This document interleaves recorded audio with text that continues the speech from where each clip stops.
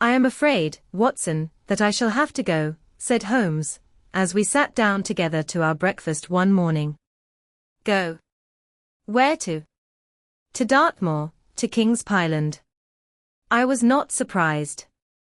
Indeed, my only wonder was that he had not already been mixed up in this extraordinary case, which was the one topic of conversation through the length and breadth of England.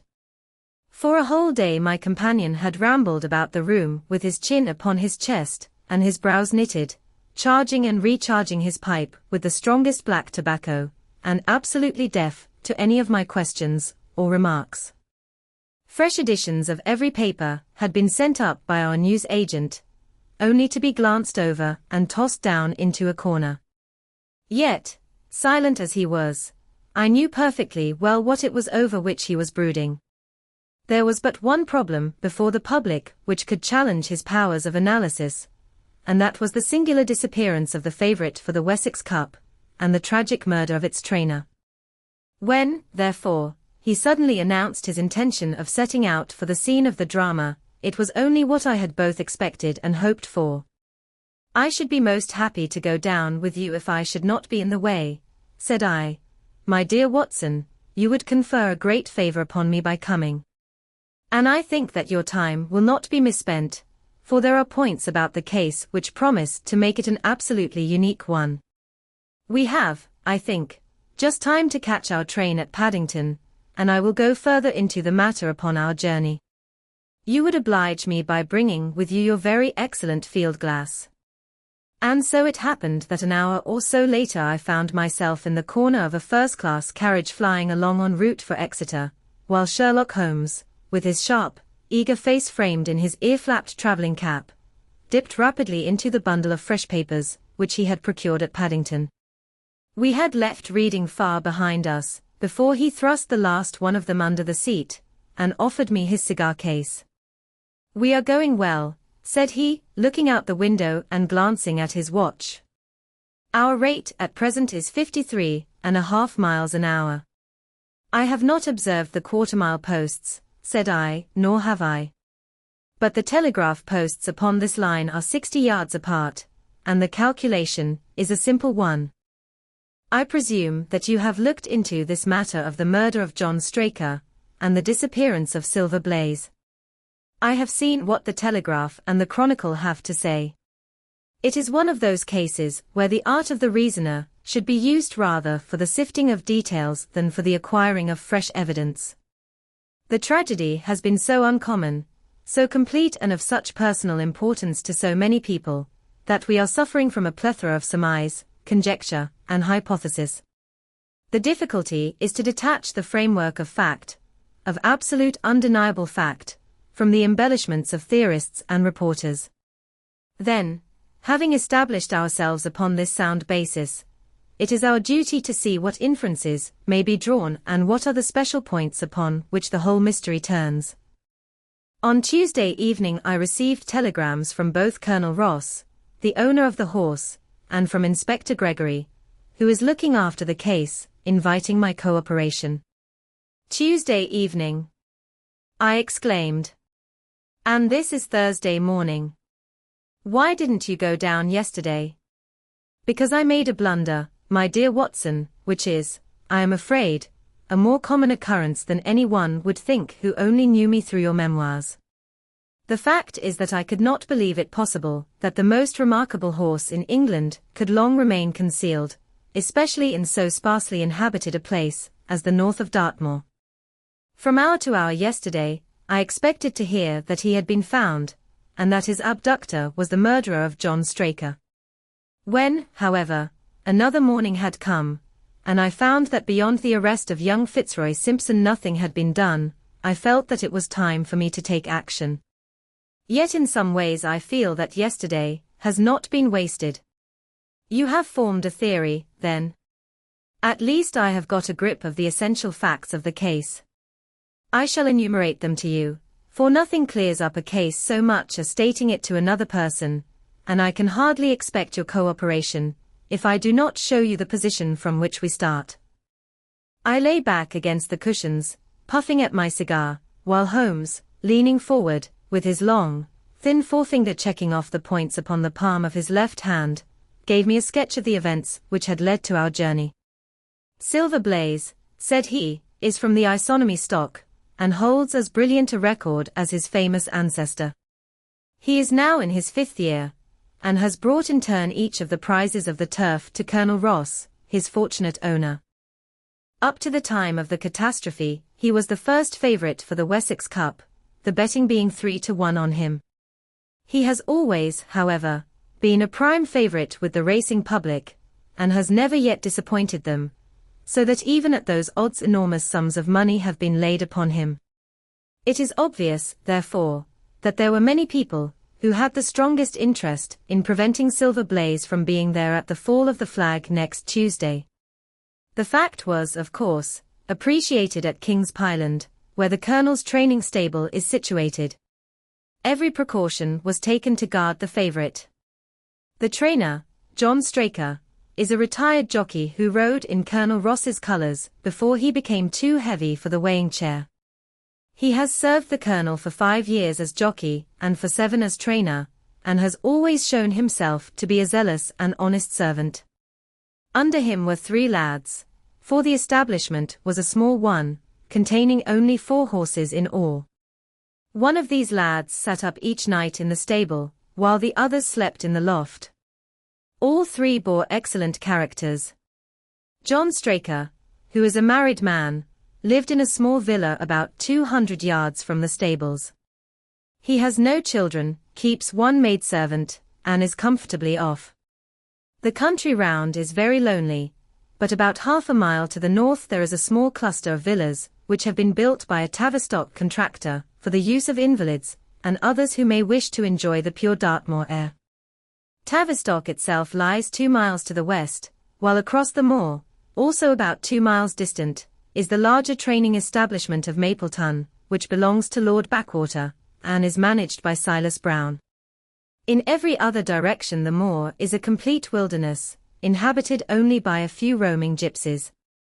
Such was the general situation last Monday night, when the catastrophe occurred. On that evening the horses had been exercised and watered as usual, and the stables were locked up at 9 o'clock. 2 of the lads walked up to the trainer's house, where they had supper in the kitchen, while the third, Ned Hunter, remained on guard. At a few minutes after 9 the maid, Edith Baxter, carried down to the stables his supper, which consisted of a dish of curried mutton. She took no liquid, as there was a water tap in the stables, and it was the rule that the lad on duty should drink nothing else. The maid carried a lantern with her, as it was very dark and the path ran across the open moor. Edith Baxter was within 30 yards of the stables, when a man appeared out of the darkness, and called to her to stop. As he stepped into the circle of yellow light thrown by the lantern, she saw that he was a person of gentlemanly bearing, dressed in a grey suit of tweeds, with a cloth cap. He wore gaiters, and carried a heavy stick with a knob to it. She was most impressed, however, by the extreme pallor of his face and by the nervousness of his manner. His age, she thought, would be rather over 30 than under it. "Can you tell me where I am?" he asked. "I had almost made up my mind to sleep on the moor, when I saw the light of your lantern." "You are close to the King's Pyland training stables," said she. "Oh, indeed. What a stroke of luck," he cried. "I understand that a stable boy sleeps there alone every night. Perhaps that is his supper which you are carrying to him.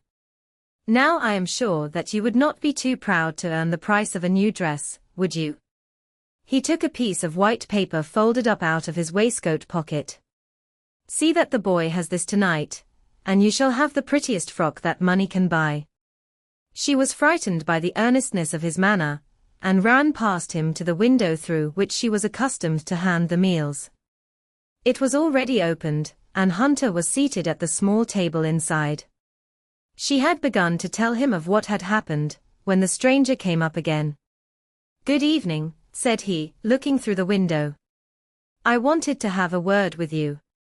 The girl has sworn that as he spoke she noticed the corner of the little paper packet protruding from his closed hand. "What business have you here?" asked the lad. It's business that may put something into your pocket, said the other. You've 2 horses in for the Wessex Cup, Silver Blaze and Bayard. Let me have the straight tip, and you won't be a loser. Is it a fact that at the weights Bayard could give the other 100 yards in 5 furlongs, and that the stable have put their money on him? So, you're one of those damned touts, cried the lad. I'll show you how we serve them in King's Pyland. He sprang up and rushed across the stable to unloose the dog.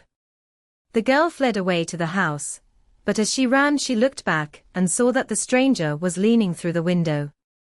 A minute later, however, when Hunter rushed out with the hound he was gone, and though he ran all round the buildings he failed to find any trace of him. One moment, I asked. Did the stable boy, when he ran out with the dog, leave the door unlocked behind him? Excellent, Watson, excellent, murmured my companion. The importance of the point struck me so forcibly that I sent a special wire to Dartmoor yesterday to clear the matter up. The boy locked the door before he left it. The window, I may add, was not large enough for a man to get through. Hunter waited until his fellow grooms had returned, when he sent a message to the trainer and told him what had occurred. Straker was excited at hearing the account, although he does not seem to have quite realized its true significance. It left him, however, vaguely uneasy, and Mrs. Straker, waking at 1 in the morning, found that he was dressing.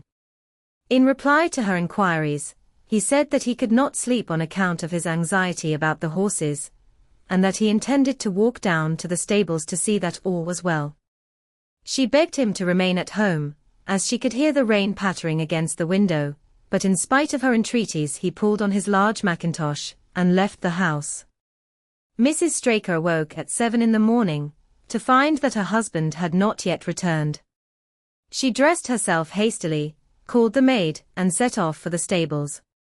The door was open. Inside, huddled together upon a chair, Hunter was sunk in a state of absolute stupor. The favourite stall was empty, and there were no signs of his trainer. The 2 lads who slept in the chaff-cutting loft above the harness room were quickly aroused. They had heard nothing during the night, for they are both sound sleepers. Hunter was obviously under the influence of some powerful drug, and as no sense could be got out of him, he was left to sleep it off while the 2 lads and the 2 women ran out in search of the absentees. They still had hopes that the trainer had for some reason taken out the horse for early exercise, but on ascending the knoll near the house, from which all the neighbouring moors were visible, they not only could see no signs of the missing favourite, but they perceived something which warned them that they were in the presence of a tragedy. About 1/4 mile from the stables John Straker's overcoat was flapping from a furze bush. Immediately beyond there was a bowl-shaped depression in the moor, and at the bottom of this was found the dead body of the unfortunate trainer. His head had been shattered by a savage blow from some heavy weapon, and he was wounded on the thigh, where there was a long, clean cut, inflicted evidently by some very sharp instrument. It was clear, however, that Straker had defended himself vigorously against his assailants, for in his right hand he held a small knife, which was clotted with blood up to the handle, while in his left he clasped a red and black silk cravat, which was recognized by the maid as having been worn on the preceding evening by the stranger, who had visited the stables. Hunter, on recovering from his stupor, was also quite positive as to the ownership of the cravat. He was equally certain that the same stranger had, while standing at the window, drugged his curried mutton, and so deprived the stables of their watchman. As to the missing horse, there were abundant proofs in the mud which lay at the bottom of the fatal hollow that he had been there at the time of the struggle. But from that morning he has disappeared, and although a large reward has been offered, and all the gypsies of Dartmoor are on the alert, no news has come of him. Finally, an analysis has shown that the remains of his supper left by the stable lad contain an appreciable quantity of powdered opium, while the people at the house partook of the same dish on the same night without any ill effect. Those are the main facts of the case, stripped of all surmise, and stated as baldly as possible. I shall now recapitulate what the police have done in the matter. Inspector Gregory, to whom the case has been committed, is an extremely competent officer. Were he but gifted with imagination, he might rise to great heights in his profession. On his arrival he promptly found and arrested the man upon whom suspicion naturally rested. There was little difficulty in finding him, for he inhabited one of those villas which I have mentioned. His name, it appears, was Fitzroy Simpson. He was a man of excellent birth and education, who had squandered a fortune upon the turf, and who lived now by doing a little quiet and genteel bookmaking in the sporting clubs of London. An examination of his betting book shows that bets to the amount of £5,000 had been registered by him against the favourite. On being arrested he volunteered the statement that he had come down to Dartmoor in the hope of getting some information about the King's Pyland horses, and also about Desborough, the second favourite, which was in charge of Silas Brown at the Mapleton stables.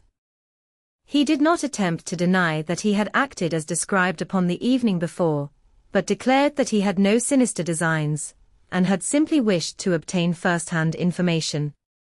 When confronted with his cravat, he turned very pale, and was utterly unable to account for its presence in the hand of the murdered man.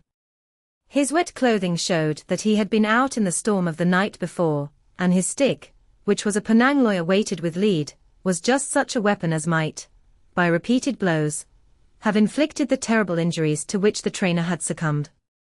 On the other hand, there was no wound upon his person, while the state of Straker's knife would show that one at least of his assailants must bear his mark upon him. There you have it all in a nutshell, Watson, and if you can give me any light, I shall be infinitely obliged to you. I had listened with the greatest interest to the statement which Holmes, with characteristic clearness, had laid before me. Though most of the facts were familiar to me, I had not sufficiently appreciated their relative importance, nor their connection to each other. Is it not possible, I suggested, that the incised wound upon Straker may have been caused by his own knife in the convulsive struggles which follow any brain injury? It is more than possible, it is probable, said Holmes. In that case one of the main points in favor of the accused disappears. And yet, said I, even now I fail to understand what the theory of the police can be. I am afraid that whatever theory we state has very grave objections to it, returned my companion. The police imagine, I take it, that this Fitzroy Simpson, having drugged the lad, and having in some way obtained a duplicate key, opened the stable door and took out the horse, with the intention, apparently, of kidnapping him altogether.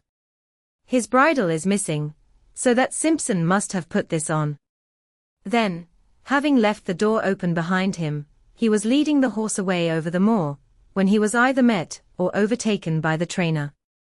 A row naturally ensued. Simpson beat out the trainer's brains with his heavy stick without receiving any injury from the small knife, which Straker used in self-defense, and then the thief either led the horse on to some secret hiding place, or else it may have bolted during the struggle, and be now wandering out on the moors. That is the case as it appears to the police, and improbable as it is, all other explanations are more improbable still.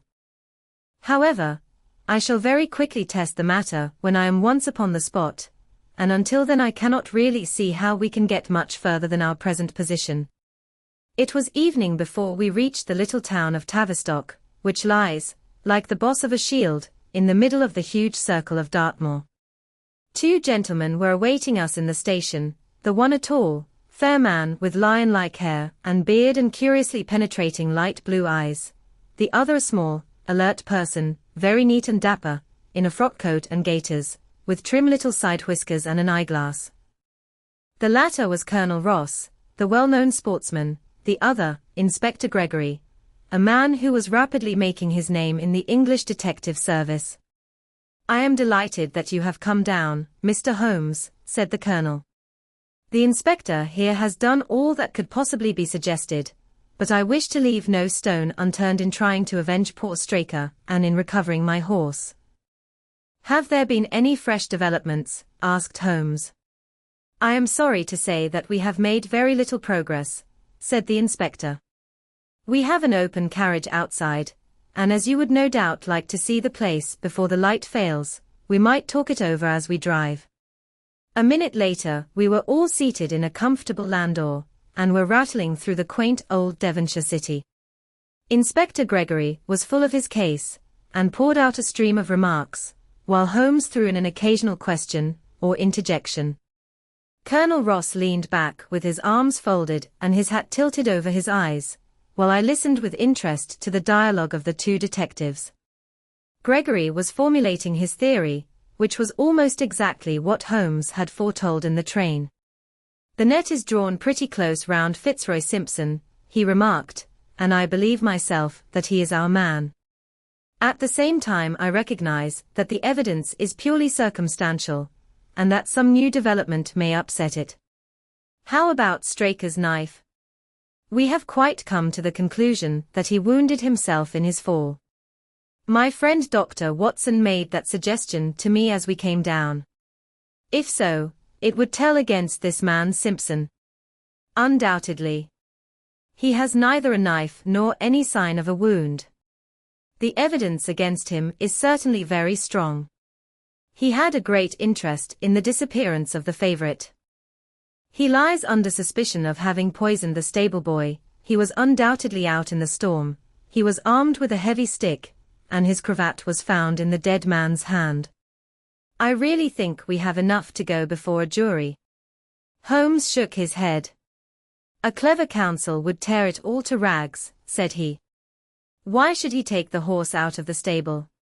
If he wished to injure it, why could he not do it there? Has a duplicate key been found in his possession? What chemist sold him the powdered opium? Above all, where could he, a stranger to the district, hide a horse, and such a horse as this? What is his own explanation as to the paper which he wished the maid to give to the stable boy? He says that it was a £10 note. One was found in his purse. But your other difficulties are not so formidable as they seem. He is not a stranger to the district. He has twice lodged at Tavistock in the summer. The opium was probably brought from London. The key, having served its purpose, would be hurled away. The horse may be at the bottom of one of the pits, or old mines upon the moor. What does he say about the cravat? He acknowledges that it is his, and declares that he had lost it. But a new element has been introduced into the case, which may account for his leading the horse from the stable." Holmes pricked up his ears. "We have found traces, which show that a party of gypsies encamped on Monday night, within a mile of the spot where the murder took place. On Tuesday they were gone.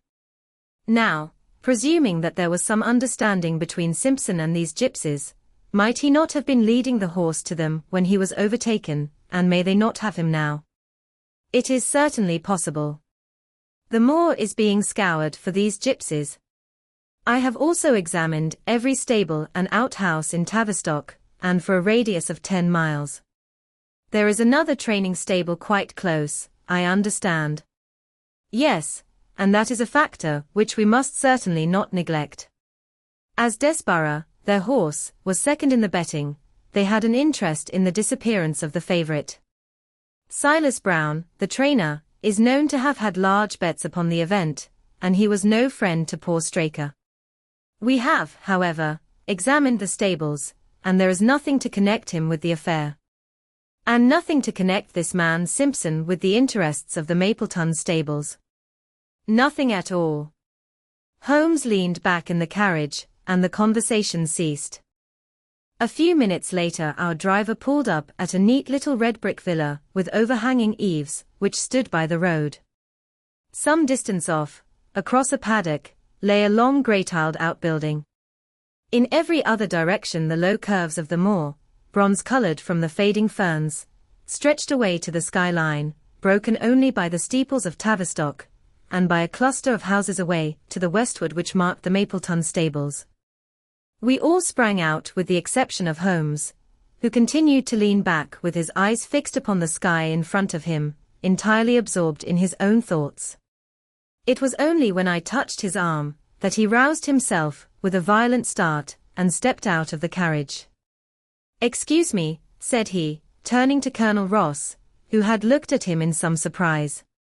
"I was daydreaming." There was a gleam in his eyes and a suppressed excitement in his manner which convinced me, used as I was to his ways, that his hand was upon a clue, though I could not imagine where he had found it. "Perhaps you would prefer at once to go on to the scene of the crime, Mr. Holmes," said Gregory. "I think that I should prefer to stay here a little and go into one or two questions of detail. Straker was brought back here, I presume?" "Yes, he lies upstairs. The inquest is tomorrow.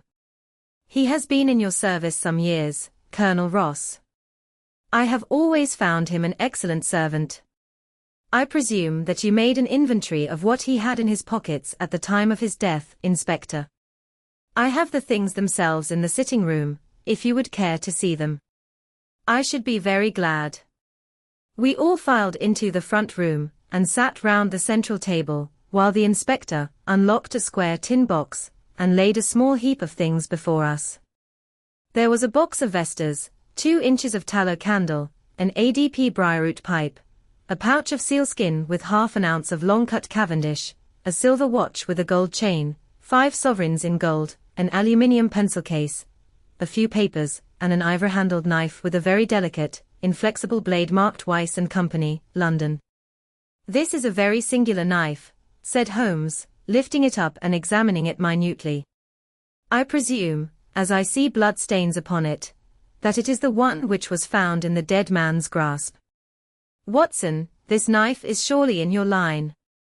"It is what we call a cataract knife," said I thought so. "A very delicate blade devised for very delicate work. A strange thing for a man to carry with him upon a rough expedition, especially as it would not shut in his pocket. The tip was guarded by a disc of cork which we found beside his body," said the inspector. "His wife tells us that the knife had lain upon the dressing table, and that he had picked it up as he left the room.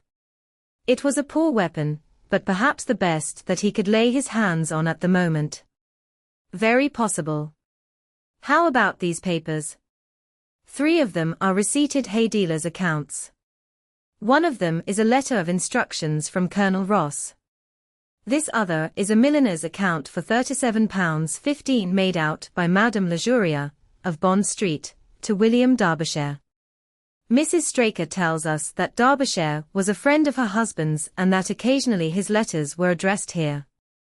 Madame Derbyshire had somewhat expensive tastes, remarked Holmes, glancing down the account. 22 guineas is rather heavy for a single costume. However, there appears to be nothing more to learn, and we may now go down to the scene of the crime. As we emerged from the sitting room, a woman, who had been waiting in the passage, took a step forward and laid her hand upon the inspector's sleeve. Her face was haggard and thin and eager, stamped with the print of a recent horror. "Have you got them? Have you found them?" she panted. "No, Mrs. Straker. But Mr. Holmes here has come from London to help us, and we shall do all that is possible.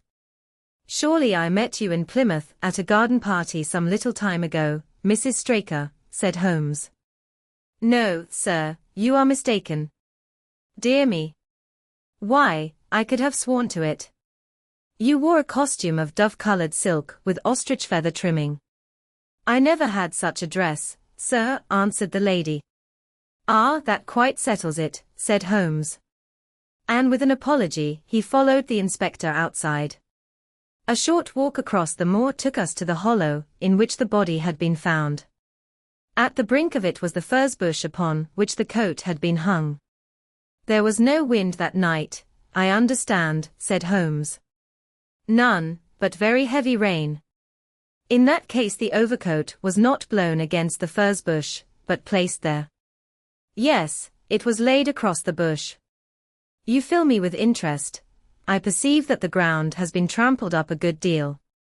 No doubt many feet have been here since Monday night. A piece of matting has been laid here at the side, and we have all stood upon that." "Excellent.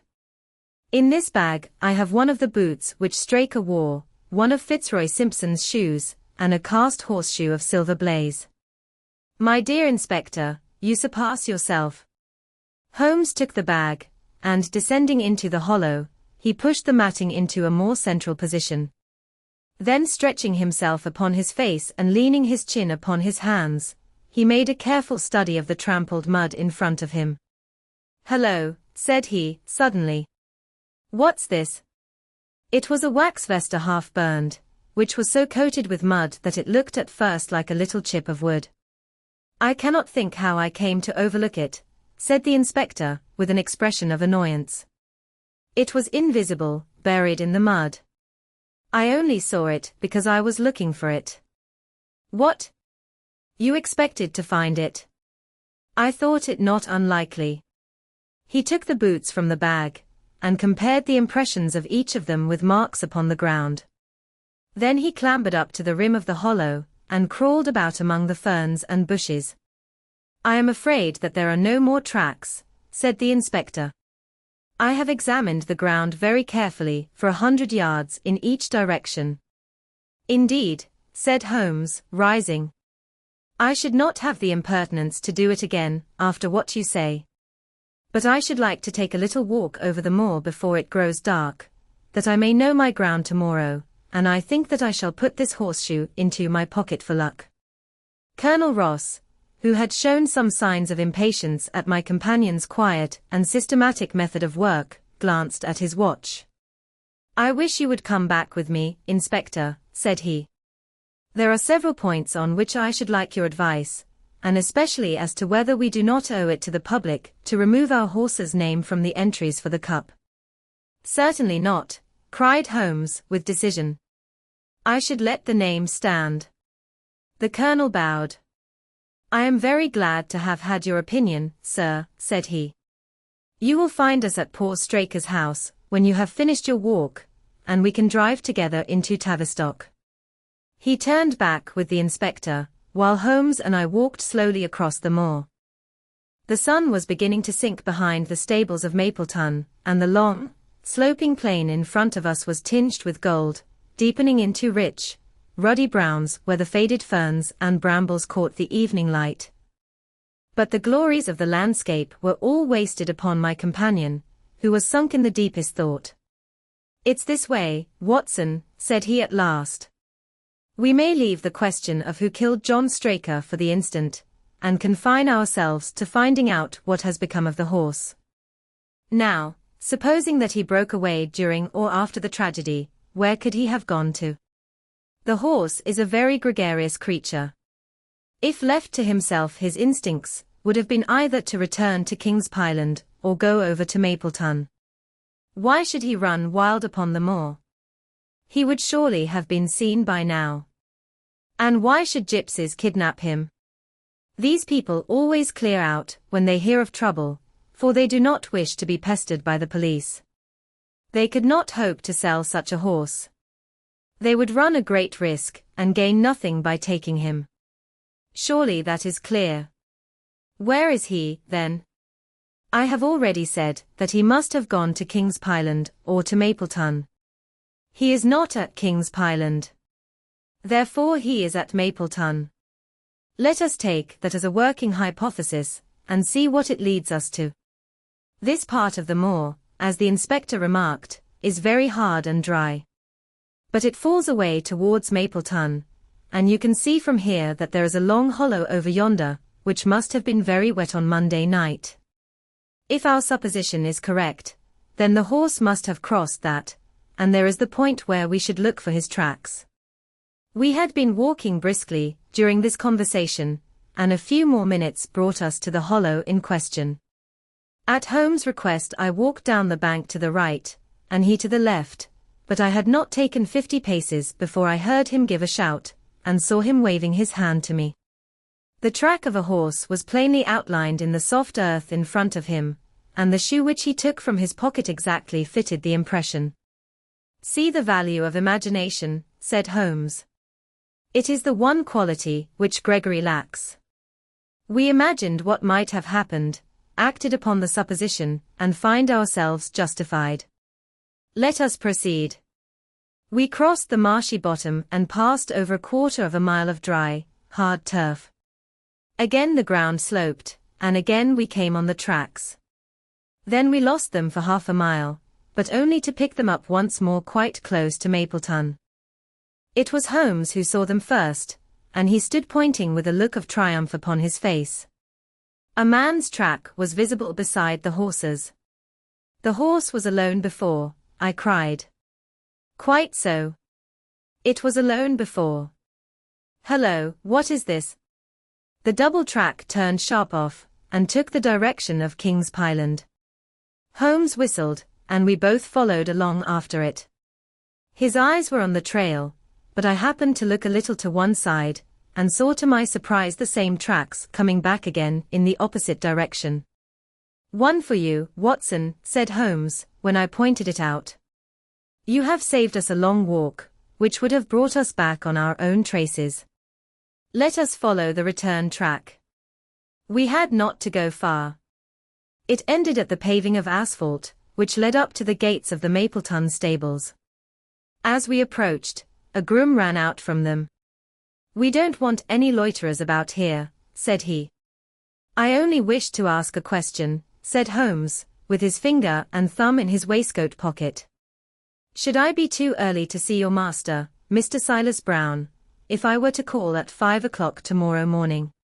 Bless you, sir, if any one is about he will be, for he is always the first stirring.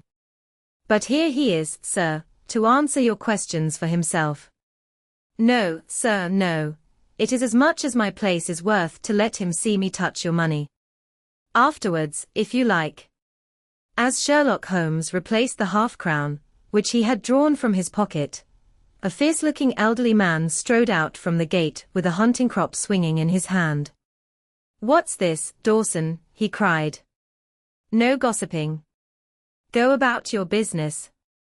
And you, what the devil do you want here? 10 minutes talk with you, my good sir, said Holmes in the sweetest of voices. I've no time to talk to every gadabout. We want no strangers here. Be off, or you may find a dog at your heels. Holmes leaned forward and whispered something in the trainer's ear. He started violently and flushed to the temples. It's a lie, he shouted, an infernal lie. Very good. Shall we argue about it here in public, or talk it over in your parlor? Oh, come in if you wish to. Holmes smiled. I shall not keep you more than a few minutes, Watson, said he. Now, Mr. Brown, I am quite at your disposal.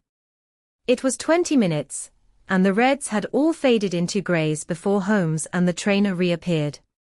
Never have I seen such a change as had been brought about in Silas Brown in that short time. His face was ashy pale, beads of perspiration shone upon his brow, and his hands shook until the hunting crop wagged like a branch in the wind.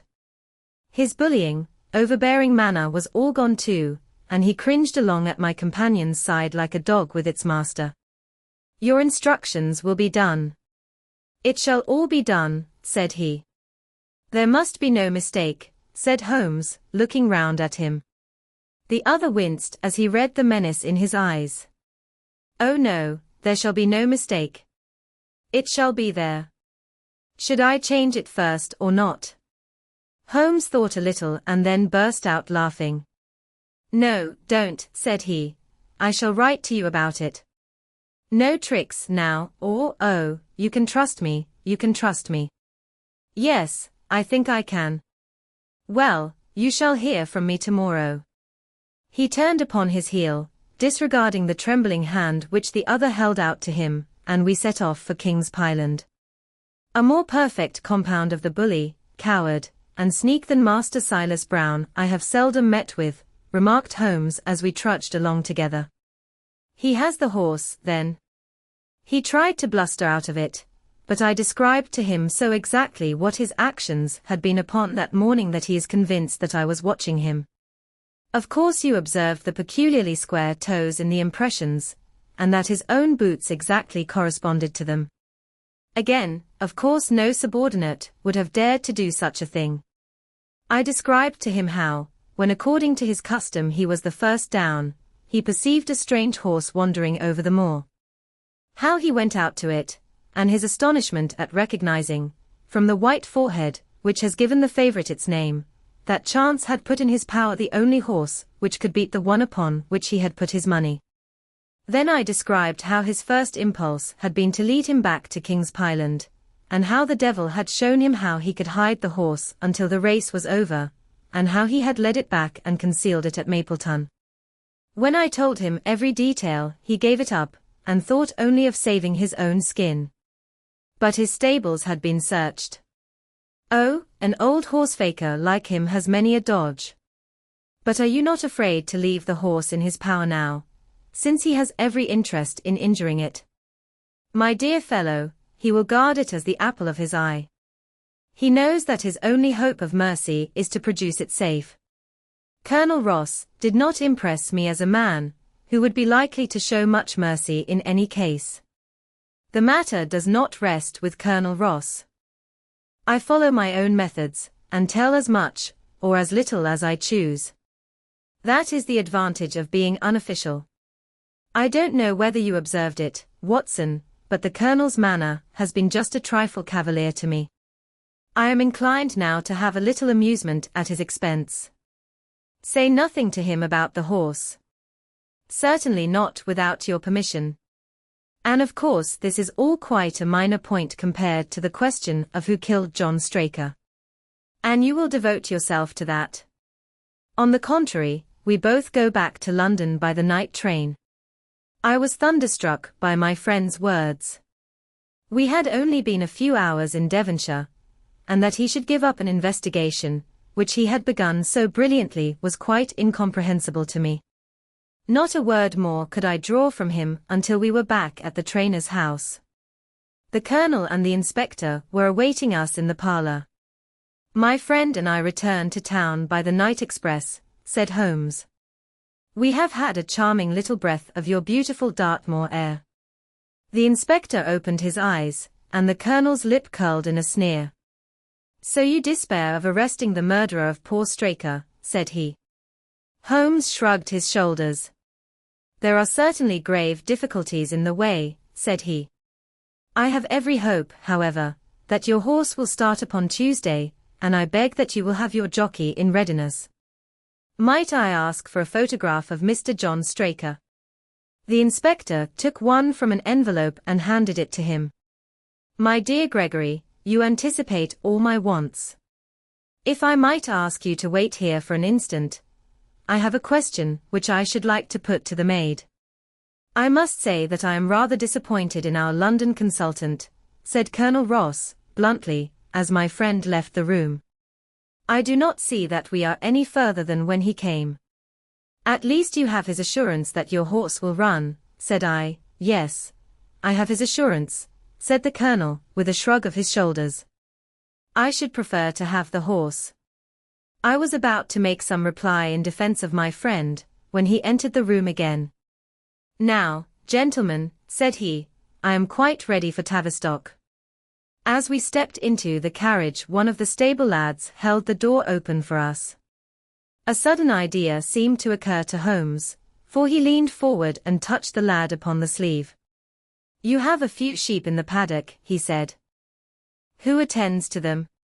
I do, sir. Have you noticed anything amiss with them of late? Well, sir, not of much account, but 3 of them have gone lame, sir. I could see that Holmes was extremely pleased, for he chuckled and rubbed his hands together. A long shot, Watson, a very long shot, said he, pinching my arm. Gregory, let me recommend to your attention this singular epidemic among the sheep. Drive on, coachman. Colonel Ross still wore an expression which showed the poor opinion which he had formed of my companion's ability, but I saw by the inspector's face that his attention had been keenly aroused. You consider that to be important, he asked.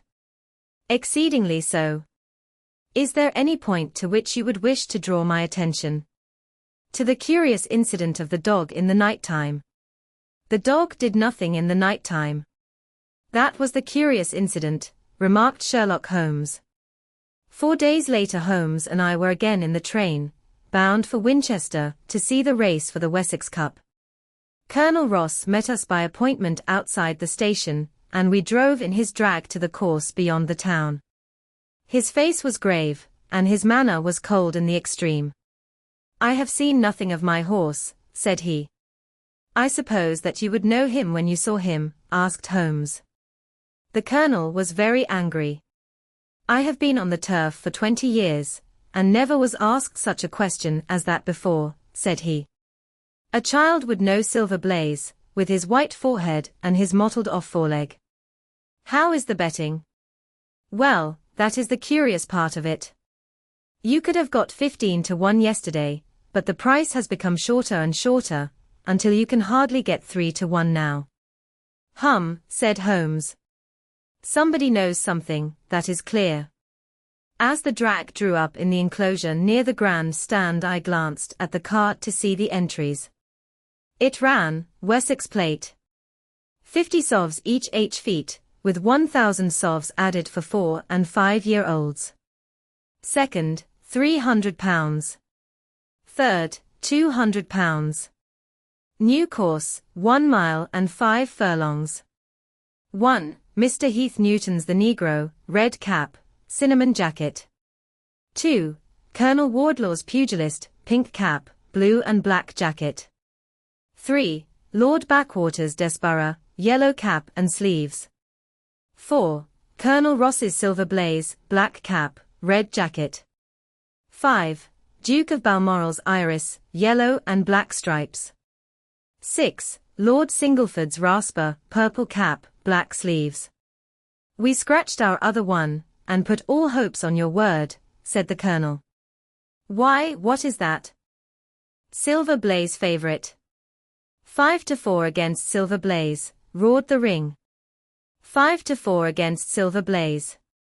5 to 15 against Desborough. 5 to 4 on the field. "There are the numbers up," I cried. "They are all 6 there. All 6 there. Then my horse is running," cried the colonel in great agitation. "But I don't see him. My colours have not passed. Only 5 have passed. This must be he." As I spoke, a powerful bay horse swept out from the weighing enclosure, and cantered past us, bearing on its back the well-known black and red of the colonel. "That's not my horse," cried the owner. "That beast has not a white hair upon its body. What is this that you have done, Mr. Holmes?" "Well, well, let us see how he gets on," said my friend, imperturbably. For a few minutes he gazed through my field-glass. "Capital. An excellent start," he cried suddenly. "There they are, coming round the curve." From our drag we had a superb view, as they came up the straight. The 6 horses were so close together that a carpet could have covered them, but halfway up the yellow of the Mapleton stable showed to the front. Before they reached us, however, Desborough's bolt was shot, and the colonel's horse, coming away with a rush, passed the post a good 6 lengths before its rival, the Duke of Balmoral's Iris, making a bad third. "It's my race, anyhow," gasped the colonel, passing his hand over his eyes.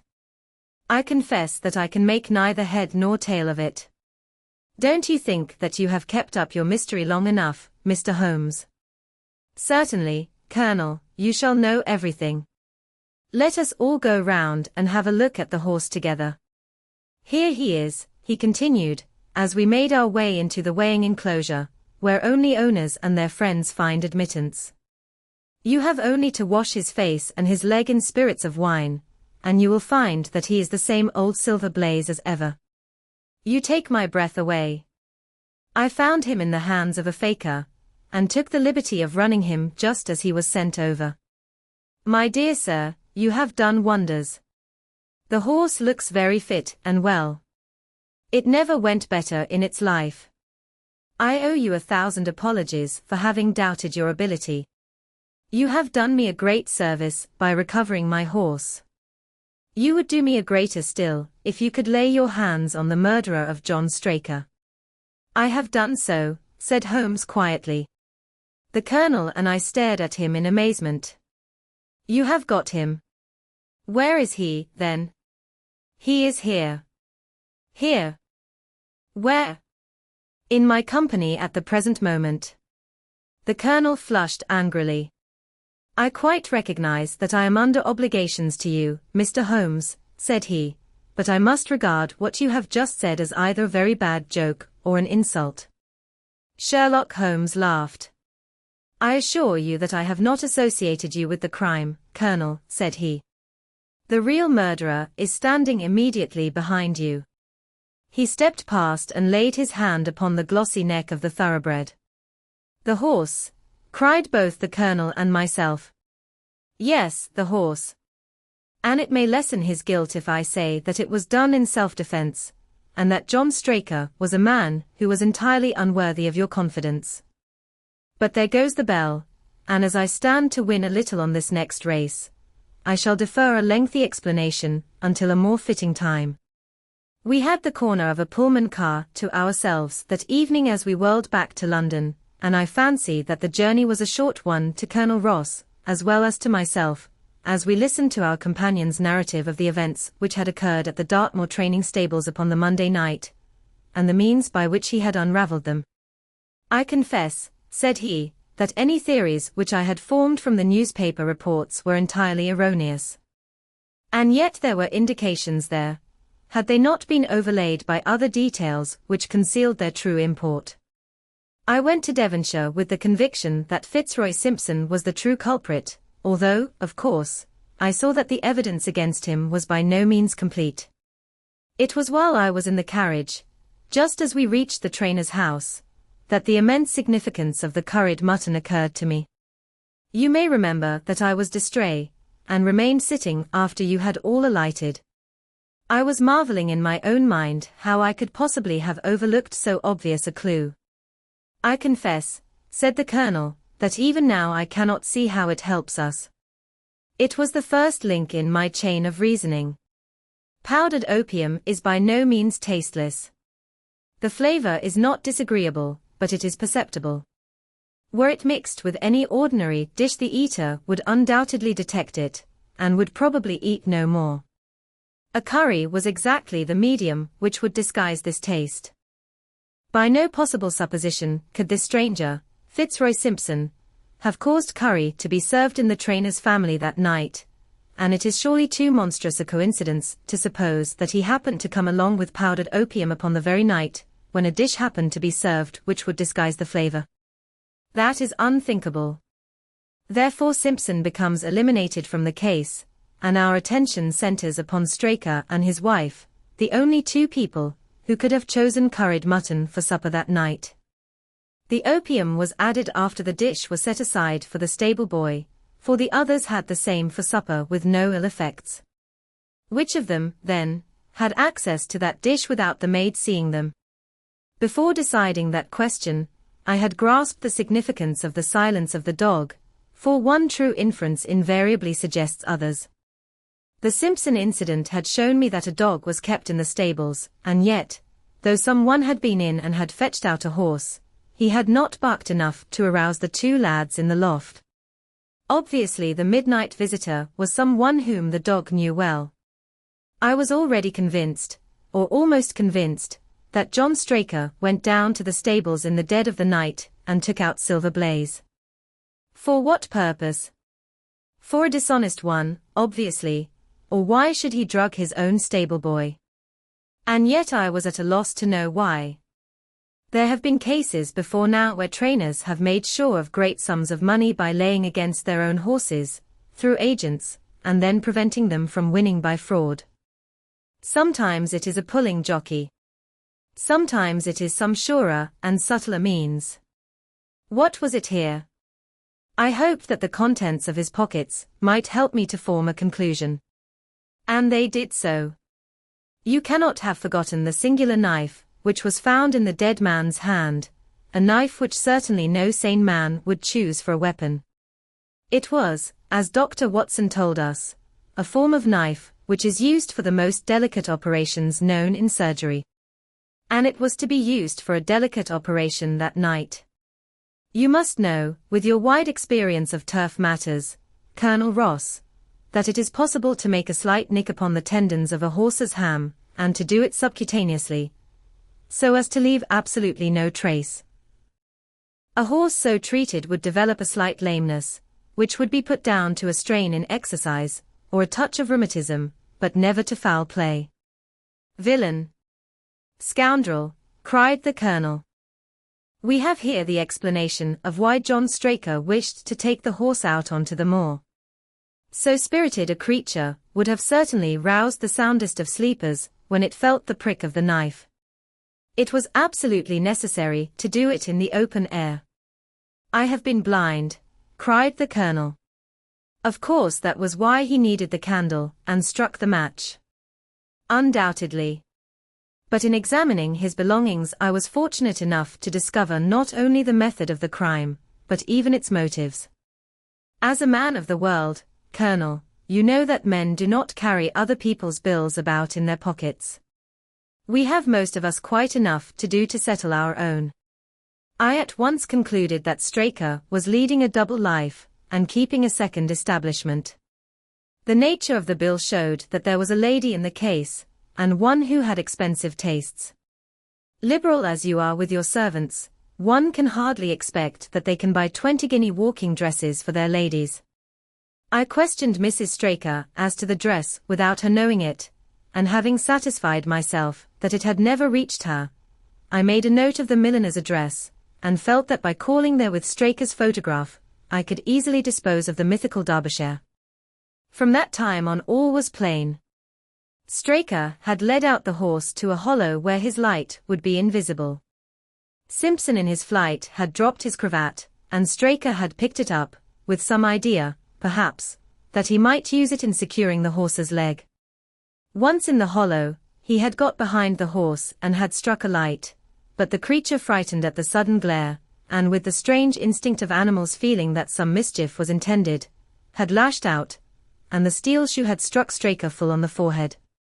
He had already, in spite of the rain, taken off his overcoat in order to do his delicate task, and so, as he fell, his knife gashed his thigh. Do I make it clear? Wonderful, cried the colonel. Wonderful. You might have been there. My final shot was, I confess, a very long one. It struck me that so astute a man as Straker would not undertake this delicate, tender nicking without a little practice. What could he practice on? My eyes fell upon the sheep, and I asked a question which, rather to my surprise, showed that my surmise was correct.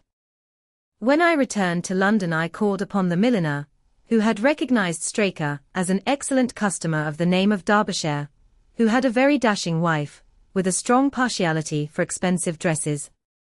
I have no doubt that this woman had plunged him over head and ears in debt, and so led him into this miserable plot. You have explained all but one thing, cried the colonel. Where was the horse? Ah, it bolted, and was cared for by one of your neighbors. We must have an amnesty in that direction, I think. This is Clapham Junction, if I am not mistaken, and we shall be in Victoria in less than 10 minutes. If you care to smoke a cigar in our rooms, Colonel, I shall be happy to give you any other details which might interest you. 2. The adventure of the cardboard box in choosing a few typical cases, which illustrate the remarkable mental qualities of my friend, Sherlock Holmes. I have endeavored, as far as possible, to select those which presented the minimum of sensationalism, while offering a fair field for his talents. It is, however, unfortunately impossible entirely to separate the sensational from the criminal, and a chronicler is left in the dilemma that he must either sacrifice details, which are essential to his statement, and so give a false impression of the problem, or he must use matter which chance, and not choice, has provided him with. With this short preface I shall turn to my notes of what proved to be a strange, though a peculiarly terrible, chain of events. It was a blazing hot day in August. Baker Street was like an oven, and the glare of the sunlight upon the yellow brickwork of the house across the road was painful to the eye. It was hard to believe that these were the same walls which loomed so gloomily through the fogs of winter. Our blinds were half drawn, and Holmes lay curled upon the sofa, reading and rereading a letter which he had received by the morning post. For myself, my term of service in India had trained me to stand heat better than cold, and a thermometer at 90 was no hardship. But the morning paper was uninteresting. Parliament had risen. Everybody was out of town, and I yearned for the glades of the New Forest, or the shingle of Southsea. A depleted bank account had caused me to postpone my holiday, and as to my companion, neither the country nor the sea presented the slightest attraction to him. He loved to lie in the very center of 5 millions of people, with his filaments stretching out and running through them, responsive to every little rumor or suspicion of unsolved crime. Appreciation of nature found no place among his many gifts, and his only change was when he turned his mind from the evildoer of the town to track down his brother of the country. Finding that Holmes was too absorbed for conversation, I had tossed aside the barren paper, and leaning back in my chair I fell into a brown study. Suddenly my companion's voice broke in upon my thoughts. "You are right, Watson," said he.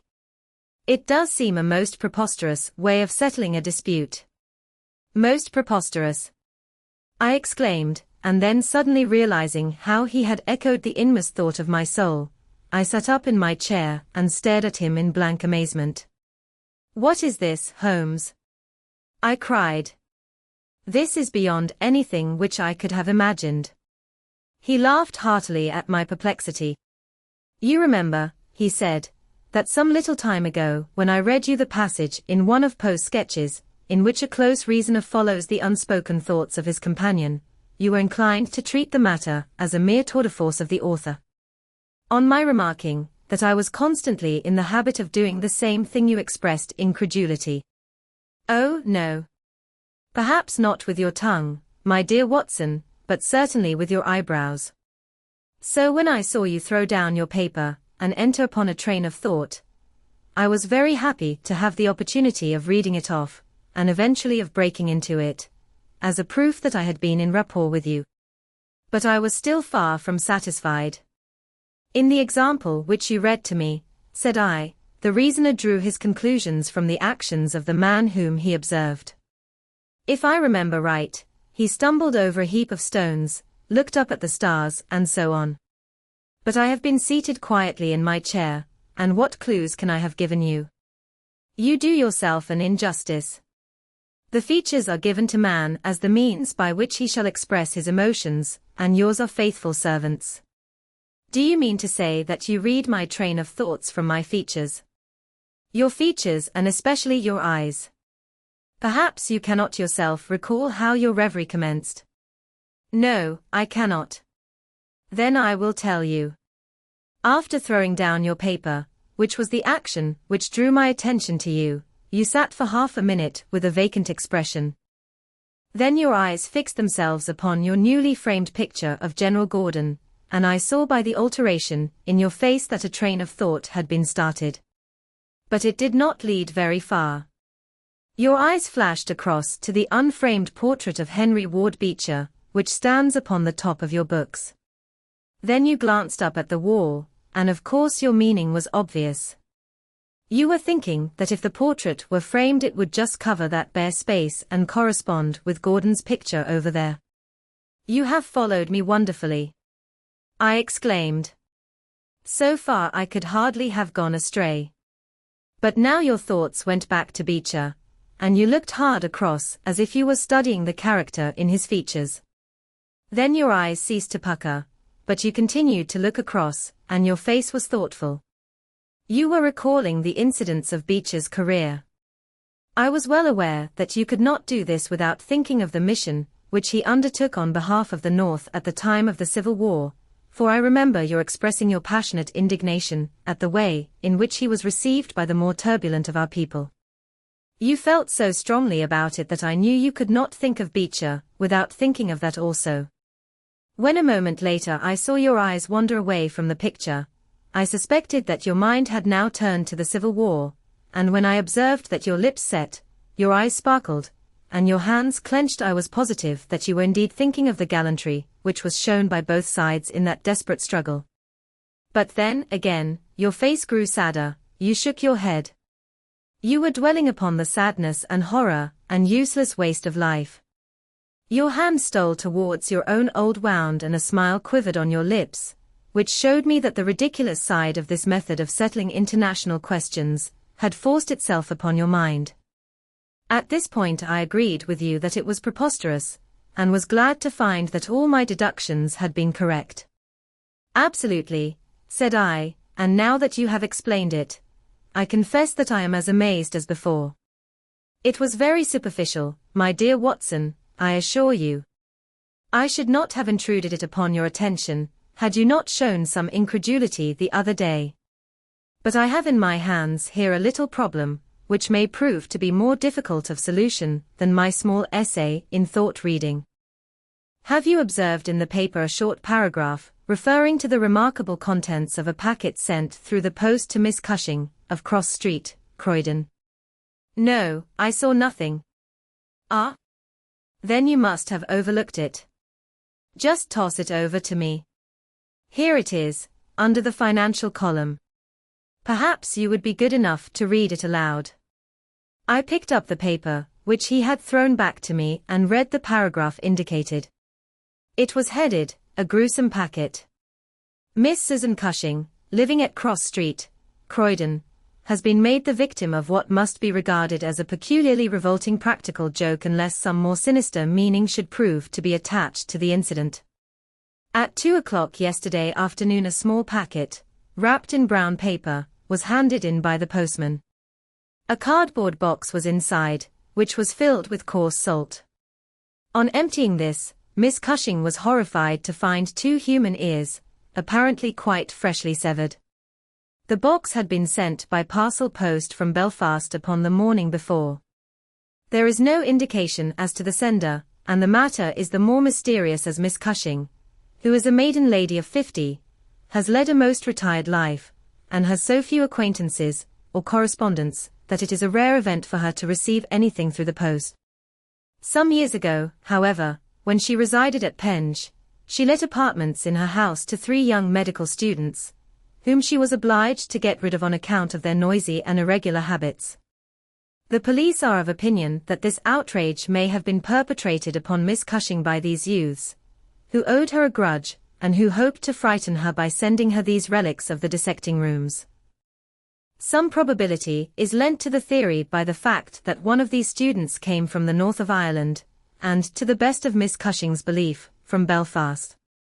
In the meantime, the matter is being actively investigated, Mr. Lestrade, one of the very smartest of our detective officers, being in charge of the case. So much for the Daily Chronicle, said Holmes as I finished reading. Now for our friend Lestrade. I had a note from him this morning, in which he says, "I think that this case is very much in your line. We have every hope of clearing the matter up, but we find a little difficulty in getting anything to work upon. We have, of course, wired to the Belfast post office, but a large number of parcels were handed in upon that day, and they have no means of identifying this particular one, or of remembering the sender. The box is a half-pound box of honeydew tobacco, and does not help us in any way. The medical student theory still appears to me to be the most feasible, but if you should have a few hours to spare I should be very happy to see you out here. I shall be either at the house, or in the police station all day. What say you, Watson? Can you rise superior to the heat, and run down to Croydon with me on the off chance of a case for your annals? I was longing for something to do. You shall have it then. Ring for our boots and tell them to order a cab. I'll be back in a moment, when I have changed my dressing gown and filled my cigar case." A shower of rain fell while we were in the train, and the heat was far less oppressive in Croydon than in town. Holmes had sent on a wire, so that Lestrade, as wiry, as dapper, and as ferret-like as ever, was waiting for us at the station. A walk of 5 minutes took us to Cross Street, where Miss Cushing resided. It was a very long street of 2-story brick houses, neat and prim, with white and stone steps and little groups of aproned women gossiping at the doors. Halfway down, Lestrade stopped and tapped at a door, which was opened by a small servant girl. Miss Cushing was sitting in the front room, into which we were ushered. She was a placid-faced woman, with large, gentle eyes, and grizzled hair curving down over her temples on each side. A worked antimacassar lay upon her lap, and a basket of colored silks stood upon a stool beside her. "They are in the outhouse, those dreadful things," said she as Lestrade entered. "I wish that you would take them away altogether." "So I shall, Miss Cushing. I only kept them here until my friend, Mr. Holmes, should have seen them in your presence." "Why in my presence, sir?" "In case he wished to ask any questions." "What is the use of asking me questions, when I tell you I know nothing whatever about it?" "Quite so, madam," said Holmes in his soothing way. "I have no doubt that you have been annoyed more than enough already over this business." "Indeed, I have, sir. I am a quiet woman and live a retired life. It is something new for me to see my name in the papers, and to find the police in my house. I won't have those things in here, Mr. Lestrade. If you wish to see them you must go to the outhouse." It was a small shed in the narrow garden, which ran behind the house. Lestrade went in and brought out a yellow cardboard box, with a piece of brown paper and some string. There was a bench at the end of the path, and we all sat down while Holmes examined, one by one, the articles which Lestrade had handed to him. "The string is exceedingly interesting," he remarked, holding it up to the light and sniffing at it. "What do you make of this string, Lestrade?" "It has been tarred." "Precisely. It is a piece of tarred twine. You have also, no doubt, remarked that Miss Cushing has cut the cord with the scissors, as can be seen by the double fray on each side. This is of importance." "I cannot see the importance," said Lestrade. "The importance lies in the fact that the knot is left intact, and that this knot is of a peculiar character. It is very neatly tied." "I had already made a note to that effect," said Lestrade complacently. "So much for the string, then," said Holmes, smiling. "Now for the box wrapper. Brown paper, with a distinct smell of coffee. What, did you not observe it?" "I think there can be no doubt of it." Address printed in rather straggling characters, "Miss S. Cushing, Cross Street, Croydon." Done with a broad-pointed pen, probably A.J., and with very inferior ink. The word Croydon has been originally spelled with an I, which has been changed to Y. The parcel was directed, then, by a man. The printing is distinctly masculine, of limited education, and unacquainted with the town of Croydon. So far, so good. The box is a yellow half-pound honeydew box, with nothing distinctive save 2 thumb marks at the left bottom corner. It is filled with rough salt of the quality used for preserving hides, and other of the coarser commercial purposes. And embedded in it are these very singular enclosures. He took out the 2 ears as he spoke, and laying a board across his knee he examined them minutely, while Lestrade and I, bending forward on each side of him, glanced alternately at these dreadful relics, and at the thoughtful, eager face of our companion. Finally he returned them to the box once more, and sat for a while in deep meditation. "You have observed, of course," said he at last, "that the ears are not a pair." "Yes, I have noticed that. But if this were the practical joke of some students from the dissecting rooms, it would be as easy for them to send 2 odd ears as a pair." "Precisely. But this is not a practical joke." "You are sure of it?" "The presumption is strongly against it.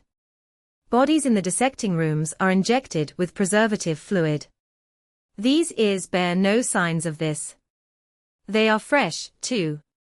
They have been cut off with a blunt instrument, which would hardly happen if a student had done it. Again, carbolic or rectified spirits would be the preservatives, which would suggest themselves to the medical mind, certainly not rough salt. I repeat that there is no practical joke here, but that we are investigating a serious crime." A vague thrill ran through me as I listened to my companion's words, and saw the stern gravity, which had hardened his features. This brutal preliminary seemed to shadow forth some strange and inexplicable horror in the background. Lestrade, however, shook his head like a man who is only half convinced. There are objections to the joke theory, no doubt, said he, but there are much stronger reasons against the other. We know that this woman has led a most quiet and respectable life at Penge and here for the last 20 years. She has hardly been away from her home for a day during that time.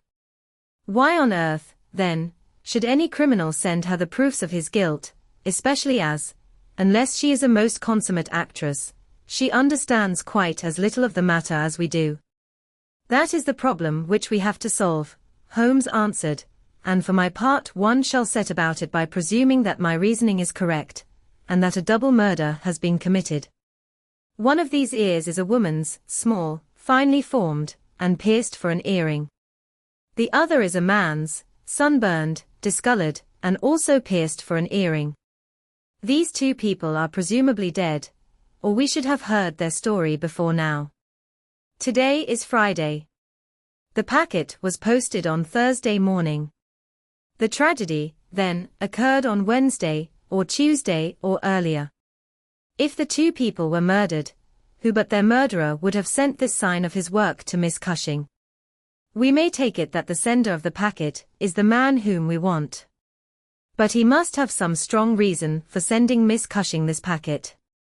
What reason then? It must have been to tell her that the deed was done. Or to pain her, perhaps. But in that case she knows who it is. Does she know? I doubt it. If she knew, why should she call the police in? She might have buried the ears, and no one would have been the wiser. That is what she would have done if she had wished to shield the criminal. But if she does not wish to shield him, she would give his name. There is a tangle here which needs straightening out. He had been talking in a high, quick voice, staring blankly up over the garden fence, but now he sprang briskly to his feet and walked towards the house. I have a few questions to ask Miss Cushing, said he. In that case I may leave you here, said Lestrade, for I have another small business on hand. I think that I have nothing further to learn from Miss Cushing. You will find me at the police station. We shall look in on our way to the train, answered Holmes. A moment later he and I were back in the front room, where the impassive lady was still quietly working away at her antimacassar. She put it down on her lap as we entered and looked at us with her frank, searching blue eyes. I am convinced, sir, she said, that this matter is a mistake, and that the parcel was never meant for me at all. I have said this several times to the gentleman from Scotland Yard, but he simply laughs at me. I have not an enemy in the world, as far as I know, so why should anyone play me such a trick? I am coming to be of the same opinion, Miss Cushing, said Holmes, taking a seat beside her. I think that it is more than probable. He paused, and I was surprised, on glancing round to see that he was staring with singular intentness at the lady's profile. Surprise and satisfaction were both for an instant to be read upon his eager face, though when she glanced round to find out the cause of his silence, he had become as demure as ever. I stared hard myself at her flat, grizzled hair, her trim cap, her little gilt earrings, her placid features, but I could see nothing which could account for my companion's evident excitement. There were one or two questions. Oh, I am weary of questions, cried Miss Cushing impatiently. You have two sisters, I believe. How could you know that? I observed the very instant that I entered the room that you have a portrait group of 3 ladies upon the mantelpiece, one of whom is undoubtedly yourself, while the others are so exceedingly like you that there could be no doubt of the relationship. Yes, you are quite right. Those are my sisters, Sarah and Mary. And here at my elbow is another portrait, taken at Liverpool, of your younger sister, in the company of a man who appears to be a steward by his uniform. I observe that she was unmarried at the time. You are very quick at observing. That is my trade. Well, you are quite right. But she was married to Mr. Browner a few days afterwards. He was on the South American line when that was taken, but he was so fond of her that he couldn't abide to leave her for so long, and he got into the Liverpool and London boats. Ah, the Conqueror, perhaps. No, the May Day, when last I heard. Jim came down here to see me once. That was before he broke the pledge, but afterwards he would always take drink when he was ashore, and a little drink would send him stark, staring mad. Ah? It was a bad day that ever he took a glass in his hand again. First he dropped me, then he quarrelled with Sarah, and now that Mary has stopped writing we don't know how things are going with them. It was evident that Miss Cushing had come upon a subject on which she felt very deeply. Like most people who lead a lonely life, she was shy at first, but ended by becoming extremely communicative. She told us many details about her brother-in-law the steward, and then wandering off on the subject of her former lodgers, the medical students, she gave us a long account of their delinquencies, with their names and those of their hospitals. Holmes listened attentively to everything, throwing in a question from time to time. "About your second sister, Sarah," said he. "I wonder, since you are both maiden ladies, that you do not keep house together." "Ah? You don't know Sarah's temper, or you would wonder no more. I tried it when I came to Croydon, and we kept on until about 2 months ago, when we had to part. I don't want to say a word against my own sister, but she was always meddlesome and hard to please, was Sarah. You say that she quarrelled with your Liverpool relations." "Yes, and they were the best of friends at one time. Why, she went up there to live in order to be near them. And now she has no word hard enough for Jim Browner. The last 6 months that she was here she would speak of nothing but his drinking and his ways. He had caught her meddling, I suspect, and given her a bit of his mind, and that was the start of it." "Thank you, Miss Cushing," said Holmes, rising and bowing. "Your sister Sarah lives, I think you said, at New Street, Wallington. Goodbye, and I am very sorry that you should have been troubled over a case with which, as you say, you have nothing whatever to do." There was a cab passing as we came out, and Holmes hailed it. "How far to Wallington?" he asked. "Only about a mile, sir."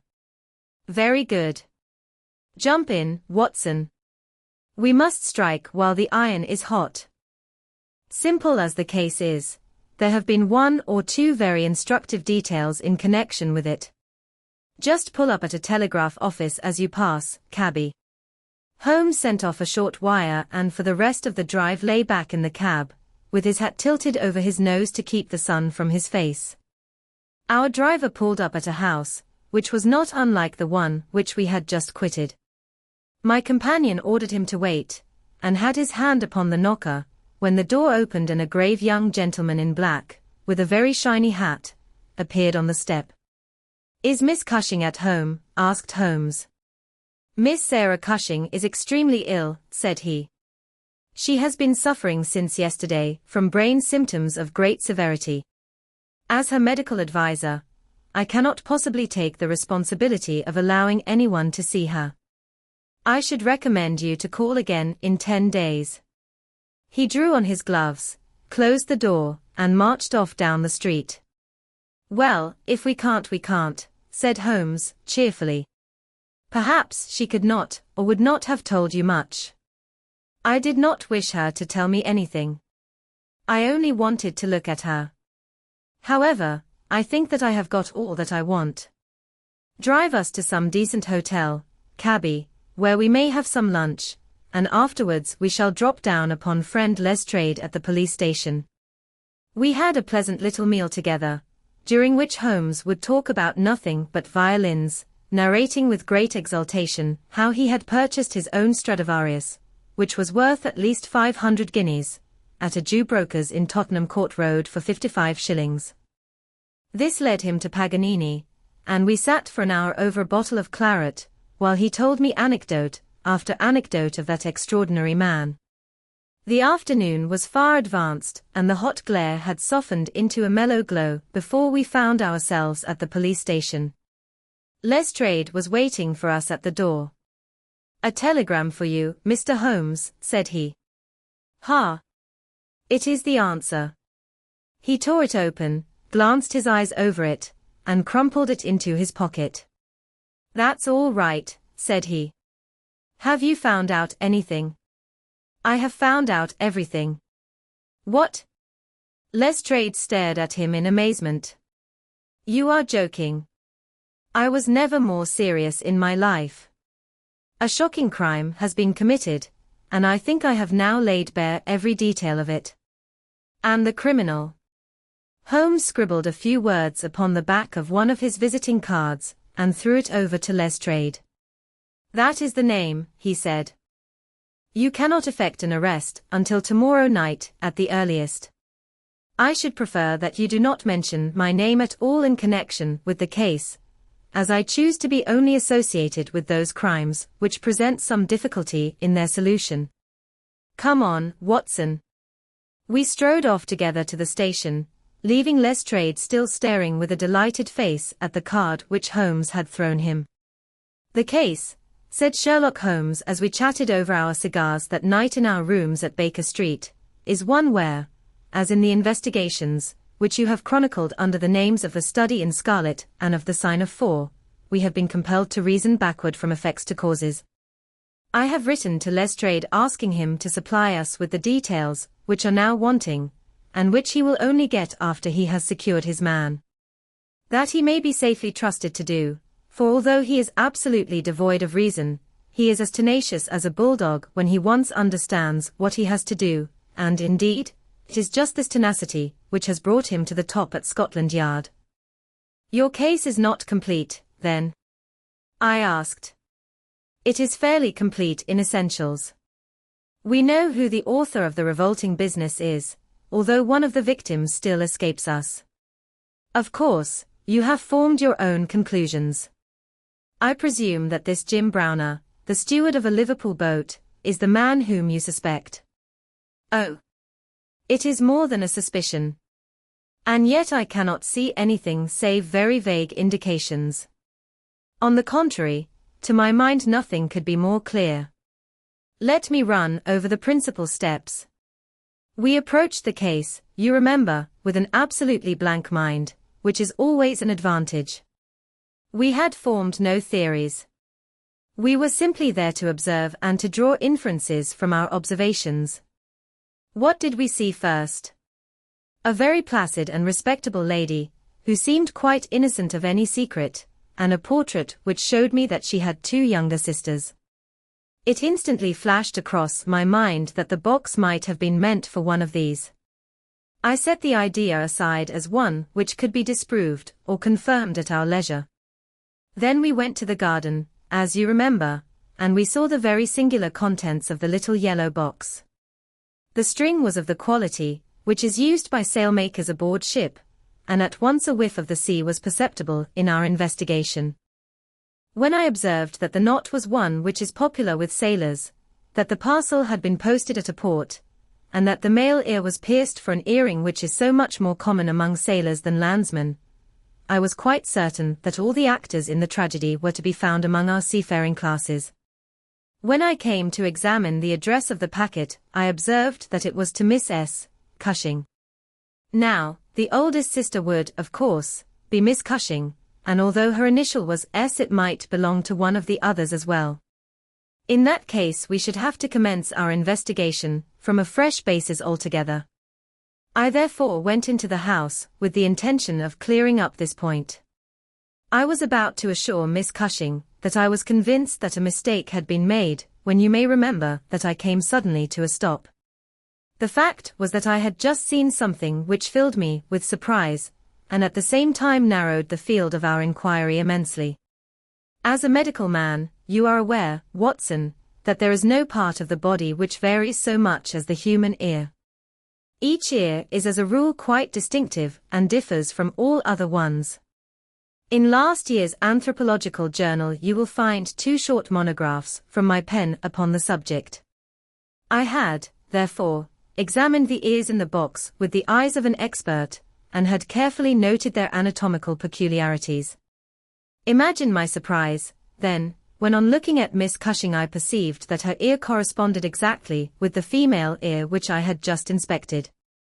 The matter was entirely beyond coincidence. There was the same shortening of the pinna, the same broad curve of the upper lobe, the same convolution of the inner cartilage. In all essentials it was the same ear. Of course, I at once saw the enormous importance of the observation. It was evident that the victim was a blood relation, and probably a very close one.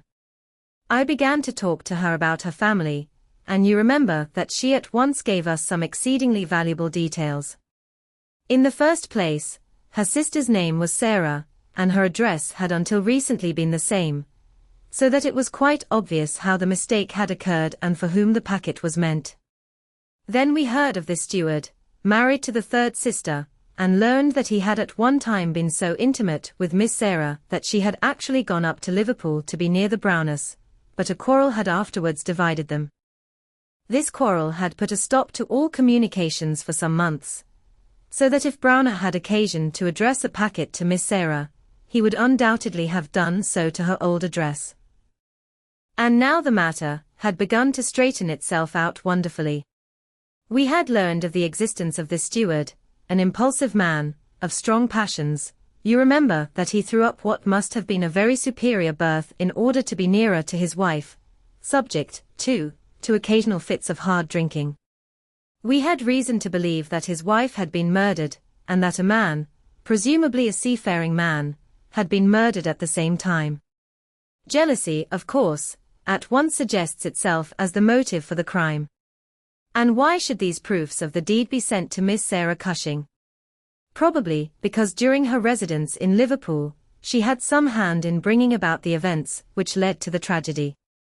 You will observe that this line of boats calls at Belfast, Dublin, and Waterford, so that, presuming that Browner had committed the deed and had embarked at once upon his steamer, the Mayday, Belfast would be the first place at which he could post his terrible packet.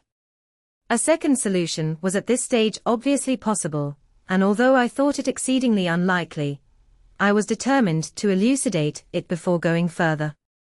An unsuccessful lover might have killed Mr. and Mrs. Browner, and the male heir might have belonged to the husband. There were many grave objections to this theory, but it was conceivable. I therefore sent off a telegram to my friend Algar, of the Liverpool force, and asked him to find out if Mrs. Browner were at home, and if Browner had departed in the Mayday. Then we went on to Warlington to visit Miss Sarah. I was curious, in the first place, to see how far the family ear had been reproduced in her. Then, of course, she might give us very important information, but I was not sanguine that she would. She must have heard of the business the day before, since all Croydon was ringing with it, and she alone could have understood for whom the packet was meant. If she had been willing to help justice, she would probably have communicated with the police already. However, it was clearly our duty to see her, so we went.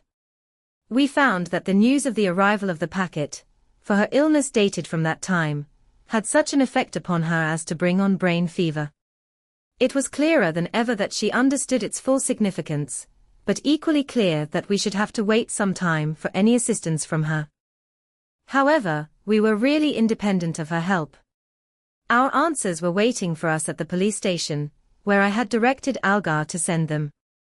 Nothing could be more conclusive. Mrs. Browner's house had been closed for more than 3 days, and the neighbors were of opinion that she had gone south to see her relatives.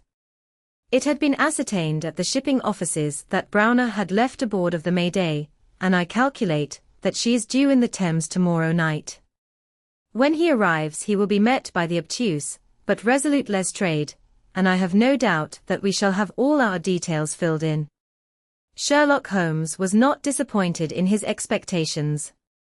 2 days later he received a bulky envelope, which contained a short note from the detective, and a typewritten document, which covered several pages of foolscap. "Lestrade has got him all right," said Holmes, glancing up at me.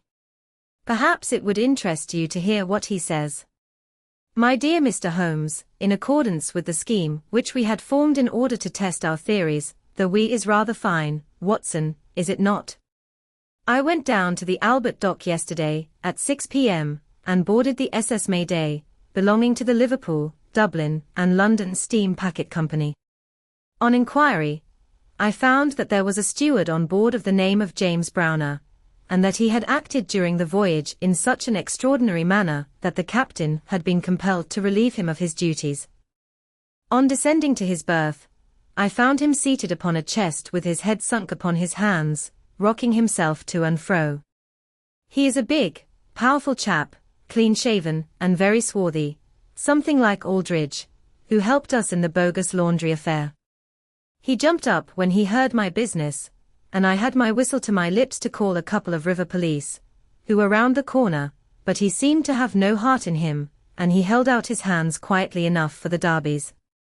We brought him along to the cells, and his box as well, for we thought there might be something incriminating, but, bar a big sharp knife such as most sailors have, we got nothing for our trouble.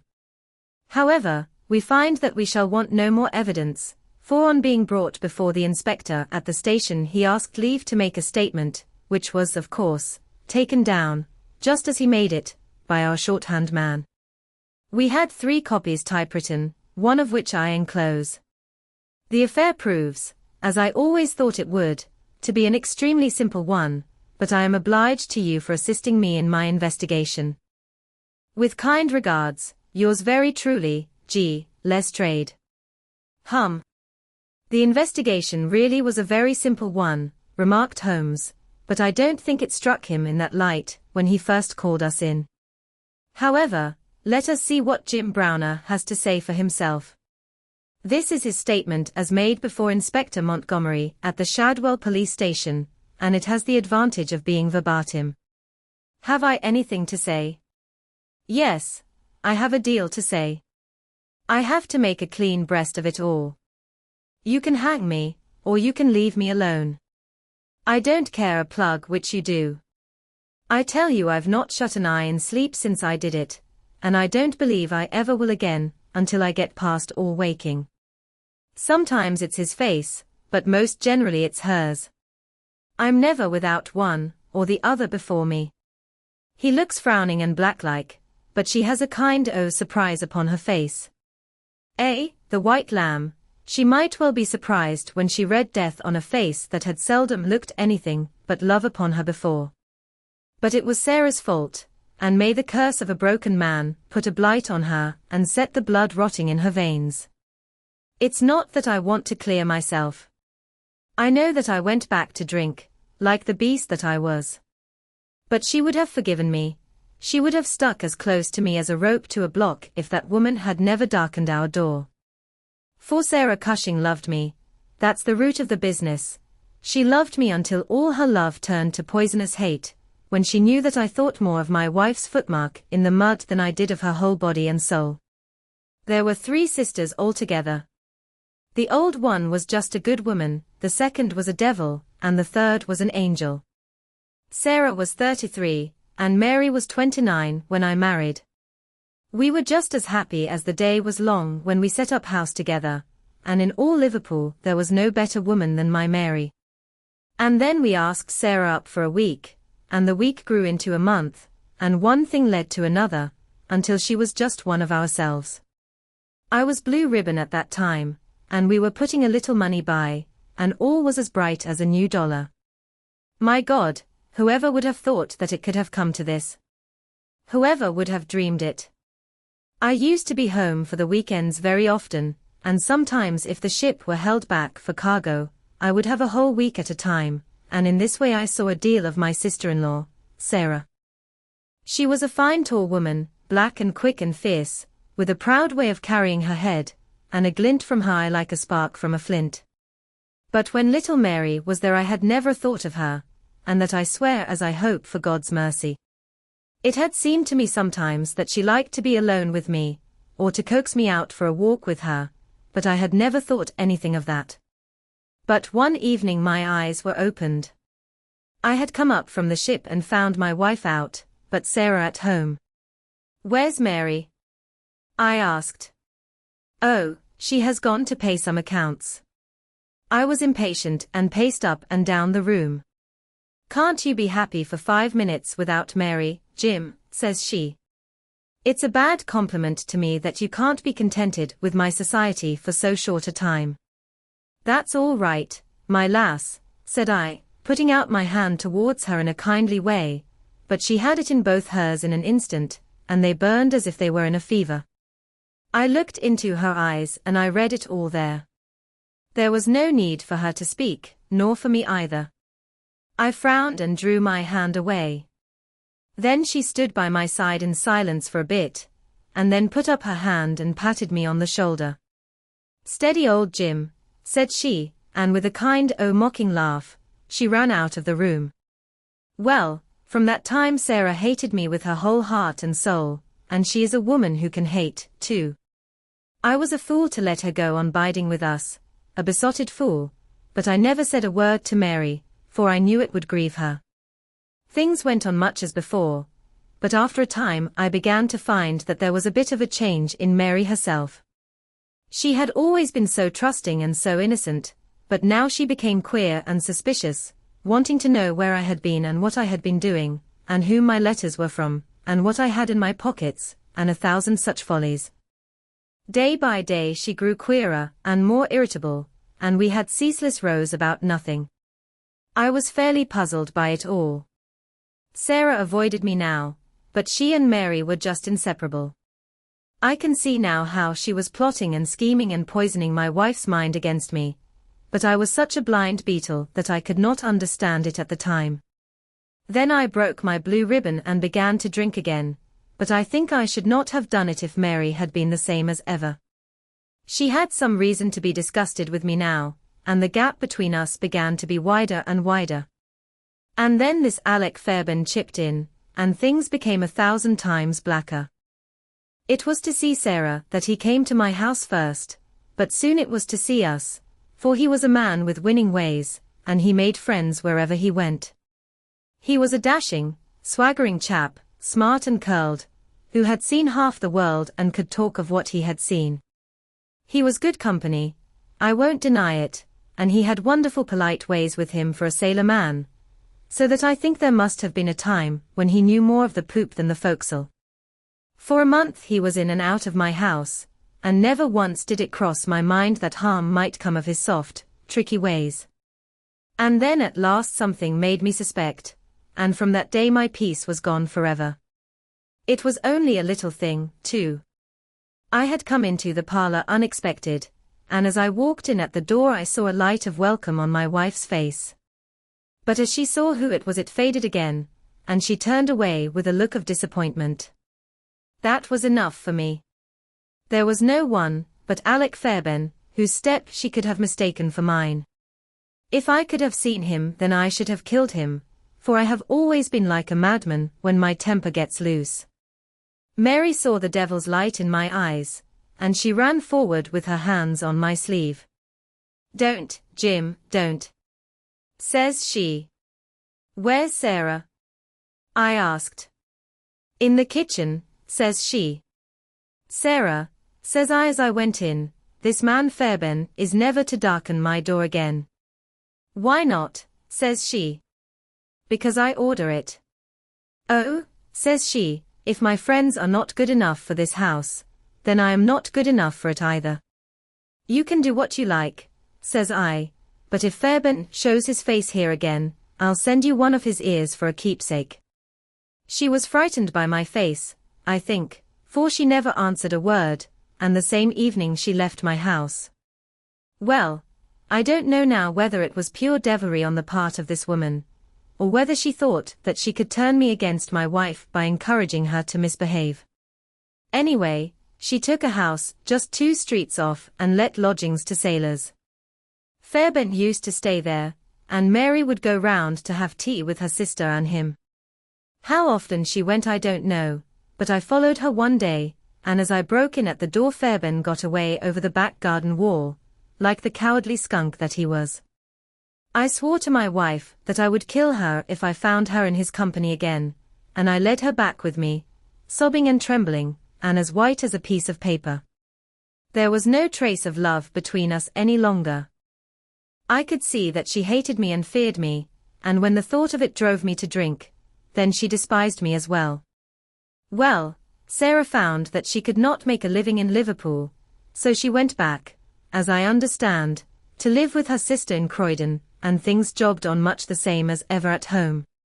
And then came this last week, and all the misery and ruin. It was in this way.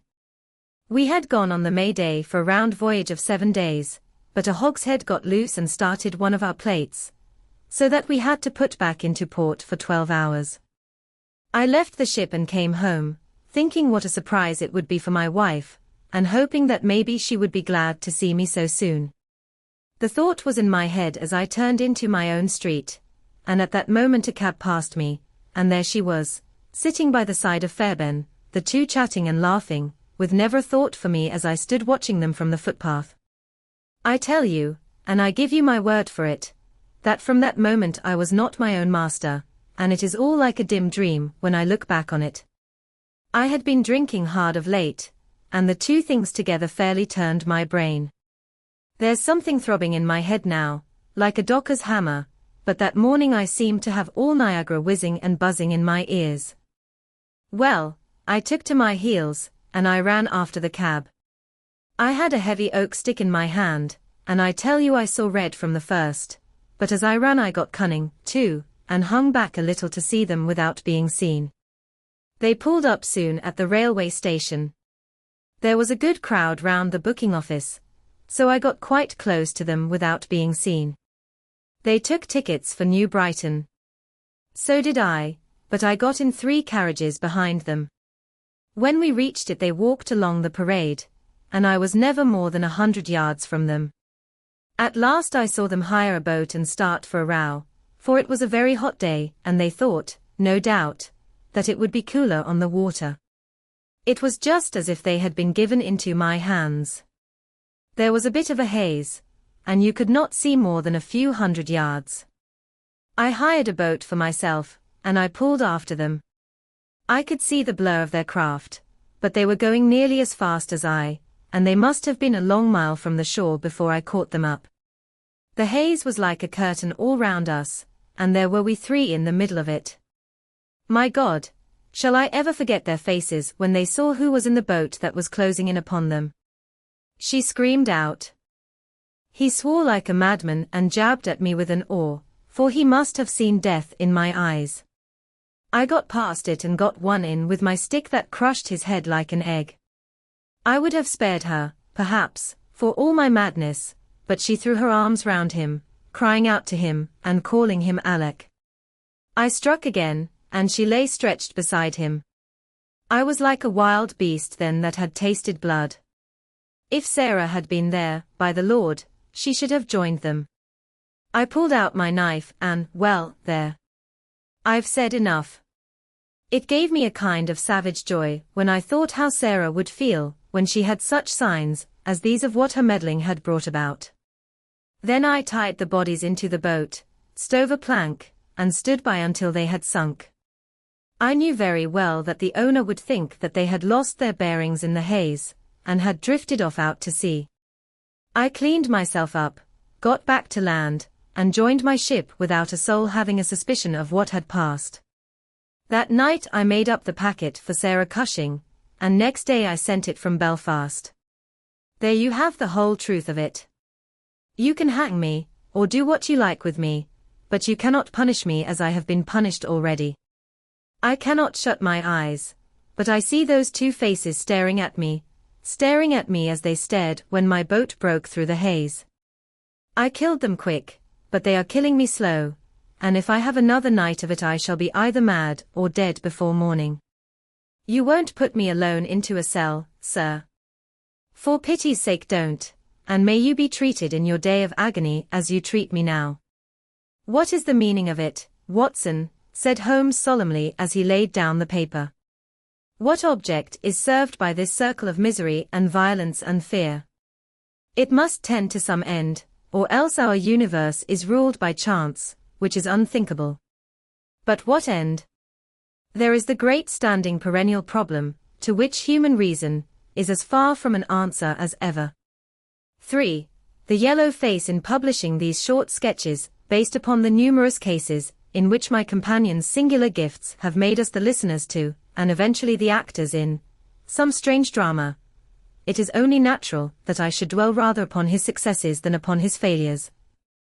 And this not so much for the sake of his reputation, for, indeed, it was when he was at his wits' end that his energy and his versatility were most admirable, but because where he failed it happened too often that no one else succeeded, and that the tale was left forever without a conclusion. Now and again, however, it chanced that even when he erred, the truth was still discovered. I have noted of some half-dozen cases of the kind, of which the affair of the second stain, and that which I am now about to recount are the two which present the strongest features of interest. Sherlock Holmes was a man who seldom took exercise for exercise's sake. Few men were capable of greater muscular effort, and he was undoubtedly one of the finest boxers of his weight that I have ever seen, but he looked upon aimless bodily exertion as a waste of energy, and he seldom bestirred himself save when there was some professional object to be served. Then he was absolutely untiring and indefatigable. That he should have kept himself in training under such circumstances is remarkable, but his diet was usually of the sparest, and his habits were simple to the verge of austerity.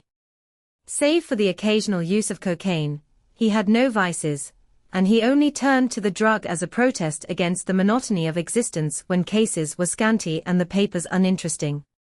One day in early spring he had so far relaxed as to go for a walk with me in the park, where the first faint shoots of green were breaking out upon the elms, and the sticky spearheads of the chestnuts were just beginning to burst into their fivefold leaves. For 2 hours we rambled about together, in silence for the most part, as befits two men who know each other intimately. It was nearly 5 before we were back in Baker Street once more. "Beg pardon, sir," said our page boy, as he opened the door. "There's been a gentleman here asking for you, sir." Holmes glanced reproachfully at me. "So much for afternoon walks," said he. "Has this gentleman gone, then?" "Yes, sir." "Didn't you ask him in?" "Yes, sir, he came in." "How long did he wait?" "Half an hour, sir." "He was a very restless gentleman, sir, a walking and a stamping all the time he was here. I was waiting outside the door, sir, and I could hear him. At last he outs into the passage, and he cries, 'Is that man never going to come?' Those were his very words, sir. 'You'll only need to wait a little longer,' says I. 'Then I'll wait in the open air, for I feel half choked,' says he. 'I'll be back before long.' And with that he ups and he outs, and all I could say wouldn't hold him back." "Well, well, you did your best," said Holmes, as we walked into our room. "It's very annoying, though, Watson. I was badly in need of a case, and this looks, from the man's impatience, as if it were of importance.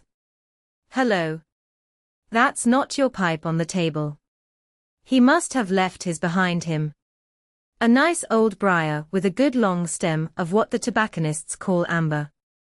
I wonder how many real amber mouthpieces there are in London. Some people think that a fly in it is a sign.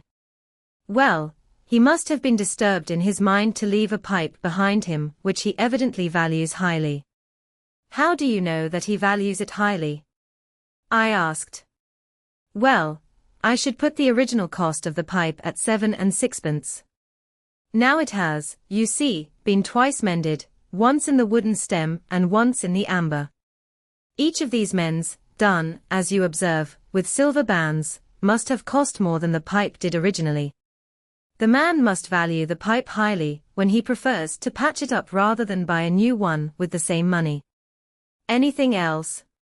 I asked, for Holmes was turning the pipe about in his hand, and staring at it in his peculiar pensive way. He held it up and tapped on it with his long, thin forefinger, as a professor might who was lecturing on a bone. "Pipes are occasionally of extraordinary interest," said he. "Nothing has more individuality, save perhaps watches and bootlaces. The indications here, however, are neither very marked nor very important.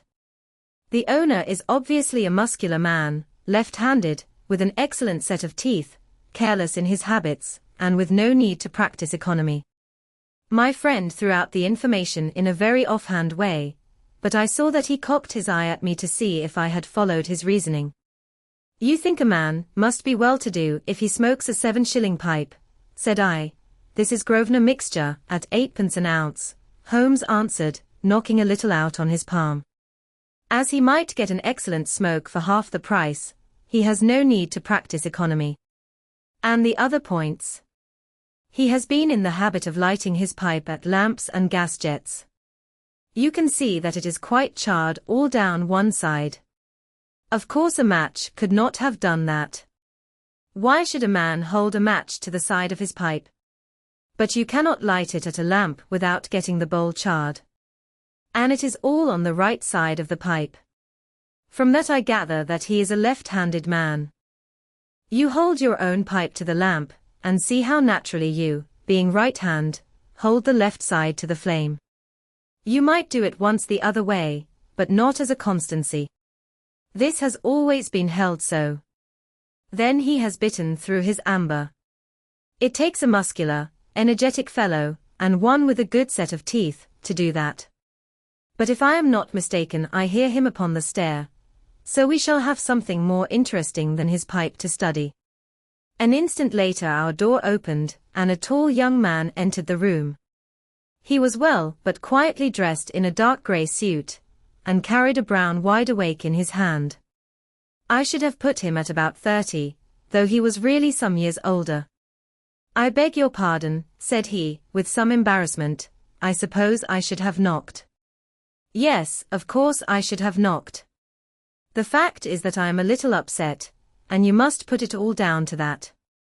He passed his hand over his forehead like a man who is half dazed, and then fell rather than sat down upon a chair.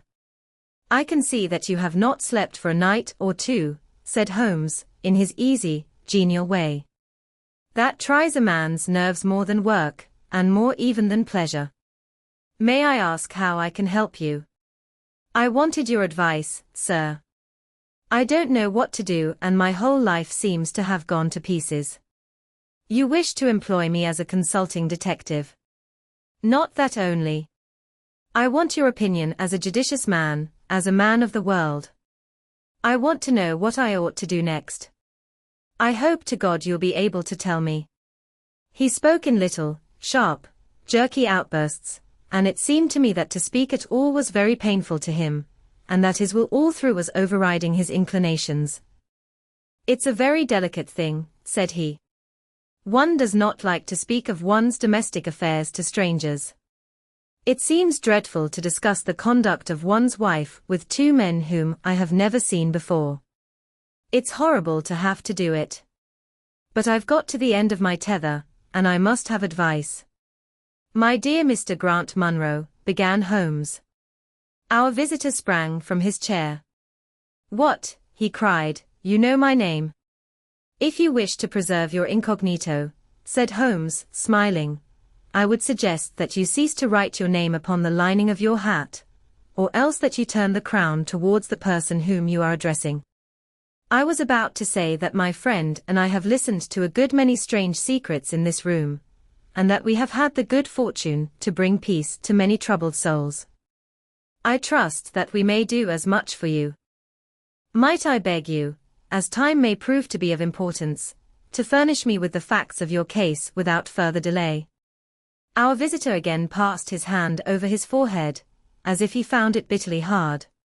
From every gesture and expression I could see that he was a reserved, self-contained man, with a dash of pride in his nature, more likely to hide his wounds than to expose them. Then suddenly, with a fierce gesture of his closed hand, like one who throws reserve to the winds, he began. The facts are these, Mr. Holmes, said he. I am a married man, and have been so for 3 years. During that time my wife and I have loved each other as fondly and lived as happily as any two that ever were joined. We have not had a difference, not one, in thought or word or deed. And now, since last Monday, there has suddenly sprung up a barrier between us, and I find that there is something in her life and in her thought of which I know as little as if she were the woman who brushes by me in the street. We are estranged, and I want to know why. Now there is one thing that I want to impress upon you before I go any further, Mr. Holmes. Effie loves me. Don't let there be any mistake about that. She loves me with her whole heart and soul, and never more than now. I know it. I feel it. I don't want to argue about that. A man can tell easily enough when a woman loves him. But there's this secret between us, and we can never be the same until it is cleared. Kindly let me have the facts, Mr. Munro, said Holmes, with some impatience. I'll tell you what I know about Effie's history. She was a widow when I met her first, though quite young, only 25. Her name then was Mrs. Hebron. She went out to America when she was young, and lived in the town of Atlanta, where she married this Hebron, who was a lawyer with a good practice. They had one child, but the yellow fever broke out badly in the place, and both husband and child died of it. I have seen his death certificate. This sickened her of America, and she came back to live with a maiden aunt at Pinner, in Middlesex. I may mention that her husband had left her comfortably off, and that she had a capital of about £4,500, which had been so well invested by him that it returned an average of 7%. She had only been 6 months at Pinner when I met her, we fell in love with each other, and we married a few weeks afterwards. I am a hop merchant myself, and as I have an income of 700 or 800, we found ourselves comfortably off, and took a nice £80-a-year villa at Norbury. Our little place was very countrified, considering that it is so close to town. We had an inn and 2 houses a little above us, and a single cottage at the other side of the field which faces us, and except those there were no houses until you got halfway to the station. My business took me into town at certain seasons, but in summer I had less to do, and then in our country home my wife and I were just as happy as could be wished. I tell you that there never was a shadow between us until this accursed affair began. There's one thing I ought to tell you before I go further. When we married, my wife made over all her property to me, rather against my will, for I saw how awkward it would be if my business affairs went wrong. However, she would have it so, and it was done. Well, about 6 weeks ago she came to me. Jack, said she, when you took my money you said that if ever I wanted any I was to ask you for it. Certainly, said I, it's all your own. Well, said she, I want £100. I was a bit staggered at this, for I had imagined it was simply a new dress, or something of the kind that she was after. What on earth for? I asked. Oh, said she, in her playful way, you said that you were only my banker, and bankers never ask questions, you know.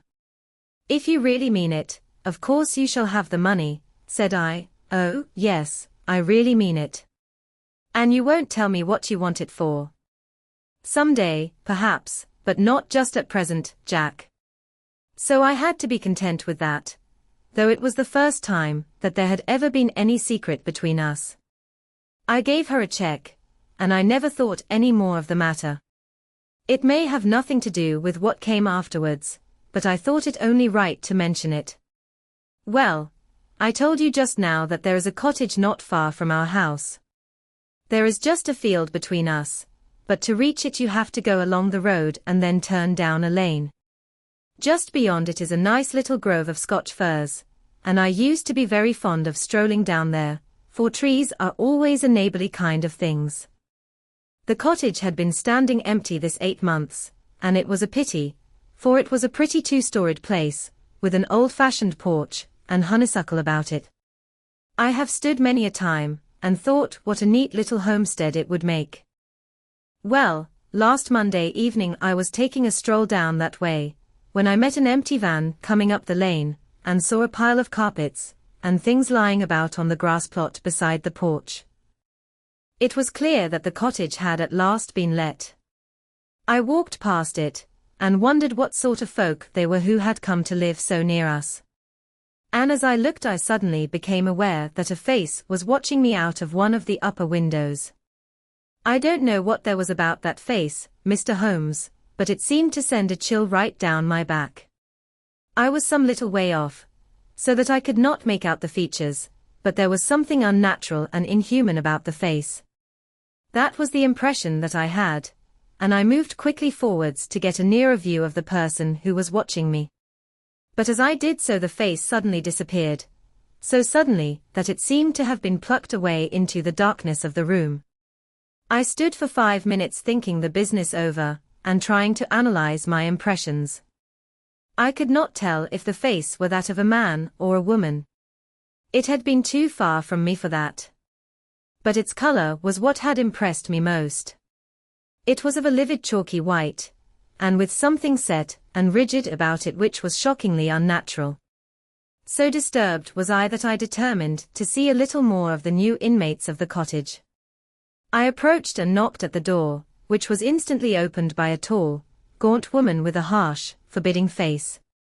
"What may you be wanting?" she asked, in a northern accent. "I am your neighbor over yonder," said I, nodding towards my house. "I see that you have only just moved in, so I thought that if I could be of any help to you in any, we'll just ask ye when we want ye," said she, and shut the door in my face. Annoyed at the churlish rebuff, I turned my back and walked home. All evening, though I tried to think of other things, my mind would still turn to the apparition at the window and the rudeness of the woman. I determined to say nothing about the former to my wife, for she is a nervous, highly strung woman, and I had no wish that she would share the unpleasant impression which had been produced upon myself. I remarked to her, however, before I fell asleep, that the cottage was now occupied, to which she returned no reply. I am usually an extremely sound sleeper. It has been a standing jest in the family that nothing could ever wake me during the night. And yet somehow on that particular night, whether it may have been the slight excitement produced by my little adventure, or not I know not, but I slept much more lightly than usual. Half in my dreams I was dimly conscious that something was going on in the room, and gradually became aware that my wife had dressed herself, and was slipping on her mantle and her bonnet. My lips were parted to murmur out some sleepy words of surprise, or remonstrance at this untimely preparation, when suddenly my half-opened eyes fell upon her face, illuminated by the candlelight, and astonishment held me dumb. She wore an expression such as I had never seen before, such as I should have thought her incapable of assuming. She was deadly pale and breathing fast, glancing furtively towards the bed as she fastened her mantle, to see if she had disturbed me. Then, thinking that I was still asleep, she slipped noiselessly from the room, and an instant later I heard a sharp creaking which could only come from the hinges of the front door. I sat up in bed and rapped my knuckles against the rail to make certain that I was truly awake. Then I took my watch from under the pillow. It was 3 in the morning. What on this earth could my wife be doing out on the country road at 3 in the morning? I had sat for about 20 minutes turning the thing over in my mind and trying to find some possible explanation. The more I thought, the more extraordinary and inexplicable did it appear. I was still puzzling over it when I heard the door gently close again, and her footsteps coming up the stairs. "Where in the world have you been, Effie?" I asked as she entered. She gave a violent start and a kind of gasping cry when I spoke, and that cry and start troubled me more than all the rest, for there was something indescribably guilty about them. My wife had always been a woman of a frank, open nature, and it gave me a chill to see her slinking into her own room, and crying out and wincing when her own husband spoke to her. "You awake, Jack?" she cried, with a nervous laugh. "Why, I thought that nothing could awake you. Where have you been?" I asked, more sternly. "I don't wonder that you are surprised," said she, and I could see that her fingers were trembling as she undid the fastenings of her mantle. "Why, I never remember having done such a thing in my life before. The fact is that I felt as though I were choking, and had a perfect longing for a breath of fresh air. I really think that I should have fainted if I had not gone out. I stood at the door for a few minutes, and now I am quite myself again." All the time that she was telling me this story, she never once looked in my direction, and her voice was quite unlike her usual tones. It was evident to me that she was saying what was false. I said nothing in reply, but turned my face to the wall, sick at heart, with my mind filled with 1,000 venomous doubts and suspicions. What was it that my wife was concealing from me? Where had she been during that strange expedition? I felt that I should have no peace until I knew, and yet I shrank from asking her again, after once she had told me what was false. All the rest of the night I tossed and tumbled, framing theory after theory, each more unlikely than the last. I should have gone to the city that day, but I was too disturbed in my mind to be able to pay attention to business matters. My wife seemed to be as upset as myself, and I could see from the little questioning glances, which she kept shooting at me, that she understood that I disbelieved her statement, and that she was at her wits' end what to do. We hardly exchanged a word during breakfast, and immediately afterwards I went out for a walk, that I might think the matter out in the fresh morning air. I went as far as the Crystal Palace, spent an hour in the grounds, and was back in Norbury by 1 o'clock. It happened that my way took me past the cottage, and I stopped for an instant to look at the windows, and to see if I could catch a glimpse of the strange face, which had looked out at me on the day before. As I stood there, imagine my surprise, Mr. Holmes, when the door suddenly opened and my wife walked out. I was struck dumb with astonishment at the sight of her, but my emotions were nothing to those which showed themselves upon her face when our eyes met. She seemed for an instant to wish to shrink back inside the house again, and then, seeing how useless all concealment must be, she came forward, with a very white face and frightened eyes which belied the smile upon her lips. "Ah, Jack," she said, "I have just been in to see if I can be of any assistance to our new neighbors. Why do you look at me like that, Jack? You are not angry with me?" "So," said I, "this is where you went during the night." "What do you mean?" she cried. "You came here." "I am sure of it." "Who are these people, that you should visit them at such an hour?" "I have not been here before." "How can you tell me what you know is false?" I cried. "Your very voice changes as you speak. When have I ever had a secret from you? I shall enter that cottage, and I shall probe the matter to the bottom." "No, no, Jack, for God's sake," she gasped in uncontrollable emotion. Then, as I approached the door, she seized my sleeve and pulled me back with convulsive strength. "I implore you not to do this, Jack," she cried. "I swear that I will tell you everything some day, but nothing but misery can come of it if you enter that cottage." Then, as I tried to shake her off, she clung to me in a frenzy of entreaty. "Trust me, Jack," she cried. "Trust me only this once. You will never have cause to regret it. You know that I would not have a secret from you if it were not for your own sake. Our whole lives are at stake in this. If you come home with me, all will be well. If you force your way into that cottage, all is over between us." There was such earnestness, such despair, in her manner that her words arrested me, and I stood irresolute before the door. "I will trust you on one condition, and on one condition only," said I at last. "It is that this mystery comes to an end from now.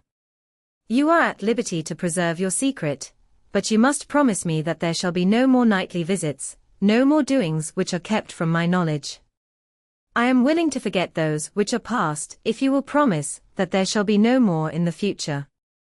"I was sure that you would trust me," she cried, with a great sigh of relief. "It shall be just as you wish. Come away, oh, come away up to the house." Still pulling at my sleeve, she led me away from the cottage. As we went I glanced back, and there was that yellow livid face watching us out of the upper window. What link could there be between that creature and my wife? Or how could the coarse, rough woman whom I had seen the day before be connected with her? It was a strange puzzle, and yet I knew that my mind could never know ease again, until I had solved it. For 2 days after this I stayed at home, and my wife appeared to abide loyally by our engagement, for, as far as I know, she never stirred out of the house. On the 3rd day, however, I had ample evidence that her solemn promise was not enough to hold her back from this secret influence which drew her away from her husband and her duty. I had gone into town on that day, but I returned by the 2.40 instead of the 3.36, which is my usual train. As I entered the house, the maid ran into the hall with a startled face. "Where is your mistress?" I asked. "I think that she has gone out for a walk," she answered. My mind was instantly filled with suspicion. I rushed upstairs to make sure that she was not in the house. As I did so, I happened to glance out of one of the upper windows, and saw the maid with whom I had just been speaking running across the field in the direction of the cottage. Then of course I saw exactly what it all meant. My wife had gone over there, and had asked the servant to call her if I should return. Tingling with anger, I rushed down and hurried across, determined to end the matter once and forever. I saw my wife and the maid hurrying back along the lane, but I did not stop to speak with them. In the cottage lay the secret, which was casting a shadow over my life. I vowed that, come what might, it should be a secret no longer. I did not even knock when I reached it, but turned the handle and rushed into the passage. It was all still and quiet upon the ground floor. In the kitchen a kettle was singing on the fire, and a large black cat lay coiled up in the basket, but there was no sign of the woman whom I had seen before. I ran into the other room, but it was equally deserted. Then I rushed up the stairs, only to find 2 other rooms empty and deserted at the top. There was no one at all in the whole house. The furniture and pictures were of the most common and vulgar description, save in the one chamber, at the window of which I had seen the strange face. That was comfortable and elegant, and all my suspicions rose into a fierce bitter flame, when I saw that on the mantelpiece stood a copy of a full-length photograph of my wife, which had been taken at my request only 3 months ago. I stayed long enough to make certain that the house was absolutely empty. Then I left it, feeling a weight at my heart such as I had never had before. My wife came out into the hall as I entered my house, but I was too hurt and angry to speak with her, and pushing past her, I made my way into my study. She followed me, however, before I could close the door.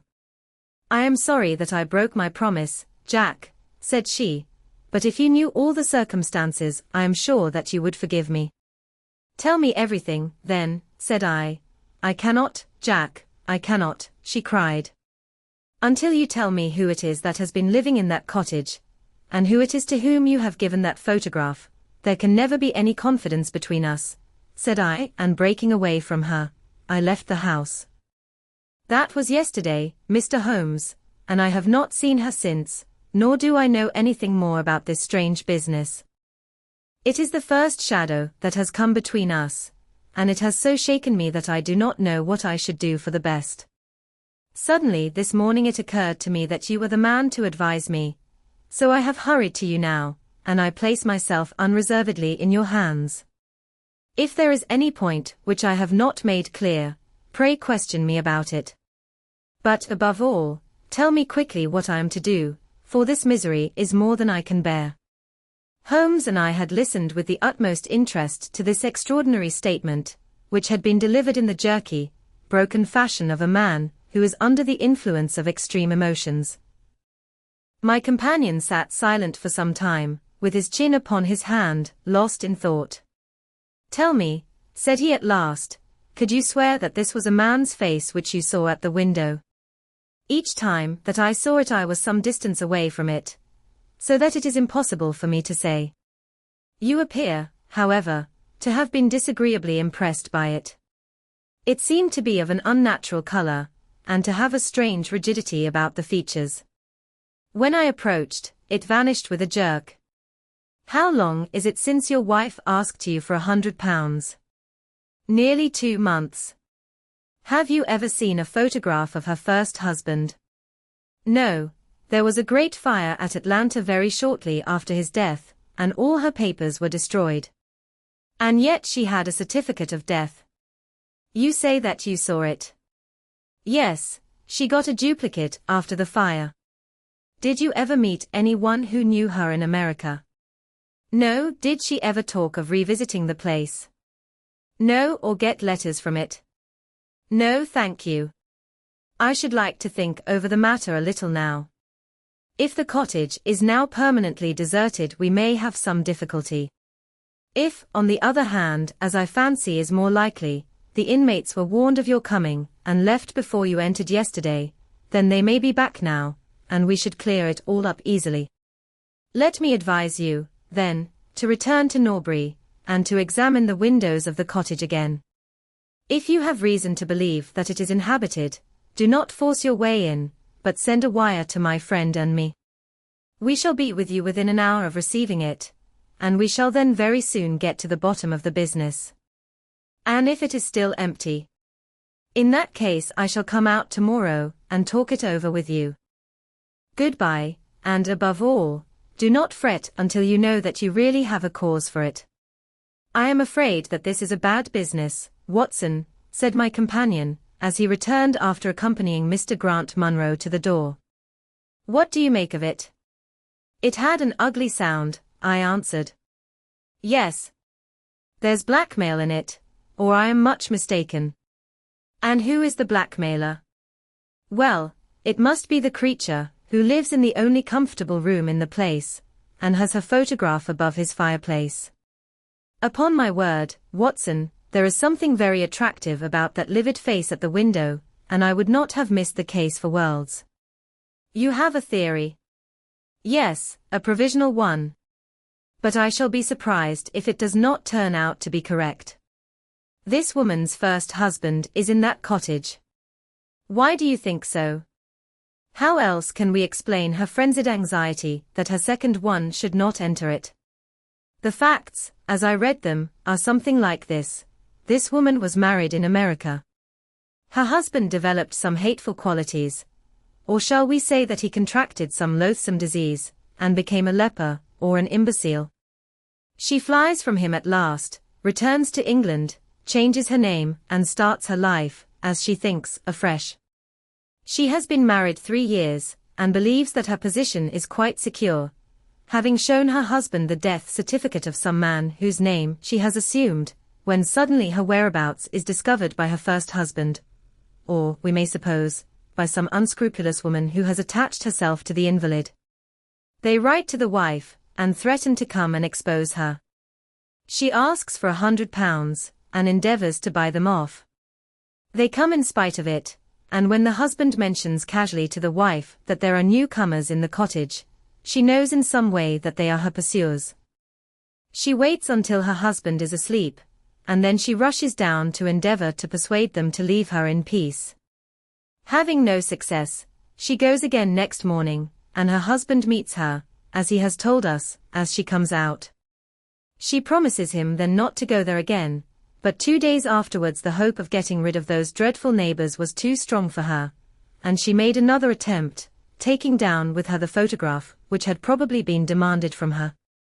In the midst of this interview the maid rushed in to say that the master had come home, on which the wife, knowing that he would come straight down to the cottage, hurried the inmates out at the back door, into the grove of fir trees, probably, which was mentioned as standing near. In this way he found the place deserted. I shall be very much surprised, however, if it is still so when he reconnoitres it this evening. What do you think of my theory? It is all surmise. But at least it covers all the facts. When new facts come to our knowledge which cannot be covered by it, it will be time enough to reconsider it. We can do nothing more until we have a message from our friend at Norbury. But we had not a very long time to wait for that. It came just as we had finished our tea. The cottage is still tenanted, it said. Have seen the face again at the window. Will meet the 7 o'clock train, and will take no steps until you arrive. He was waiting on the platform when we stepped out, and we could see in the light of the station lamps that he was very pale, and quivering with agitation. They are still there, Mr. Holmes, said he, laying his hand hard upon my friend's sleeve. I saw lights in the cottage as I came down. We shall settle it now once and for all. What is your plan, then?" asked Holmes, as he walked down the dark tree-lined road. "I am going to force my way in and see for myself who is in the house. I wish you both to be there as witnesses. You are quite determined to do this, in spite of your wife's warning that it is better that you should not solve the mystery." "Yes, I am determined." "Well, I think that you are in the right. Any truth is better than indefinite doubt. We had better go up at once.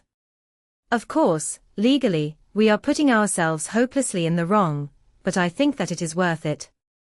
It was a very dark night, and a thin rain began to fall as we turned from the high road into a narrow lane, deeply rutted, with hedges on either side.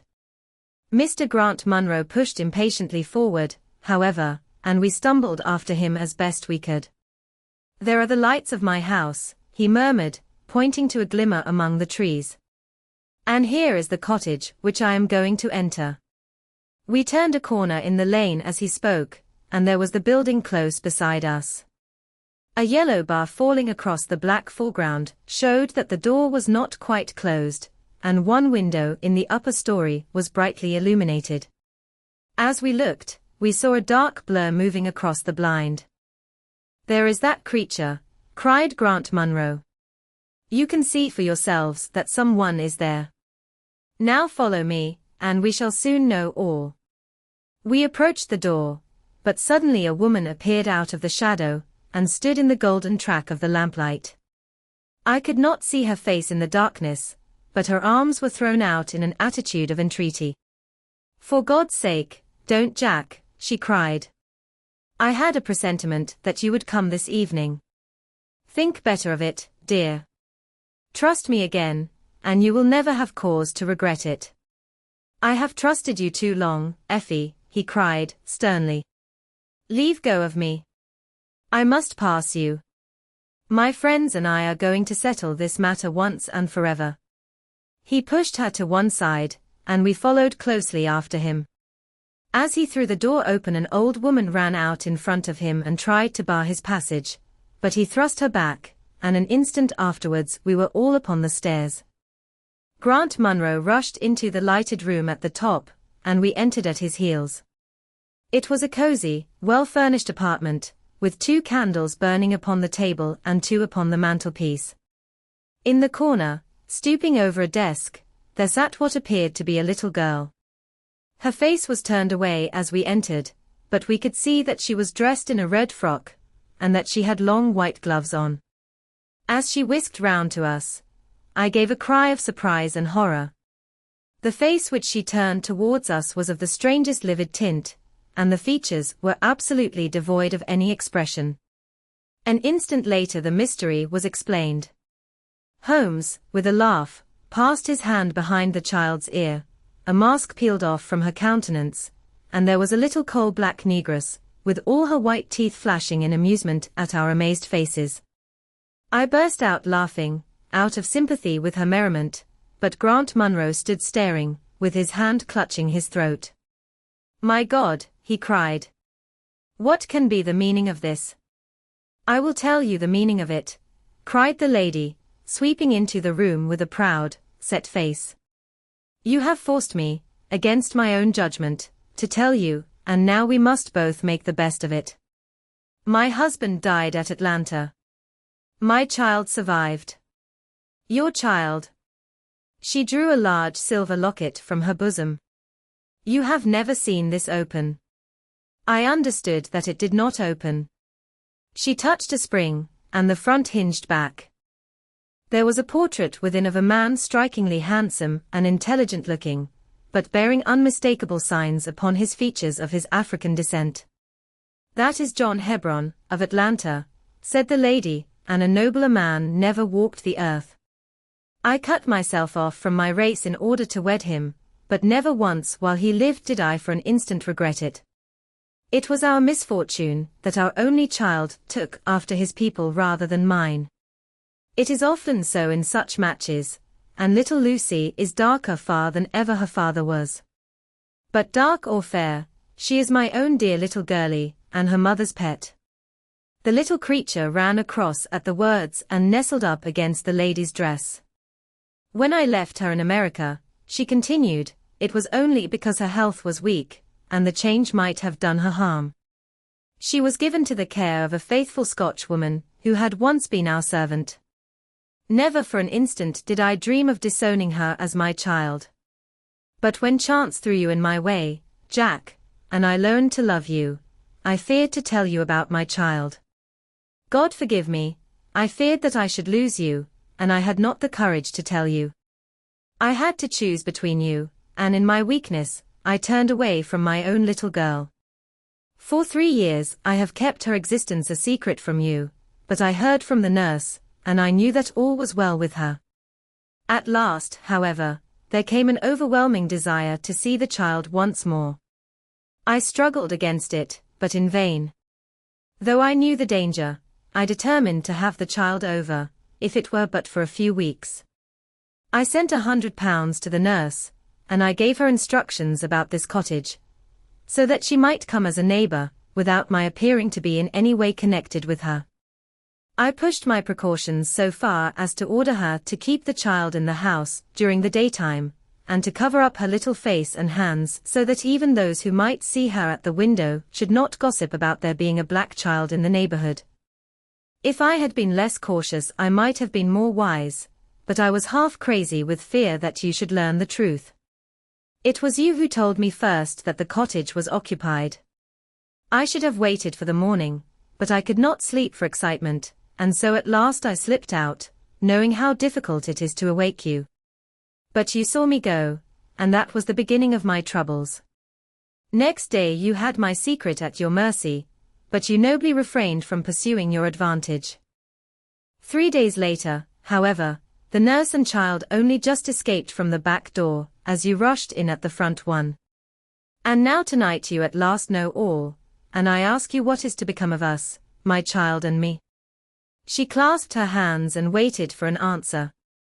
It was a long 10 minutes before Grant Munro broke the silence, and when his answer came it was one of which I loved to think. He lifted the little child, kissed her, and then, still carrying her, he held his other hand out to his wife and turned towards the door. "We can talk it over more comfortably at home," said he. "I am not a very good man, Effie, but I think that I am a better one than you have given me credit for being." Holmes and I followed them down the lane, and my friend plucked at my sleeve as we came out. "I think," said he, "that we shall be of more use in London than in Norbury."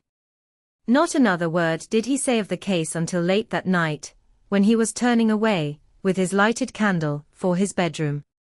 "Watson," said he, "if it should ever strike you that I am getting a little overconfident in my powers, or giving less pains to a case than it deserves, kindly whisper Norbury in my ear, and I shall be infinitely obliged to you." 4. The stockbroker's clerk. Shortly after my marriage, I had bought a connection in the Paddington district. Old Mr. Farquhar, from whom I purchased it, had at one time an excellent general practice, but his age, and an affliction of the nature of St. Vitus's dance from which he suffered, had very much thinned it. The public not unnaturally goes on the principle that he who would heal others must himself be whole, and looks askance at the curative powers of the man, whose own case is beyond the reach of his drugs. Thus as my predecessor weakened his practice declined, until when I purchased it from him it had sunk from 1,200 to little more than 300 a year.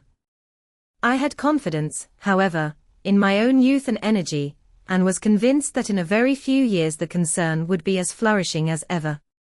For 3 months after taking over the practice, I was kept very closely at work, and saw little of my friend Sherlock Holmes, for I was too busy to visit Baker Street, and he seldom went anywhere himself save upon professional business. I was surprised, therefore, when, one morning in June, as I sat reading the British Medical Journal after breakfast, I heard a ring at the bell, followed by the high, somewhat strident tones of my old companion's voice. "Ah, my dear Watson," said he, striding into the room, "I am very delighted to see you. I trust that Mrs. Watson has entirely recovered from all the little excitements connected with our adventure of the Sign of 4. "Thank you, we are both very well," said I, shaking him warmly by the hand. "And I hope, also," he continued, sitting down in the rocking chair, that the cares of medical practice have not entirely obliterated the interest which you used to take in our little deductive problems. On the contrary, I answered, it was only last night that I was looking over my old notes and classifying some of our past results. I trust that you don't consider your collection closed. Not at all. I should wish nothing better than to have some more of such experiences. Today, for example.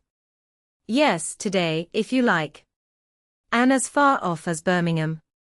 Certainly, if you wish it. And the practice. I do my neighbour's when he goes. He is always ready to work off the debt. Ha! Nothing could be better, said Holmes, leaning back in his chair and looking keenly at me from under his half-closed lids. I perceive that you have been unwell lately. Summer colds are always a little trying. I was confined to the house by a severe chill for 3 days last week. I thought, however, that I had cast off every trace of it. So you have. You look remarkably robust. How, then, did you know of it? My dear fellow, you know my methods. You deduced it, then? Certainly. And from what? From your slippers. I glanced down at the new patent leathers which I was wearing. How on earth, I began, but Holmes answered my question before it was asked. Your slippers are new, he said. You could not have had them more than a few weeks. The soles which you are at this moment presenting to me are slightly scorched. For a moment I thought they might have got wet and been burned in the drying. But near the instep there is a small circular wafer of paper with the shopman's hieroglyphics upon it. Damp would of course have removed this. You had, then, been sitting with your feet outstretched to the fire, which a man would hardly do even in so wet a June as this if he were in his full health. Like all Holmes's reasoning, the thing seemed simplicity itself when it was once explained. He read the thought upon my features, and his smile had a tinge of bitterness. I am afraid that I rather give myself away when I explain, said he. Results without causes are much more impressive. You are ready to come to Birmingham, then? Certainly. What is the case? You shall hear it all in the train. My client is outside in a four-wheeler. Can you come at once? In an instant. I scribbled a note to my neighbour, rushed upstairs to explain the matter to my wife, and joined Holmes upon the doorstep. Your neighbour is a doctor, said he, nodding at the brass plate. Yes, he bought a practice as I did. An old established one. Just the same as mine. Both have been ever since the houses were built. Ah? Then you got hold of the best of the two. I think I did. But how do you know? By the steps, my boy. Yours are worn 3 inches deeper than his. But this gentleman in the cab is my client, Mr. Hall Pycroft. Allow me to introduce you to him. Whip your horse up, cabby, for we have only just time to catch our train. The man whom I found myself facing was a well-built, fresh-complexioned young fellow, with a frank, honest face and a slight, crisp, yellow moustache. He wore a very shiny top hat and a neat suit of sober black, which made him look what he was, a smart young city man, of the class who have been labelled cockneys, but who give us our crack volunteer regiments, and who turn out more fine athletes and sportsmen than any body of men in these islands. His round, ruddy face was naturally full of cheeriness, but the corners of his mouth seemed to me to be pulled down in a half-comical distress. It was not, however, until we were all in a first-class carriage, and well started upon our journey to Birmingham, that I was able to learn what the trouble was which had driven him to Sherlock Holmes. We have a clear run here of 70 minutes, Holmes remarked. I want you, Mr. Hall Pycroft, to tell my friend your very interesting experience exactly as you have told it to me, or with more detail if possible. It will be of use to me to hear the succession of events again.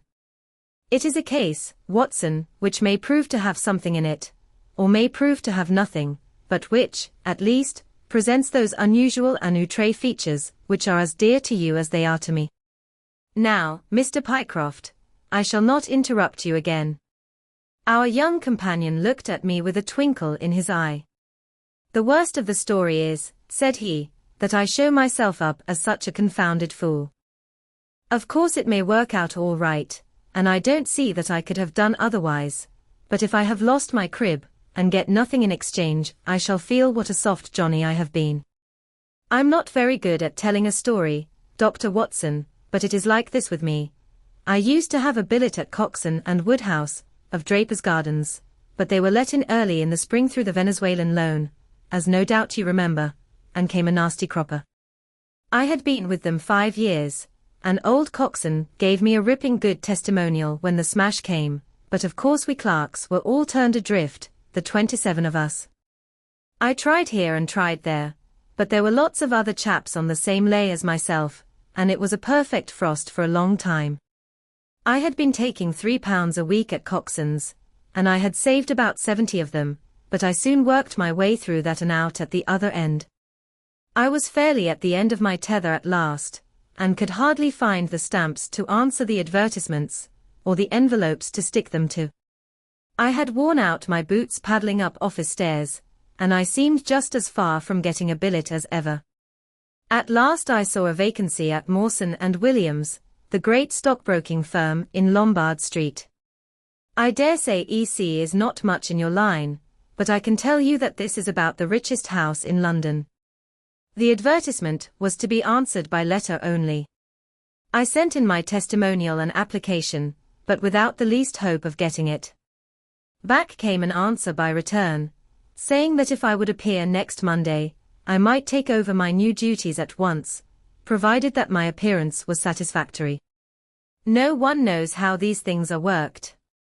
Some people say that the manager just plunges his hand into the heap and takes the first that comes.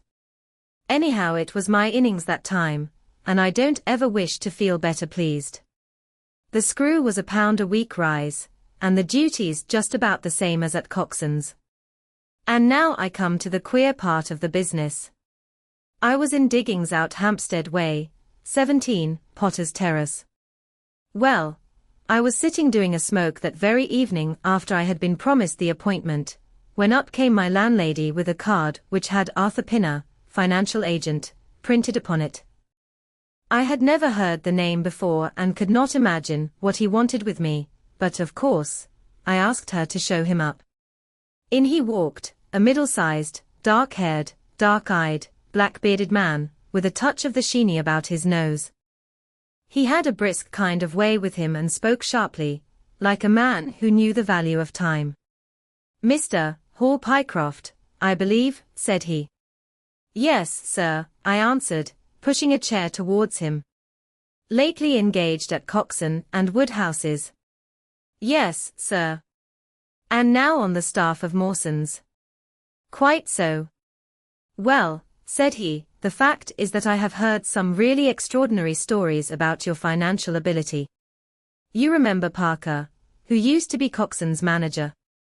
He can never say enough about it." Of course I was pleased to hear this.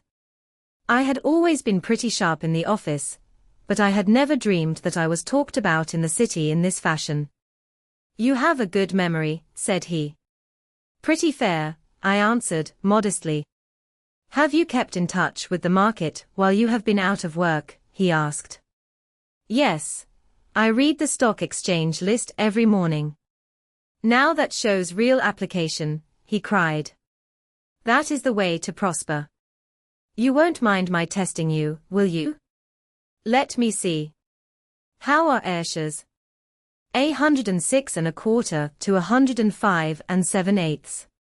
And New Zealand Consolidated? 104. And British Broken Hills? 7 to 7 6. Wonderful, he cried, with his hands up. This quite fits in with all that I had heard. My boy, you are very much too good to be a clerk at Mawson's." This outburst rather astonished me, as you can think. "Well," said I, "other people don't think quite so much of me as you seem to do, Mr. Pinner. I had a hard enough fight to get this berth, and I am very glad to have it. Pooh, man, you should soar above it. You are not in your true sphere.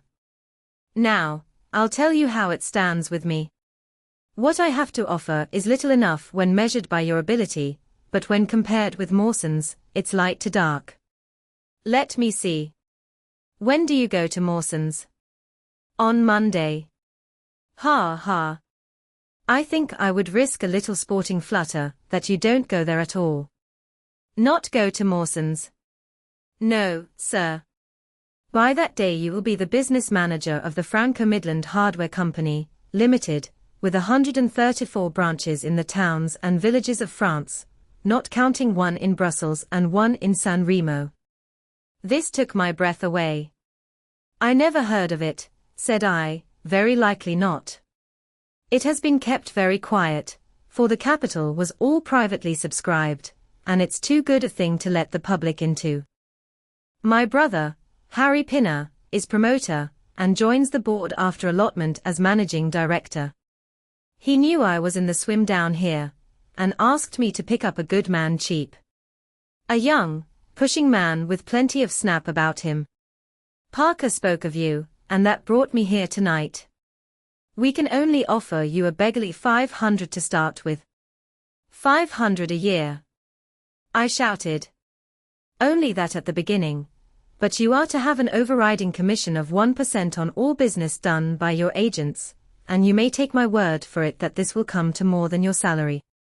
But I know nothing about hardware. Tut, my boy, you know about figures. My head buzzed, and I could hardly sit still in my chair. But suddenly a little chill of doubt came upon me. I must be frank with you, said I. Mawson only gives me 200, but Mawson is safe.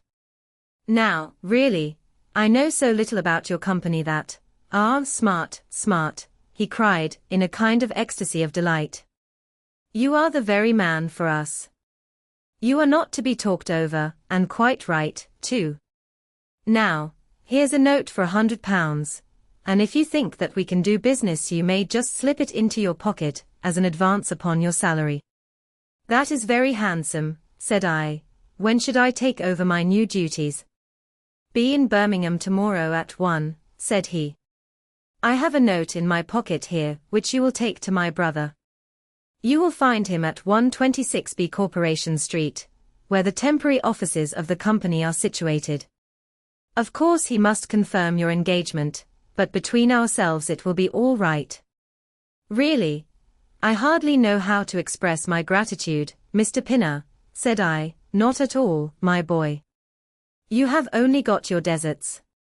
There are one or two small things, mere formalities, which I must arrange with you. You have a bit of paper beside you there. Kindly write upon it, I am perfectly willing to act as business manager to the Franco-Midland Hardware Company, Limited, at a minimum salary of £500. I did as he asked, and he put the paper in his pocket. There is one other detail, said he. What do you intend to do about Mawson's? I had forgotten all about Mawson's in my joy. I'll write and resign, said I, precisely what I don't want you to do. I had a row over you with Mawson's manager. I had gone up to ask him about you, and he was very offensive, accused me of coaxing you away from the service of the firm, and that sort of thing. At last I fairly lost my temper. If you want good men you should pay them a good price, said I. He would rather have our small price than your big one, said he. I'll lay you a fiver, said I, that when he has my offer you'll never so much as hear from him again. Done, said he. We picked him out of the gutter, and he won't leave us so easily. Those were his very words. The impudent scoundrel! I cried. I've never so much as seen him in my life. Why should I consider him in any way? I shall certainly not write, if you would rather I didn't. Good. That's a promise, said he, rising from his chair. Well, I'm delighted to have got so good a man for my brother. Here's your advance of £100, and here is the letter.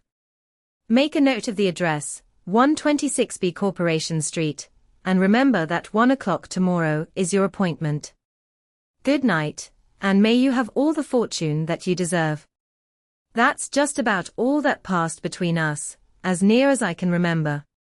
You can imagine, Dr. Watson, how pleased I was at such an extraordinary bit of good fortune. I sat up half the night hugging myself over it, and next day I was off to Birmingham in a train that would take me in plenty time for my appointment. I took my things to a hotel in New Street, and then I made my way to the address which had been given me. It was a quarter of an hour before my time, but I thought that would make no difference. 126B was a passage between two large shops, which led to a winding stone stair, from which there were many flats, let as offices to companies or professional men. The names of the occupants were painted at the bottom on the wall, but there was no such name as the Franco-Midland Hardware Company, Limited. I stood for a few minutes with my heart in my boots, wondering whether the whole thing was an elaborate hoax or not, when up came a man and addressed me. He was very like the chap I had seen the night before, the same figure and voice, but he was clean-shaven and his hair was lighter. "Are you Mr. Hall Pycroft?" he asked. "Yes," said I. "Oh. I was expecting you, but you are a trifle before your time. I had a note from my brother this morning in which he sang your praises very loudly.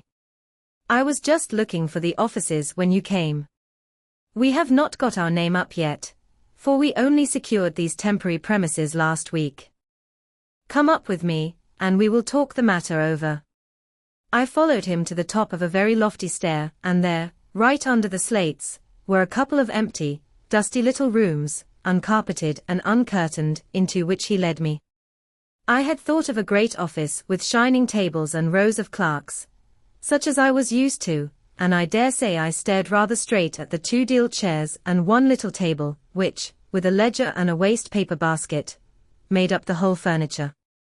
"Don't be disheartened, Mr. Pycroft," said my new acquaintance, seeing the length of my face. "Rome was not built in a day, and we have lots of money at our backs, though we don't cut much dash yet in offices. Pray sit down, and let me have your letter." I gave it to him, and he read it over very carefully. "You seem to have made a vast impression upon my brother Arthur," said he, "and I know that he is a pretty shrewd judge. He swears by London, you know, and I by Birmingham, but this time I shall follow his advice. Pray consider yourself definitely engaged." "What are my duties?" I asked. "You will eventually manage the great depot in Paris, which will pour a flood of English crockery into the shops of 134 agents in France. The purchase will be completed in a week, and meanwhile you will remain in Birmingham and make yourself useful." "How?" For answer, he took a big red book out of a drawer. "This is a directory of Paris," said he, "with the trades after the names of the people. I want you to take it home with you, and to mark off all the hardware sellers, with their addresses. It would be of the greatest use to me to have them." "Surely there are classified lists?" I suggested. "Not reliable ones. Their system is different from ours. Stick at it, and let me have the lists by Monday, at 12. Good day, Mr. Pycroft. If you continue to show zeal and intelligence, you will find the company a good master." I went back to the hotel with the big book under my arm, and with very conflicting feelings in my breast. On the one hand, I was definitely engaged and had £100 in my pocket. On the other, the look of the offices, the absence of name on the wall, and other of the points, which would strike a businessman, had left a bad impression as to the position of my employers. However, come what might, I had my money, so I settled down to my task. All Sunday, I was kept hard at work, and yet by Monday, I had only got as far as H. I went round to my employer, found him in the same dismantled kind of room, and was told to keep at it until Wednesday, and then come again. On Wednesday it was still unfinished, so I hammered away until Friday, that is, yesterday. Then I brought it round to Mr. Harry Pinner. "Thank you very much," said he, I fear that I underrated the difficulty of the task. This list will be of very material assistance to me. It took some time, said I, and now, said he, I want you to make a list of the furniture shops, for they all sell crockery. Very good. And you can come up tomorrow evening, at 7, and let me know how you are getting on. Don't overwork yourself. A couple of hours at Day's Music Hall in the evening would do you no harm after your labors. He laughed as he spoke, and I saw with a thrill that his second tooth upon the left-hand side had been very badly stuffed with gold. Sherlock Holmes rubbed his hands with delight, and I stared with astonishment at our client. You may well look surprised, Dr. Watson, but it is this way, said he, when I was speaking to the other chap in London, at the time that he laughed at my not going to Mawson's, I happened to notice that his tooth was stuffed in this very identical fashion. The glint of the gold in each case caught my eye, you see. When I put that with the voice and figure being the same, and only those things altered which might be changed by a razor or a wig, I could not doubt that it was the same man. Of course you expect two brothers to be alike, but not that they should have the same tooth stuffed in the same way. He bowed me out, and I found myself in the street, hardly knowing whether I was on my head or my heels. Back I went to my hotel, put my head in a basin of cold water, and tried to think it out. Why had he sent me from London to Birmingham? Why had he got there before me? And why had he written a letter from himself to himself? It was altogether too much for me, and I could make no sense of it. And then suddenly it struck me that what was dark to me might be very light to Mr. Sherlock Holmes. I had just time to get up to town by the night train to see him this morning, and to bring you both back with me to Birmingham. There was a pause after the stockbroker's clerk had concluded his surprising experience.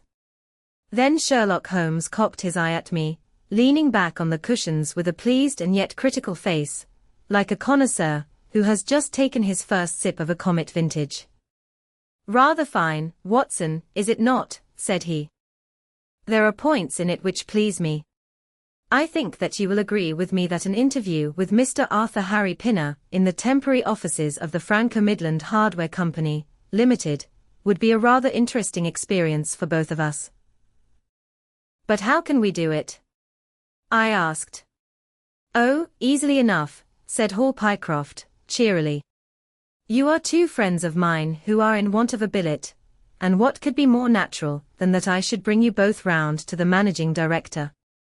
Quite so, of course, said Holmes. I should like to have a look at the gentleman, and see if I can make anything of his little game. What qualities have you, my friend, which would make your services so valuable? Or is it possible that, he began biting his nails and staring blankly out of the window, and we hardly drew another word from him until we were in New Street. At 7 o'clock that evening we were walking, the three of us, down Corporation Street to the company's offices. It is no use our being at all before our time, said our client. He only comes there to see me, apparently, for the place is deserted up to the very hour he names. That is suggestive, remarked Holmes. By Jove, I told you so, cried the clerk. That's he walking ahead of us there. He pointed to a smallish, dark, well-dressed man, who was bustling along the other side of the road. As we watched him he looked across at a boy who was bawling out the latest edition of the evening paper, and running over among the cabs and buses, he bought one from him. Then, clutching it in his hand, he vanished through a doorway. There he goes, cried Hall Pycroft. These are the company's offices into which he has gone. Come with me, and I'll fix it up as easily as possible.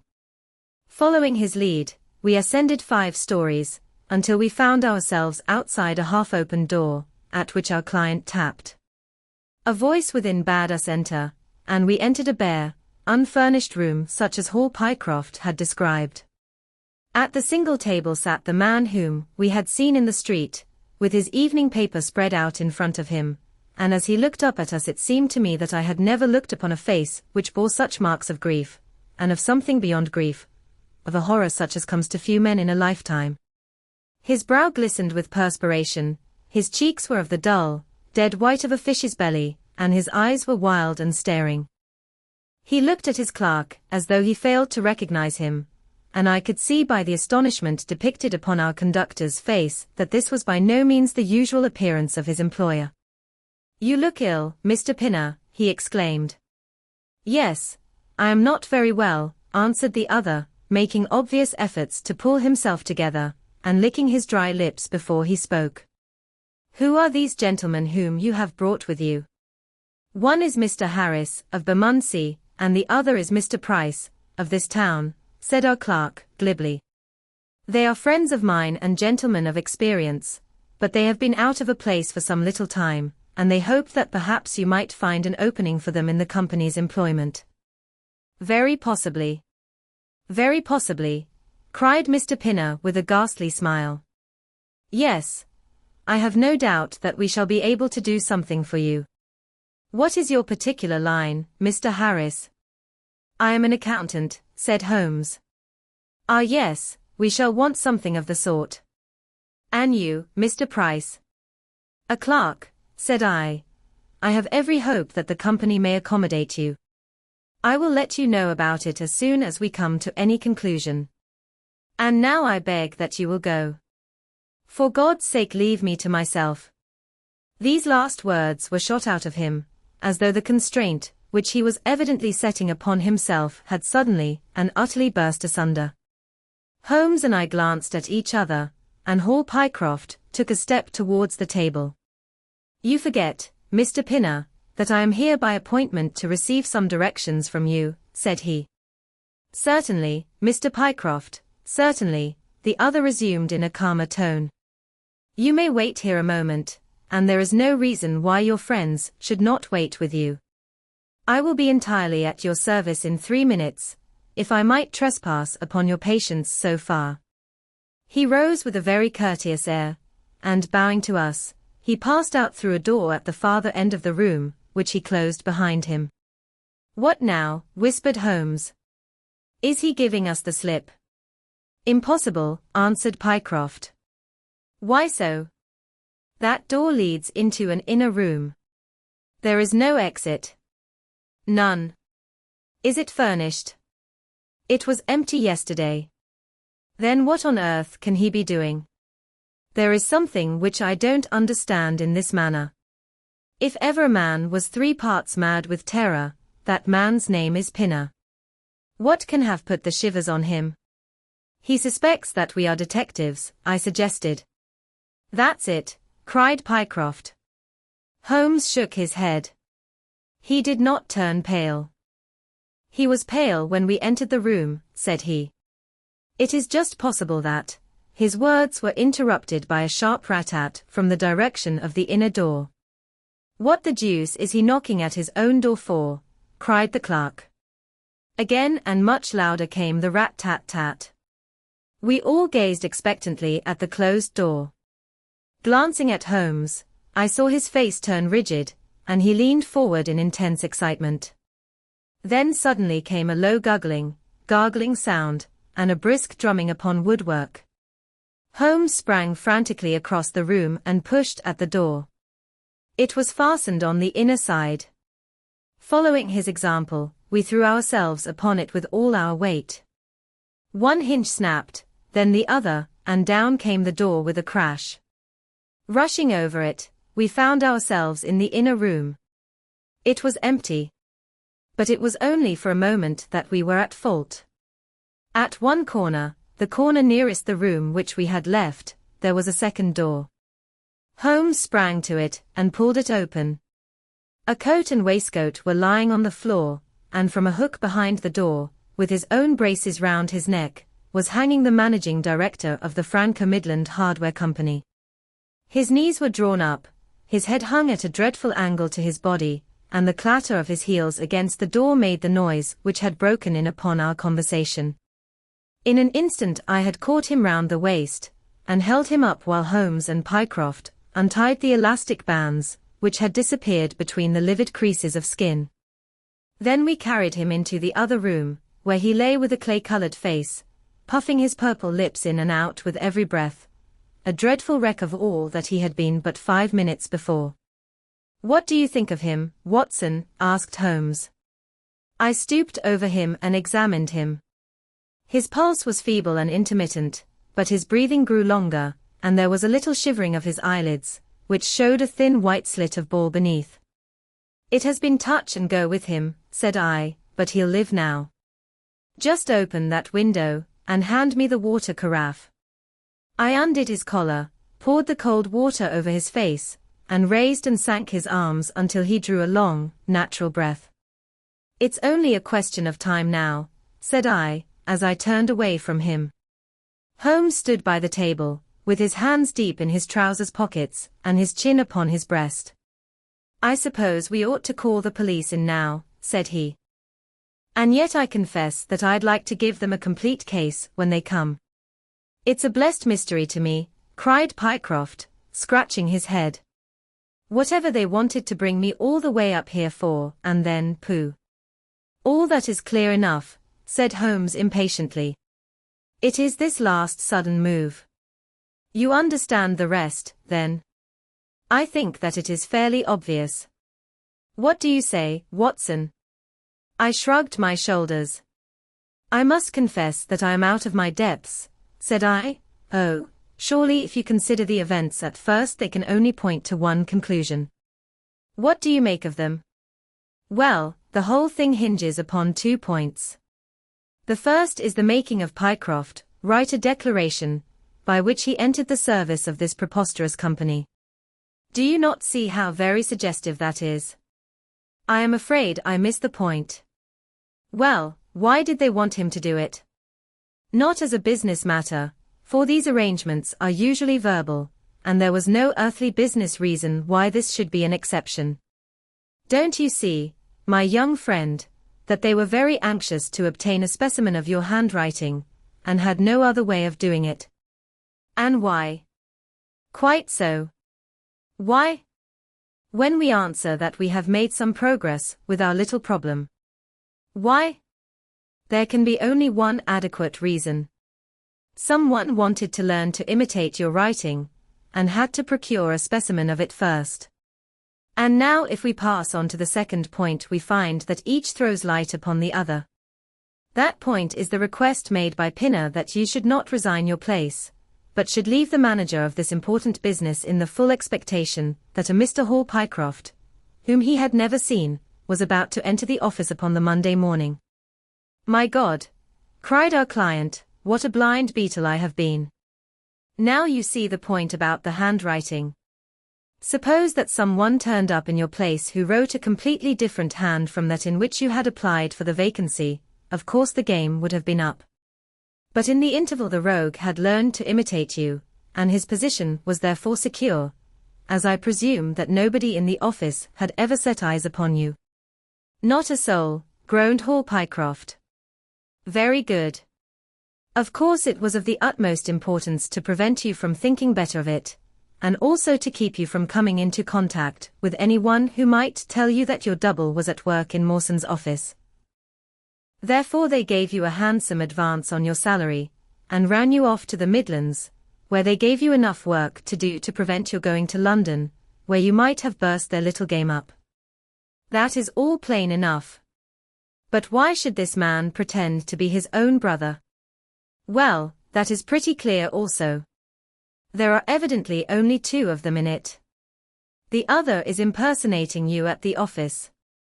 This one acted as your engager, and then found that he could not find you an employer without admitting a third person into his plot. That he was most unwilling to do. He changed his appearance as far as he could, and trusted that the likeness, which you could not fail to observe, would be put down to a family resemblance. But for the happy chance of the gold stuffing, your suspicions would probably never have been aroused." Hall Pycroft shook his clenched hands in the air. "Good Lord," he cried, "while I have been fooled in this way, what has this other Hall Pycroft been doing at Mawson's? What should we do, Mr. Holmes? Tell me what to do." "We must wire to Mawson's. They shut at 12 on Saturdays." "Never mind. There may be some doorkeeper or attendant, Ah yes, they keep a permanent guard there on account of the value of the securities that they hold. I remember hearing it talked of in the city. Very good, we shall wire to him, and see if all is well, and if a clerk of your name is working there. That is clear enough, but what is not so clear is why at sight of us one of the rogues should instantly walk out of the room and hang himself. The paper, croaked a voice behind us. The man was sitting up, blanched and ghastly, with returning reason in his eyes, and hands which rubbed nervously at the broad red band which still encircled his throat. The paper. Of course, yelled Holmes, in a paroxysm of excitement. Idiot that I was. I thought so much of our visit that the paper never entered my head for an instant. To be sure, the secret must be there. He flattened it out upon the table, and a cry of triumph burst from his lips. Look at this, Watson, he cried. It is a London paper, an early edition of the Evening Standard. Here is what we want. Look at the headlines. Crime in the City. Murder at Mawson and Williams. Gigantic attempted robbery. Capture of the criminal. Here, Watson, we are all equally anxious to hear it, so kindly read it aloud to us. It appeared from its position in the paper to have been the one event of importance in town, and the account of it ran in this way.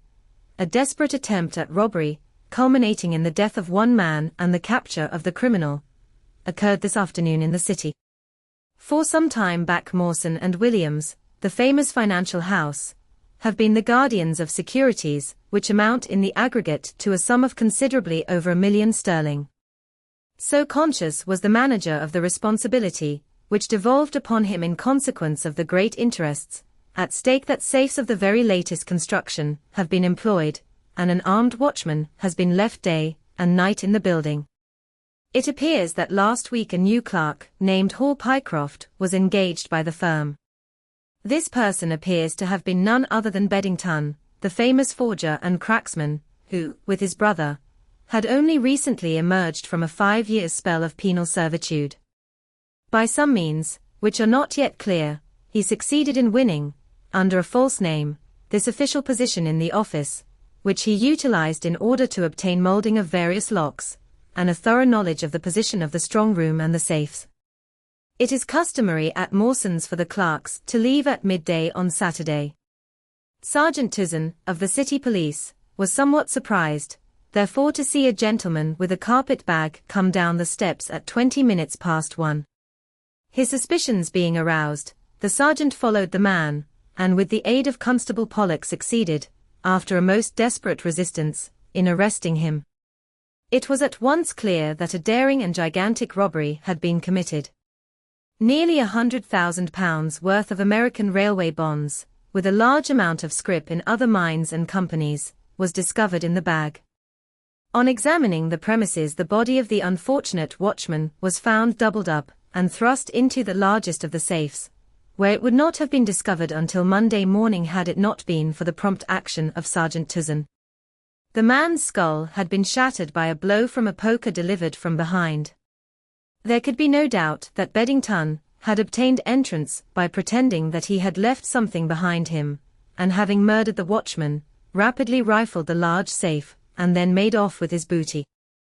His brother, who usually works with him, has not appeared in this job as far as can at present be ascertained, although the police are making energetic inquiries as to his whereabouts. Well, we may save the police some little trouble in that direction, said Holmes, glancing at the haggard figure huddled up by the window.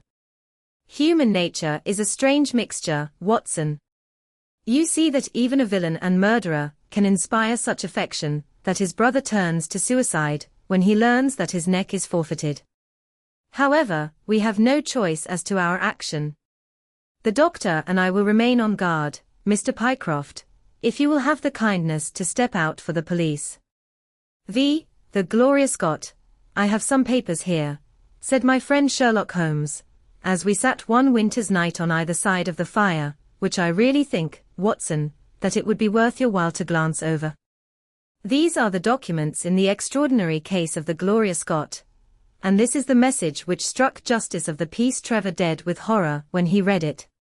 He had picked from a drawer a little tarnished cylinder, and undoing the tape, he handed me a short note scrawled upon a half-sheet of slate-grey paper. "The supply of game for London is going steadily up," it ran. "Headkeeper Hudson, we believe, has been now told to receive all orders for fly paper, and for preservation of your hen pheasant's life." As I glanced up from reading this enigmatical message, I saw Holmes chuckling at the expression upon my face. "You look a little bewildered," said he. "I cannot see how such a message as this could inspire horror. It seems to me to be rather grotesque than otherwise." "Very likely. Yet the fact remains that the reader, who was a fine, robust old man, was knocked clean down by it as if it had been the butt end of a pistol." "You arouse my curiosity," said I. "But why did you say just now that there were very particular reasons why I should study this case?" "Because it was the first in which I was ever engaged." I had often endeavored to elicit from my companion what had first turned his mind in the direction of criminal research, but had never caught him before in a communicative humor. Now he sat forward in this armchair, and spread out the documents upon his knees. Then he lit his pipe, and sat for some time smoking and turning them over. "You never heard me talk of Victor Trevor?" he asked. "He was the only friend I made during the 2 years I was at college. I was never a very sociable fellow, Watson, always rather fond of moping in my rooms and working out my own little methods of thought, so that I never mixed much with the men of my year. Bar fencing and boxing, I had few athletic tastes, and then my line of study was quite distinct from that of the other fellows, so that we had no points of contact at all. Trevor was the only man I knew, and that only through the accident of his bull terrier freezing onto my ankle one morning as I went down to chapel. It was a prosaic way of forming a friendship, but it was effective. I was laid by the heels for 10 days, but Trevor used to come in to inquire after me. At first it was only a minute's chat, but soon his visits lengthened, and before the end of the term we were close friends. He was a hearty, full-blooded fellow, full of spirits and energy, the very opposite to me in most respects, but we had some subjects in common, and it was a bond of union when I found that he was as friendless as I. Finally, he invited me down to his father's place at Donnithorpe, in Norfolk, and I accepted his hospitality for a month of the long vacation. Old Trevor was evidently a man of some wealth and consideration, a J.P. and a landed proprietor. Donnithorpe is a little hamlet, just to the north of Langmere, in the country of the Broads. The house was an old-fashioned, widespread, oak-beamed brick building, with a fine lime-lined avenue leading up to it. There was excellent wild duck shooting in the fens, remarkably good fishing, a small but select library, taken over, as I understood, from a former occupant, and a tolerable cook, so that he would be a fastidious man, who could not put in a pleasant month there. Trevor Sr. was a widower, and my friend his only son. There had been a daughter, I heard, but she had died of diphtheria while on a visit to Birmingham. The father interested me extremely. He was a man of little culture, but with a considerable amount of rude strength, both physically and mentally.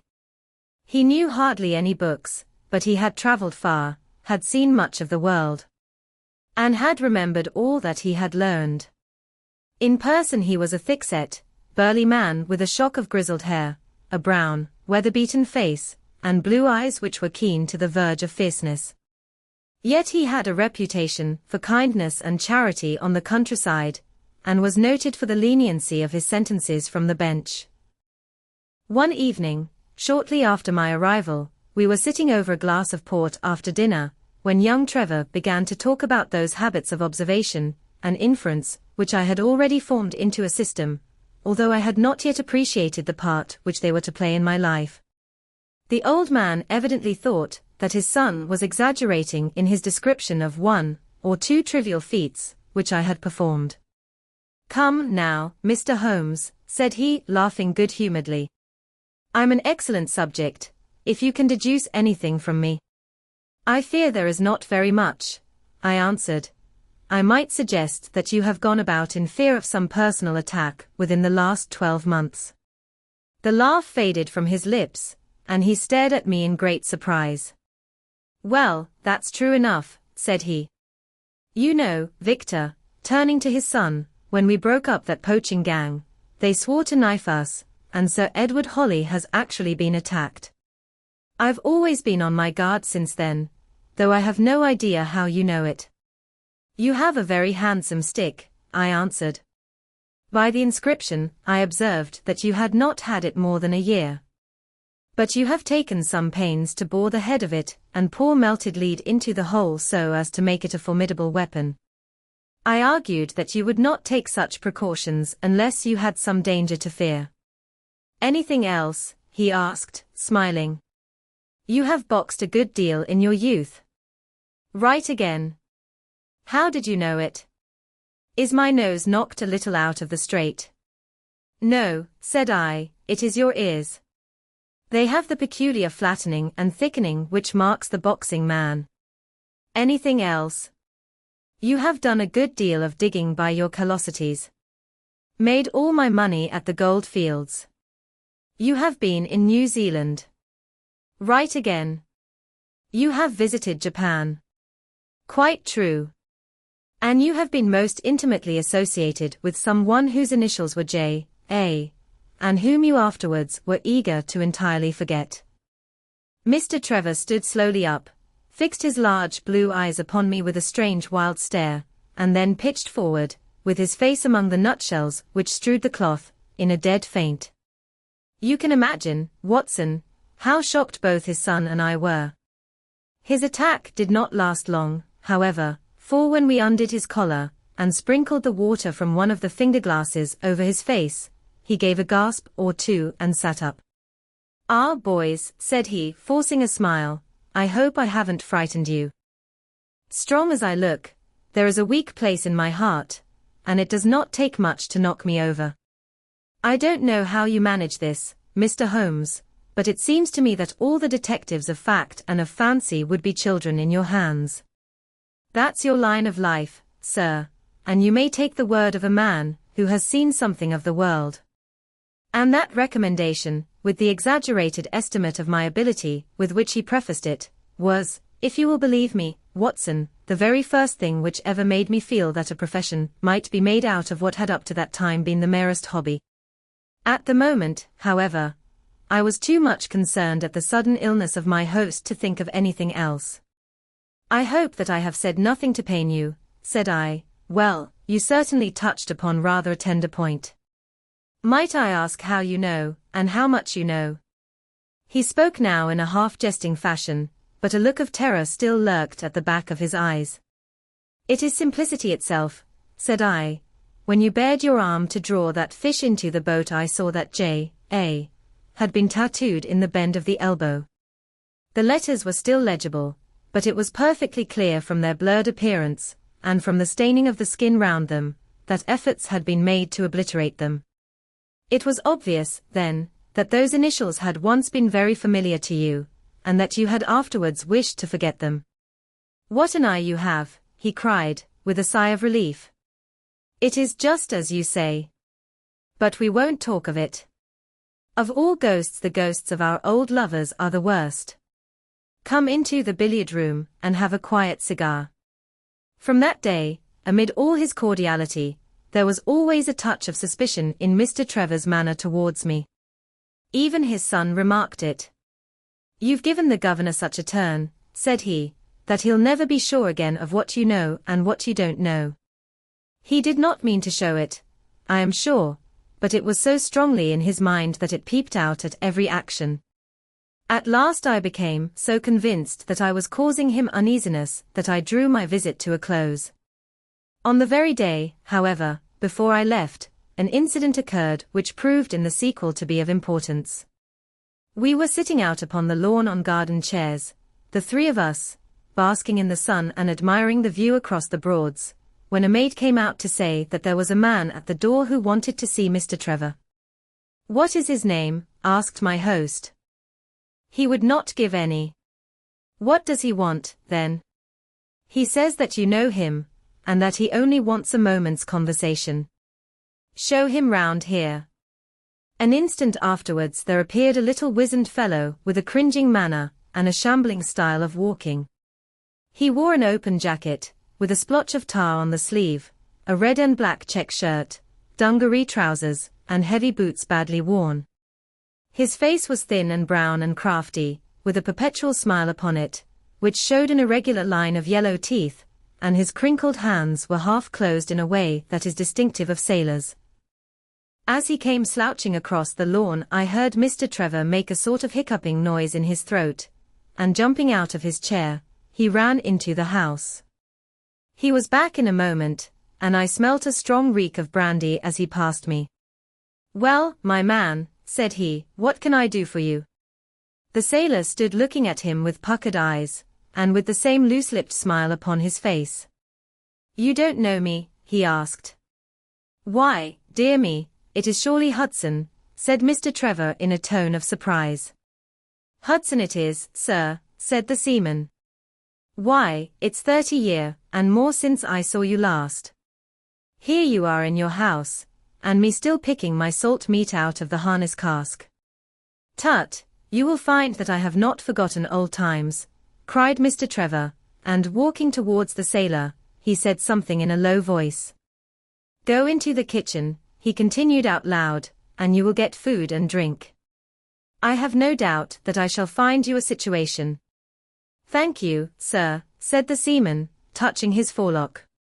"I'm just off a 2-year in an 8-knot tramp, short-handed at that, and I wants a rest. I thought I'd get it either with Mr. Beddoes or with you." "Ah," cried Trevor. "You know where Mr. Beddoes is." "Bless you, sir, I know where all my old friends are," said the fellow with a sinister smile, and he slouched off after the maid to the kitchen. Mr. Trevor mumbled something to us about having been shipmate with the man, when he was going back to the diggings, and then, leaving us on the lawn, he went indoors. An hour later, when we entered the house, we found him stretched dead drunk upon the dining-room sofa. The whole incident left a most ugly impression upon my mind, and I was not sorry next day to leave Donnithorpe behind me, for I felt that my presence must be a source of embarrassment to my friend. All this occurred during the first month of the long vacation. I went up to my London rooms, where I spent 7 weeks working out a few experiments in organic chemistry. One day, however, when the autumn was far advanced and the vacation drawing to a close, I received a telegram from my friend imploring me to return to Donnithorpe, and saying that he was in great need of my advice and assistance. Of course, I dropped everything and set out for the north once more. He met me with the dog-cart at the station, and I saw at a glance that the last 2 months had been very trying ones for him. He had grown thin and careworn, and had lost the loud, cheery manner for which he had been remarkable. "The governor is dying," were the first words he said. "Impossible!" I cried. "What is the matter?" "Apoplexy. Nervous shock, he's been on the verge all day. I doubt if we shall find him alive." I was, as you may think, Watson, horrified at this unexpected news. "What has caused it?" I asked. "Ah, that is the point. Jump in and we can talk it over while we drive. You remember that fellow who came upon the evening before you left us?" "Perfectly. Do you know who it was that we let into the house that day?" "I have no idea." "It was the devil, Holmes," he cried. I stared at him in astonishment. "Yes, it was the devil himself. We have not had a peaceful hour since, not one. The governor has never held up his head from that evening, and now the life has been crushed out of him and his heart broken, all through this accursed Hudson." "What power had he, then?" "Ah, that is what I would give so much to know. The kindly, charitable, good old governor, how could he have fallen into the clutches of such a ruffian? But I am so glad that you have come, Holmes. I trust very much to your judgment and discretion, and I know that you will advise me for the best." We were dashing along the smooth white country road, with the long stretch of the Broads in front of us glimmering in the red light of the setting sun. From a grove upon our left, I could already see the high chimneys and the flagstaff, which marked the squire's dwelling. "My father made the fellow gardener," said my companion, and then, as that did not satisfy him, he was promoted to be butler. The house seemed to be at his mercy, and he wandered about and did what he chose in it. The maids complained of his drunken habits and his vile language. The dad raised their wages all round to recompense them for the annoyance. The fellow would take the boat and my father's best gun, and treat himself to little shooting trips. And all this with such a sneering, leering, insolent face that I would have knocked him down 20 times over if he had been a man of my own age. I tell you, Holmes, I have had to keep a tight hold upon myself all this time, and now I am asking myself whether, if I had let myself go a little more, I might not have been a wiser man. Well, matters went from bad to worse with us, and this animal Hudson became more and more intrusive, until at last, on making some insolent reply to my father in my presence one day, I took him by the shoulders and turned him out of the room. He slunk away with a livid face and 2 venomous eyes, which uttered more threats than his tongue could do. I don't know what passed between the poor dad and him after that, but the dad came to me next day and asked me whether I would mind apologizing to Hudson.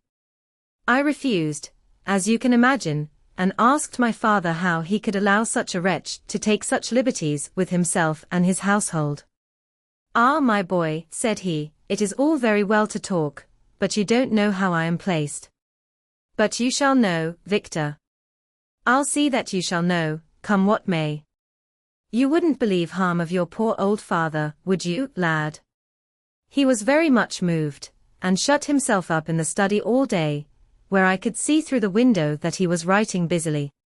That evening there came what seemed to me to be a grand release, for Hudson told us that he was going to leave us. He walked into the dining room as we sat after dinner, and announced his intention in the thick voice of a half-drunken man. "I've had enough of Norfolk," said he. "I'll run down to Mr. Beddoes in Hampshire. He'll be as glad to see me as you were, I dare say. You're not going away in an unkind spirit, Hudson, I hope," said my father, with a tameness which made my blood boil. "I've not had my apology," said he sulkily, glancing in my direction. "Victor, you will acknowledge that you have used this worthy fellow rather roughly," said the dad, turning to me. "On the contrary, I think that we have both shown extraordinary patience towards him," I answered. "Oh, you do you?" he snarls. "Very good, mate.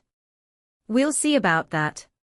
He slouched out of the room, and half an hour afterwards left the house, leaving my father in a state of pitiable nervousness. Night after night, I heard him pacing his room, and it was just as he was recovering his confidence that the blow did at last fall. "And how?" I asked eagerly. "In a most extraordinary fashion.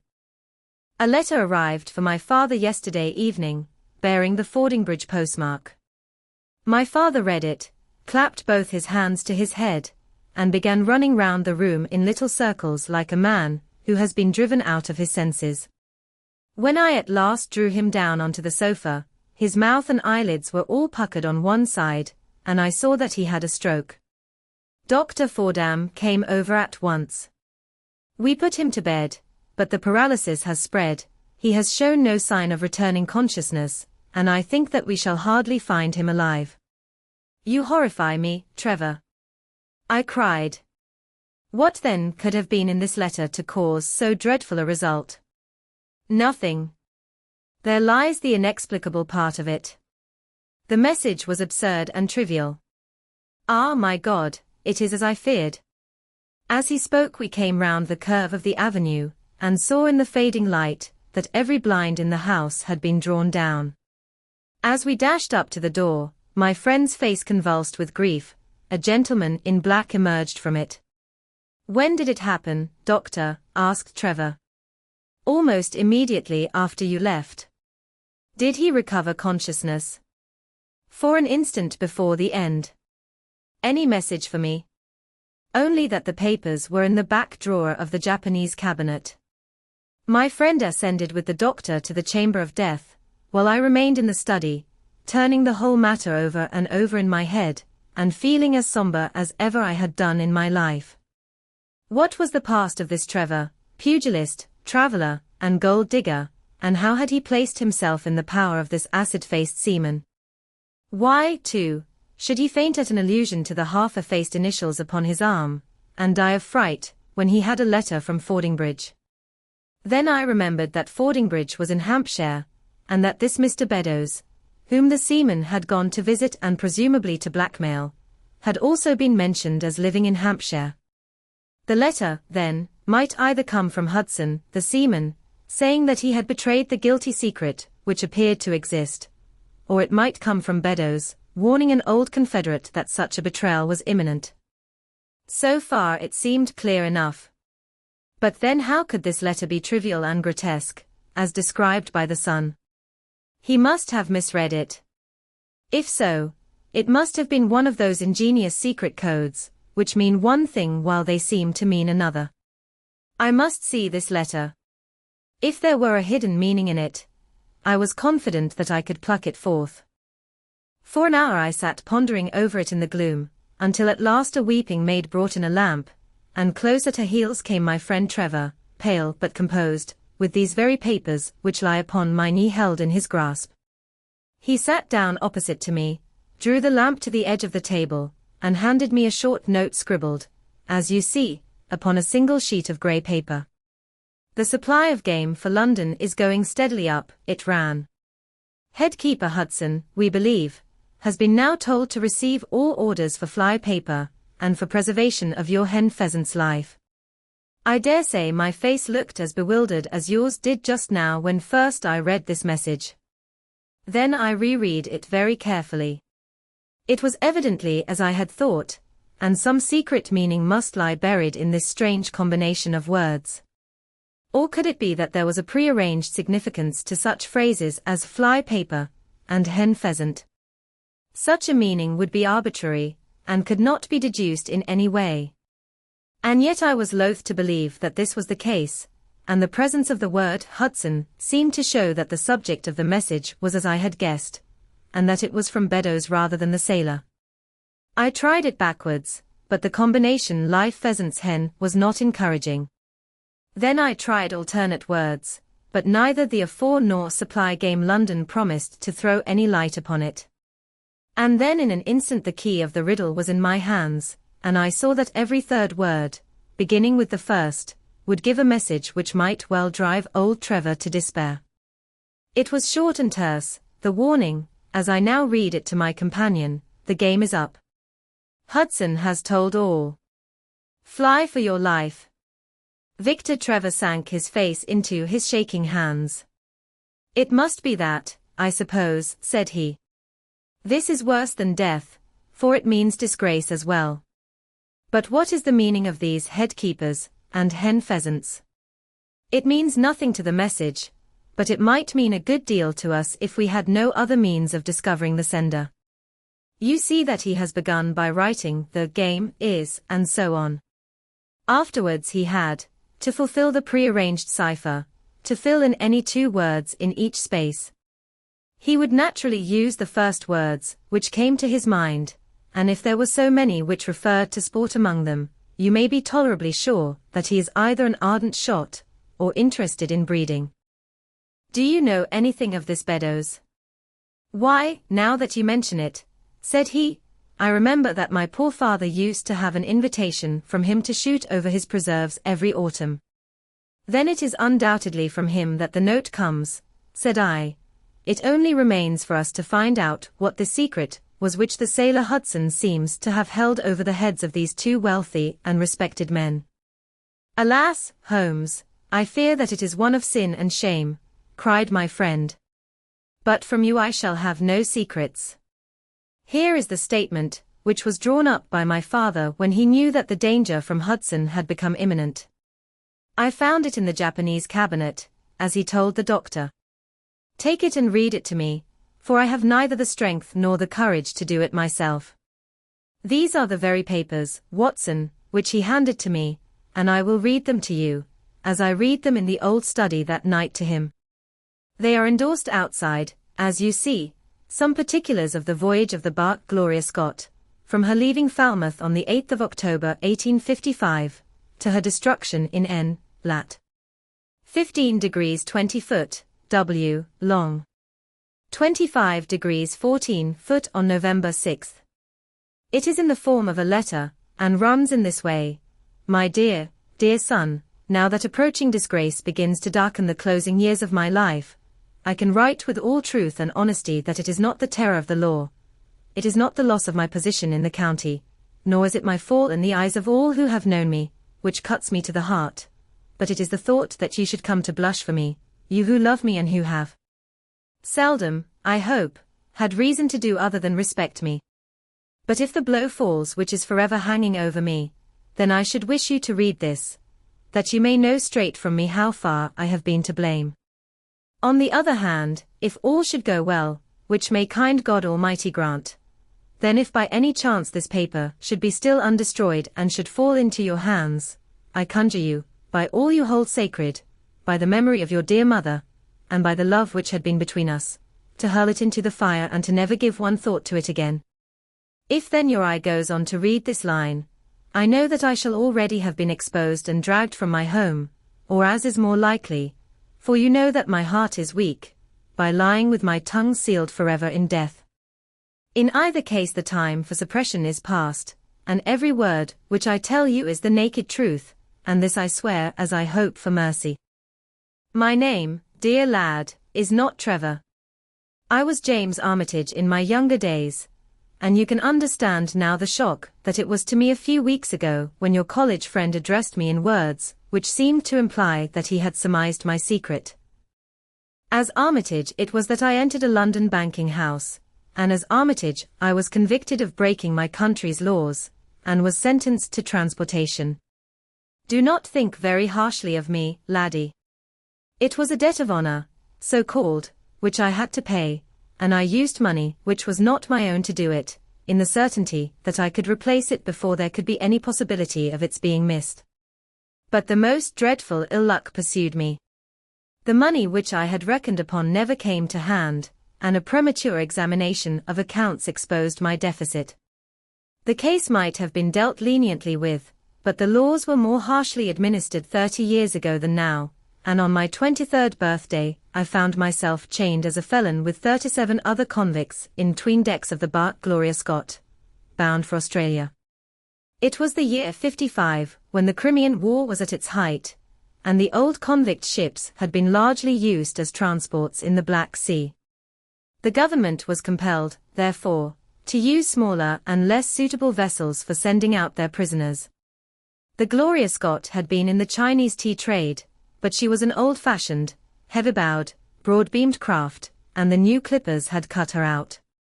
She was a 500-ton boat, and besides her 38 gale birds, she carried 26 of a crew, 18 soldiers, a captain, 3 mates, a doctor, a chaplain, and 4 warders. Nearly 100 souls were in her, all told, when we set sail from Falmouth. The partitions between the cells of the convicts, instead of being of thick oak, as is usual in convict ships, were quite thin and frail.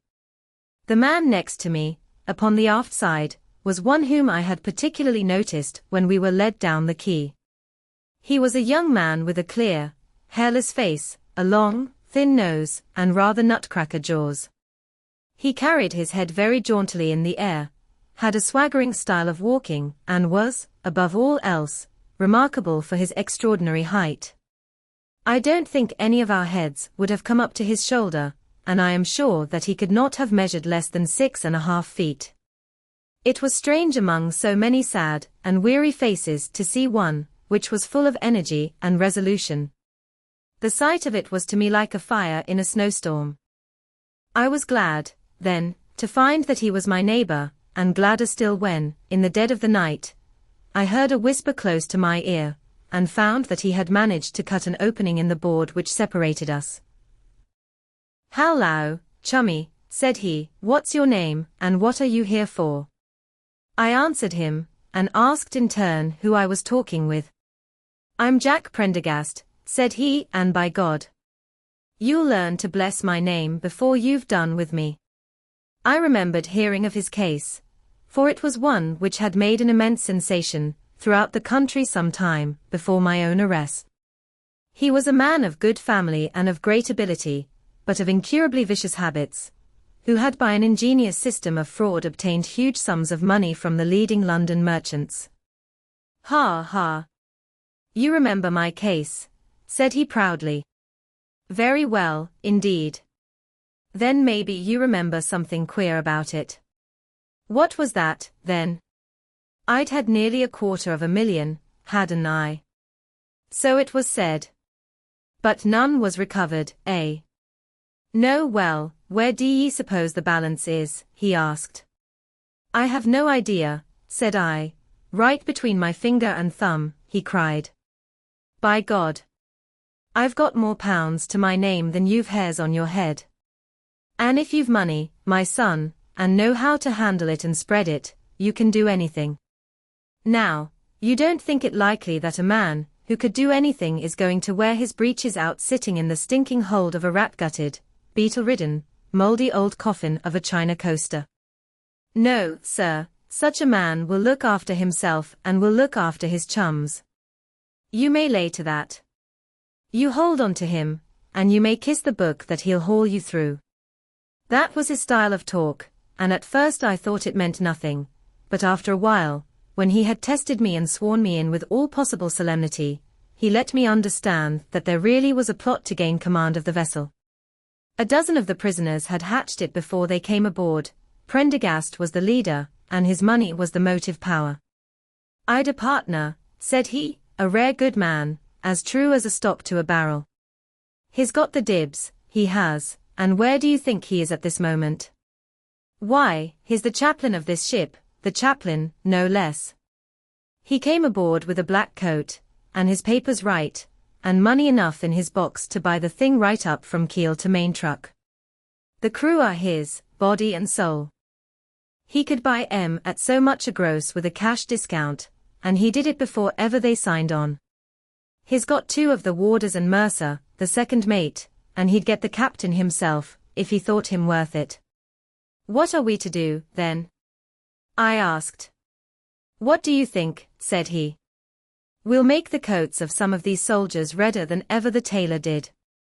"But they are armed," said I, "and so shall we be, my boy. There's a brace of pistols for every mother's son of us, and if we can't carry this ship, with the crew at our back, it's time we were all sent to a young Mrs. boarding school. You speak to your mate upon the left tonight, and see if he is to be trusted." I did so, and found my other neighbor to be a young fellow in much the same position as myself, whose crime had been forgery. His name was Evans, but he afterwards changed it, like myself, and he is now a rich and prosperous man in the south of England.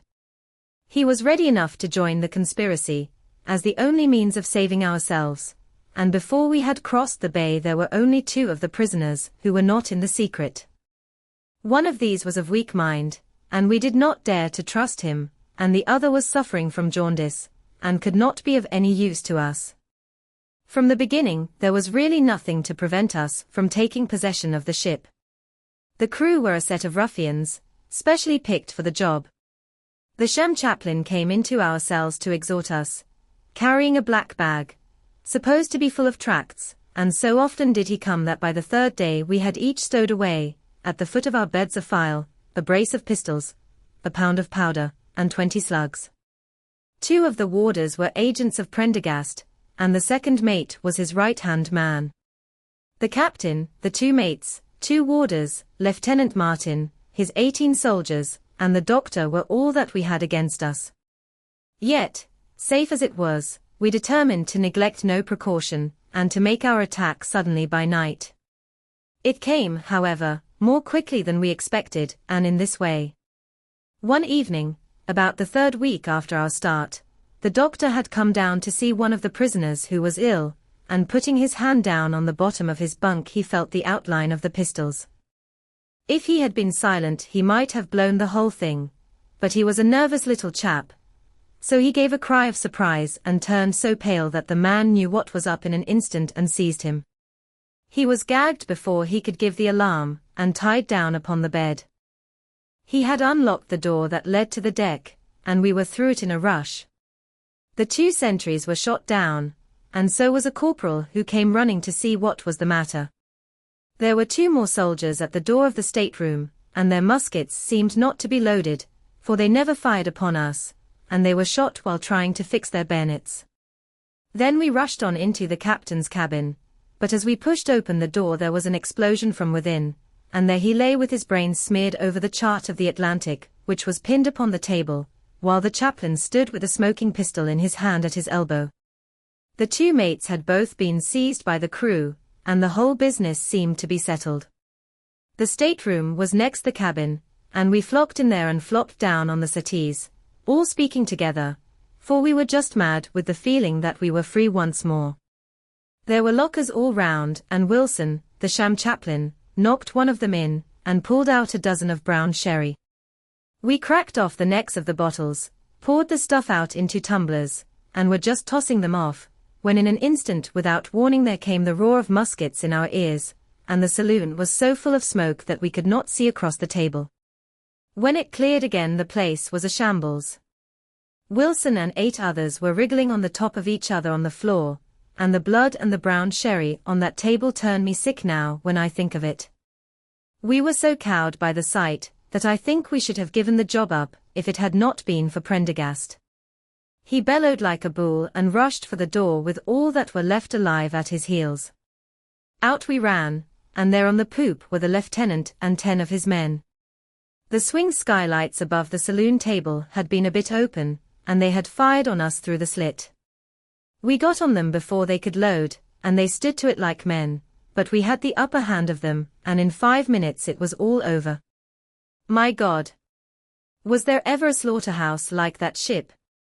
Prendergast was like a raging devil, and he picked the soldiers up as if they had been children and threw them overboard alive or dead.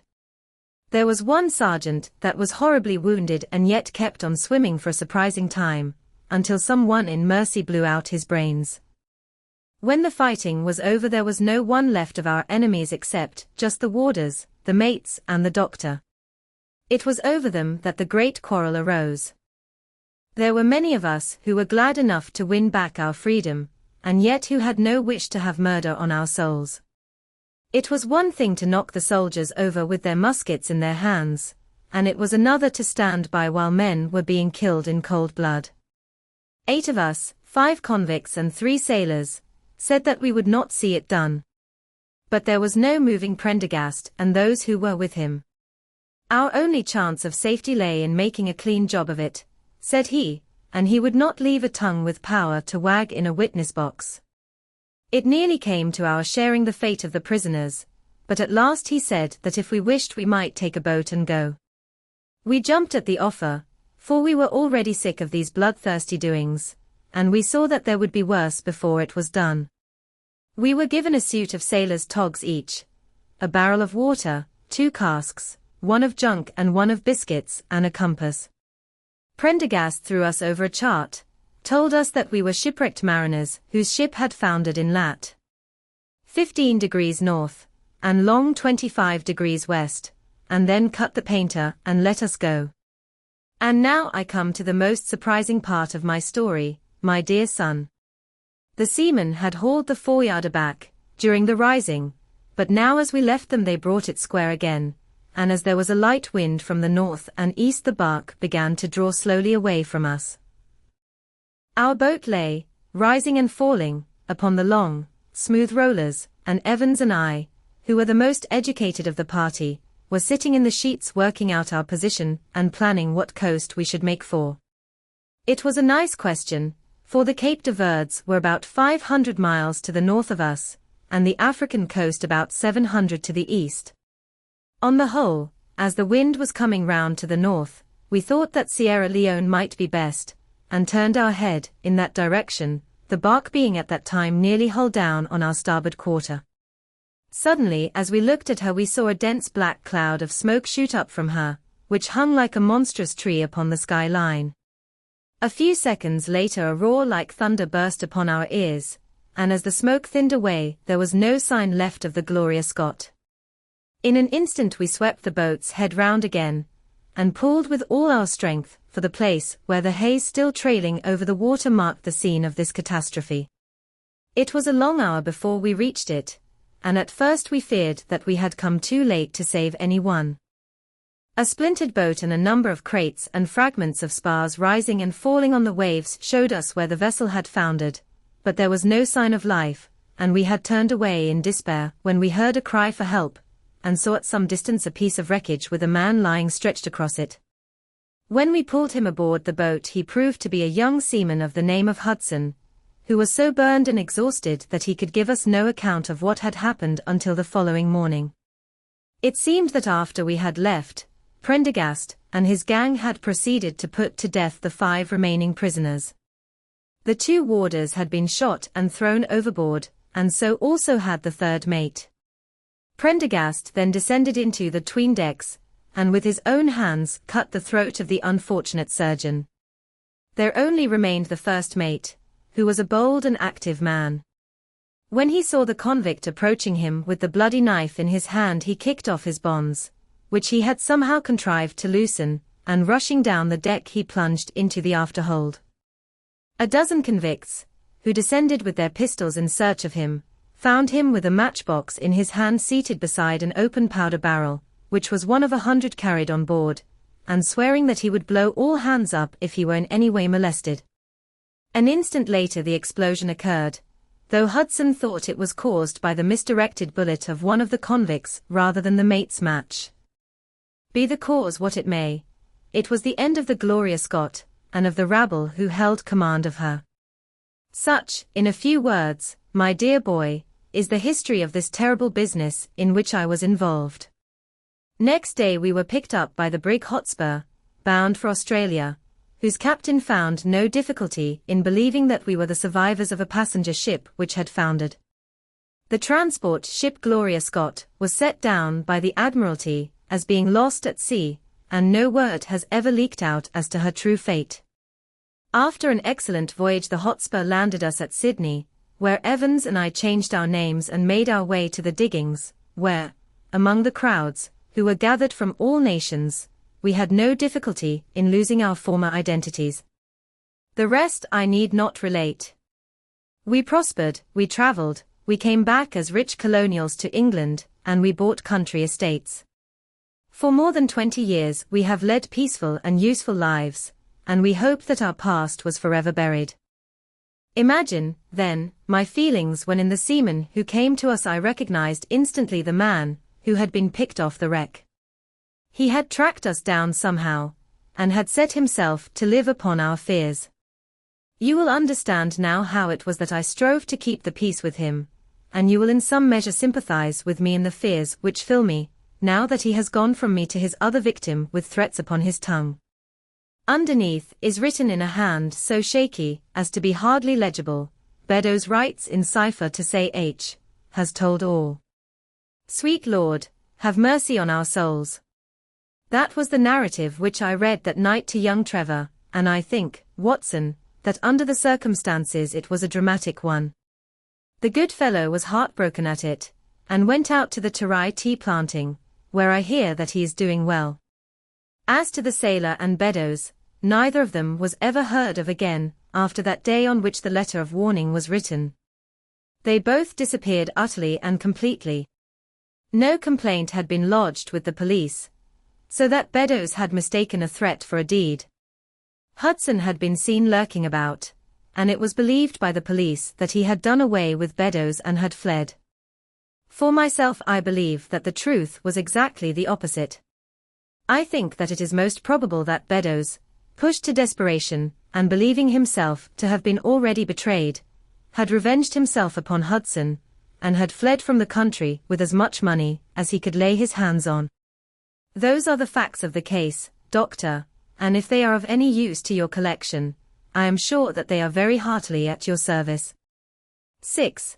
The Musgrave Ritual. An anomaly which often struck me in the character of my friend Sherlock Holmes was that, although in his methods of thought he was the neatest and most methodical of mankind, and although also he affected a certain quiet primness of dress, he was none the less in his personal habits one of the most untidy men that ever drove a fellow lodger to distraction. Not that I am in the least conventional in that respect myself. The rough-and-tumble work in Afghanistan, coming on the top of a natural bohemianism of disposition, has made me rather more lax than befits a medical man. But with me there is a limit, and when I find a man who keeps his cigars in the coal scuttle, his tobacco in the toe end of a Persian slipper, and his unanswered correspondence transfixed by a jackknife into the very center of his wooden mantelpiece, then I begin to give myself virtuous airs. I have always held, too, that pistol practice should be distinctly an open-air pastime, and when Holmes, in one of his queer humors, would sit in an armchair with his hair trigger and 100 boxer cartridges, and proceed to adorn the opposite wall with a patriotic V. R. done in bullet pocks, I felt strongly that neither the atmosphere nor the appearance of our room was improved by it. Our chambers were always full of chemicals and of criminal relics, which had a way of wandering into unlikely positions, and of turning up in the butter dish, or in even less desirable places. But his papers were my great crux.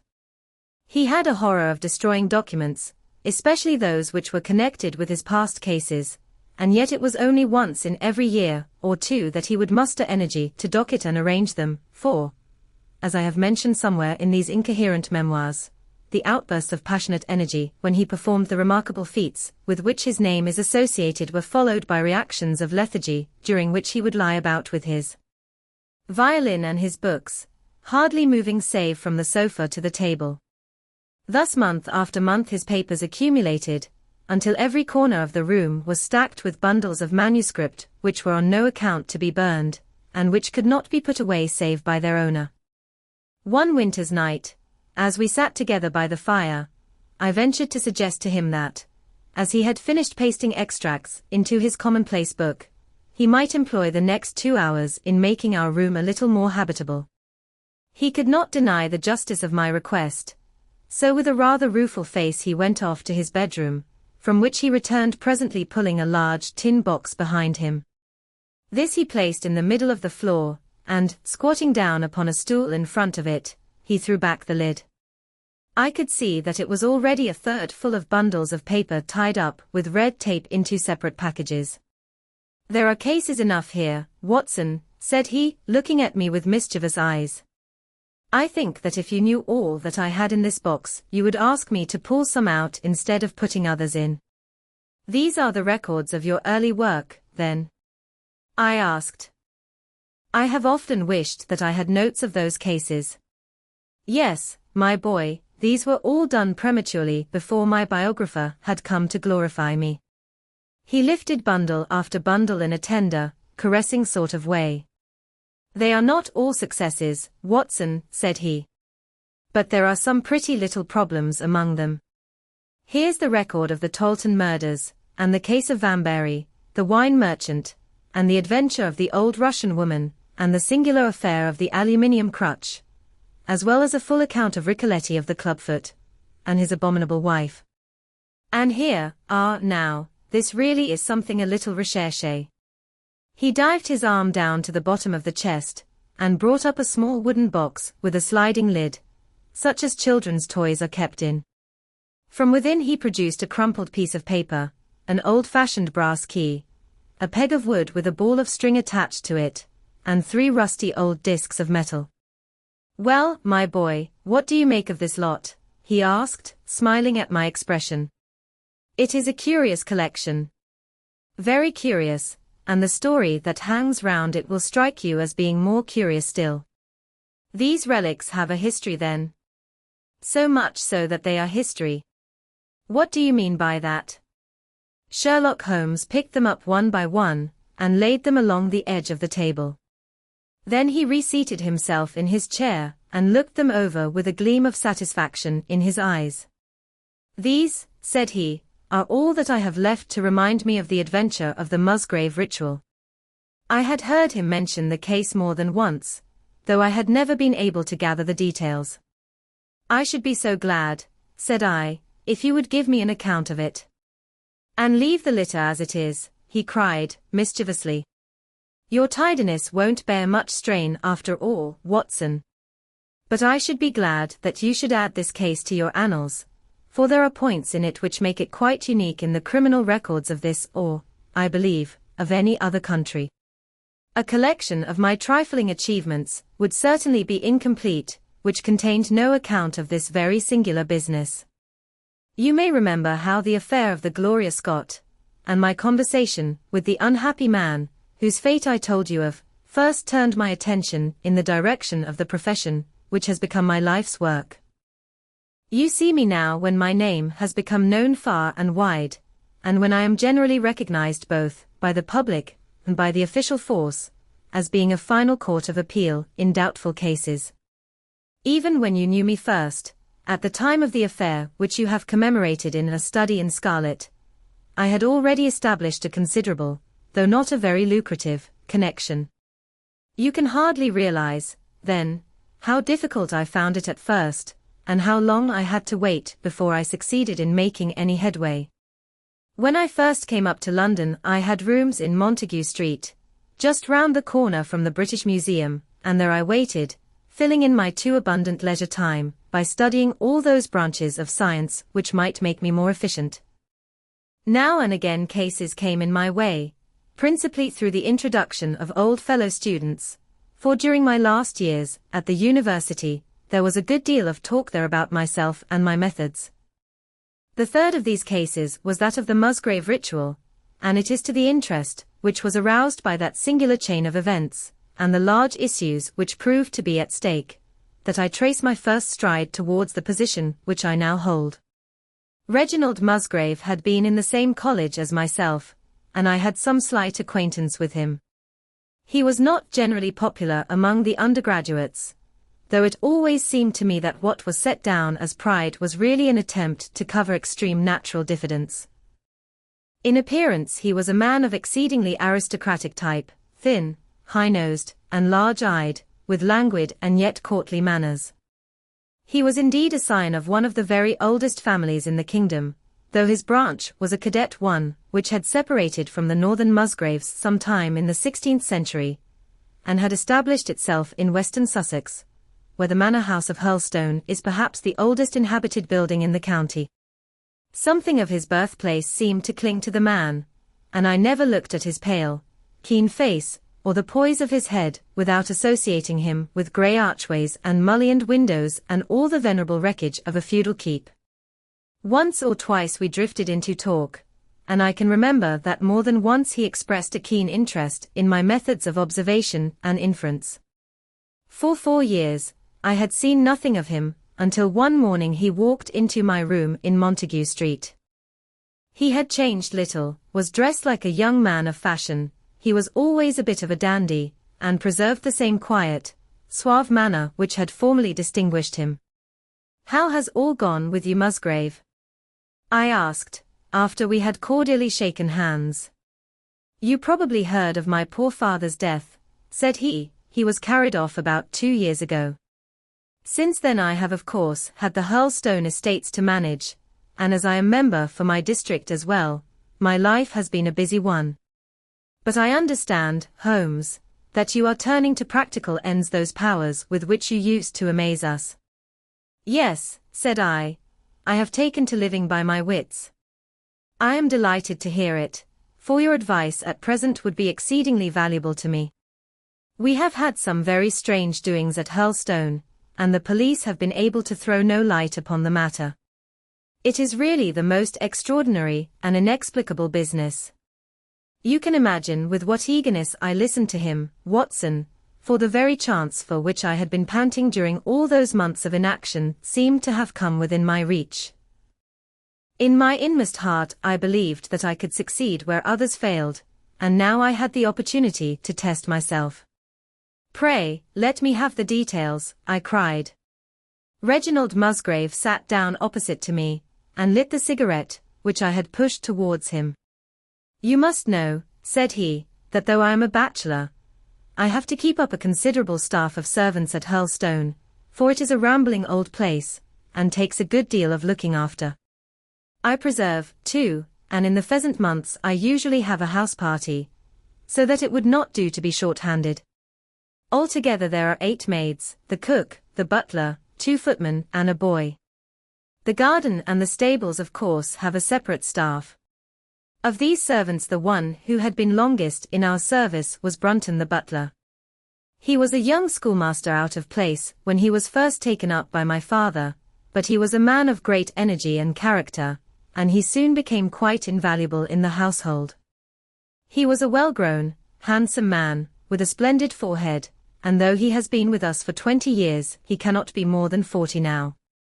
With his personal advantages and his extraordinary gifts, for he can speak several languages and play nearly every musical instrument, it is wonderful that he should have been satisfied so long in such a position, but I suppose that he was comfortable, and lacked energy to make any change. The butler of Hurlstone is always a thing that is remembered by all who visit us. But this paragon has one fault. He is a bit of a Don Juan, and you can imagine that for a man like him it is not a very difficult part to play in a quiet country district. When he was married it was all right, but since he has been a widower we have had no end of trouble with him. A few months ago we were in hopes that he was about to settle down again, for he became engaged to Rachel Howells, our second housemaid, but he has thrown her over since then and taken up with Janet Tregellis, the daughter of the head gamekeeper. Rachel, who is a very good girl, but of an excitable Welsh temperament, had a sharp touch of brain fever, and goes about the house now, or did until yesterday, like a black-eyed shadow of her former self. That was our first drama at Hurlstone, but a second one came to drive it from our minds, and it was prefaced by the disgrace and dismissal of Butler Brunton. This was how it came about. I have said that the man was intelligent, and this very intelligence has caused his ruin, for it seems to have led to an insatiable curiosity about things which did not in the least concern him. I had no idea of the lengths to which this would carry him, until the merest accident opened my eyes to it. I have said that the house is a rambling one. One day last week, on Thursday night, to be more exact, I found that I could not sleep, having foolishly taken a cup of strong café noir after my dinner. After struggling against it until 2 in the morning, I felt that it was quite hopeless, so I rose and lit the candle with the intention of continuing a novel which I was reading. The book, however, had been left in the billiard room, so I pulled on my dressing gown and started off to get it. In order to reach the billiard room, I had to descend a flight of stairs, and then to cross the head of a passage, which led to the library and the gun room. You can imagine my surprise when, as I looked down this corridor, I saw a glimmer of light coming from the open door of the library. I had myself extinguished the lamp, and closed the door before coming to bed. Naturally my first thought was of burglars. The corridors at Hurlstone have their walls largely decorated with trophies of old weapons. From one of these I picked a battle-axe, and then, leaving my candle behind me, I crept on tiptoe down the passage and peeped in at the open door. Brunton, the butler, was in the library. He was sitting, fully dressed, in an easy-chair, with a slip of paper which looked like a map upon his knee, and his forehead sunk forward upon his hand in deep thought. I stood dumb with astonishment, watching him from the darkness. A small taper on the edge of the table shed a feeble light, which sufficed to show me that he was fully dressed. Suddenly, as I looked, he rose from his chair, and walking over to a bureau at the side, he unlocked it and drew out one of the drawers. From this he took a paper, and returning to his seat he flattened it out beside the taper on the edge of the table, and began to study it with minute attention. My indignation at this calm examination of our family documents overcame me so far that I took a step forward, and Brunton, looking up, saw me standing in the doorway. He sprang to his feet, his face turned livid with fear, and he thrust into his breast the chart-like paper, which he had been originally studying. "So," said I, "this is how you repay the trust which we have reposed in you. You will leave my service tomorrow." He bowed with the look of a man who is utterly crushed, and slunk past me without a word. The taper was still on the table, and by its light I glanced to see what the paper was which Brunton had taken from the bureau. To my surprise, it was nothing of any importance at all, but simply a copy of the questions and answers in the singular old observance called the Musgrave Ritual.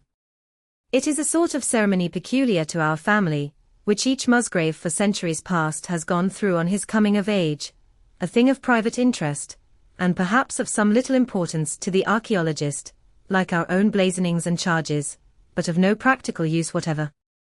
"We had better come back to the paper afterwards," said I. "If you think it really necessary," he answered, with some hesitation. To continue my statement, however, I relocked the bureau, using the key which Brunton had left, and I had turned to go when I was surprised to find that the butler had returned, and was standing before me. "Mr. Musgrave, sir," he cried in a voice which was hoarse with emotion, "I can't bear disgrace, sir. I've always been proud above my station in life, and disgrace would kill me. My blood will be on your head, sir, it will, indeed, if you drive me to despair. If you cannot keep me after what has passed, then for God's sake let me give you notice and leave in a month, as if of my own free will. I could stand that, Mr. Musgrave, but not to be cast out before all the folk that I know so well." "You don't deserve much consideration, Brunton," I answered. "Your conduct has been most infamous. However, as you have been a long time in the family, I have no wish to bring public disgrace upon you.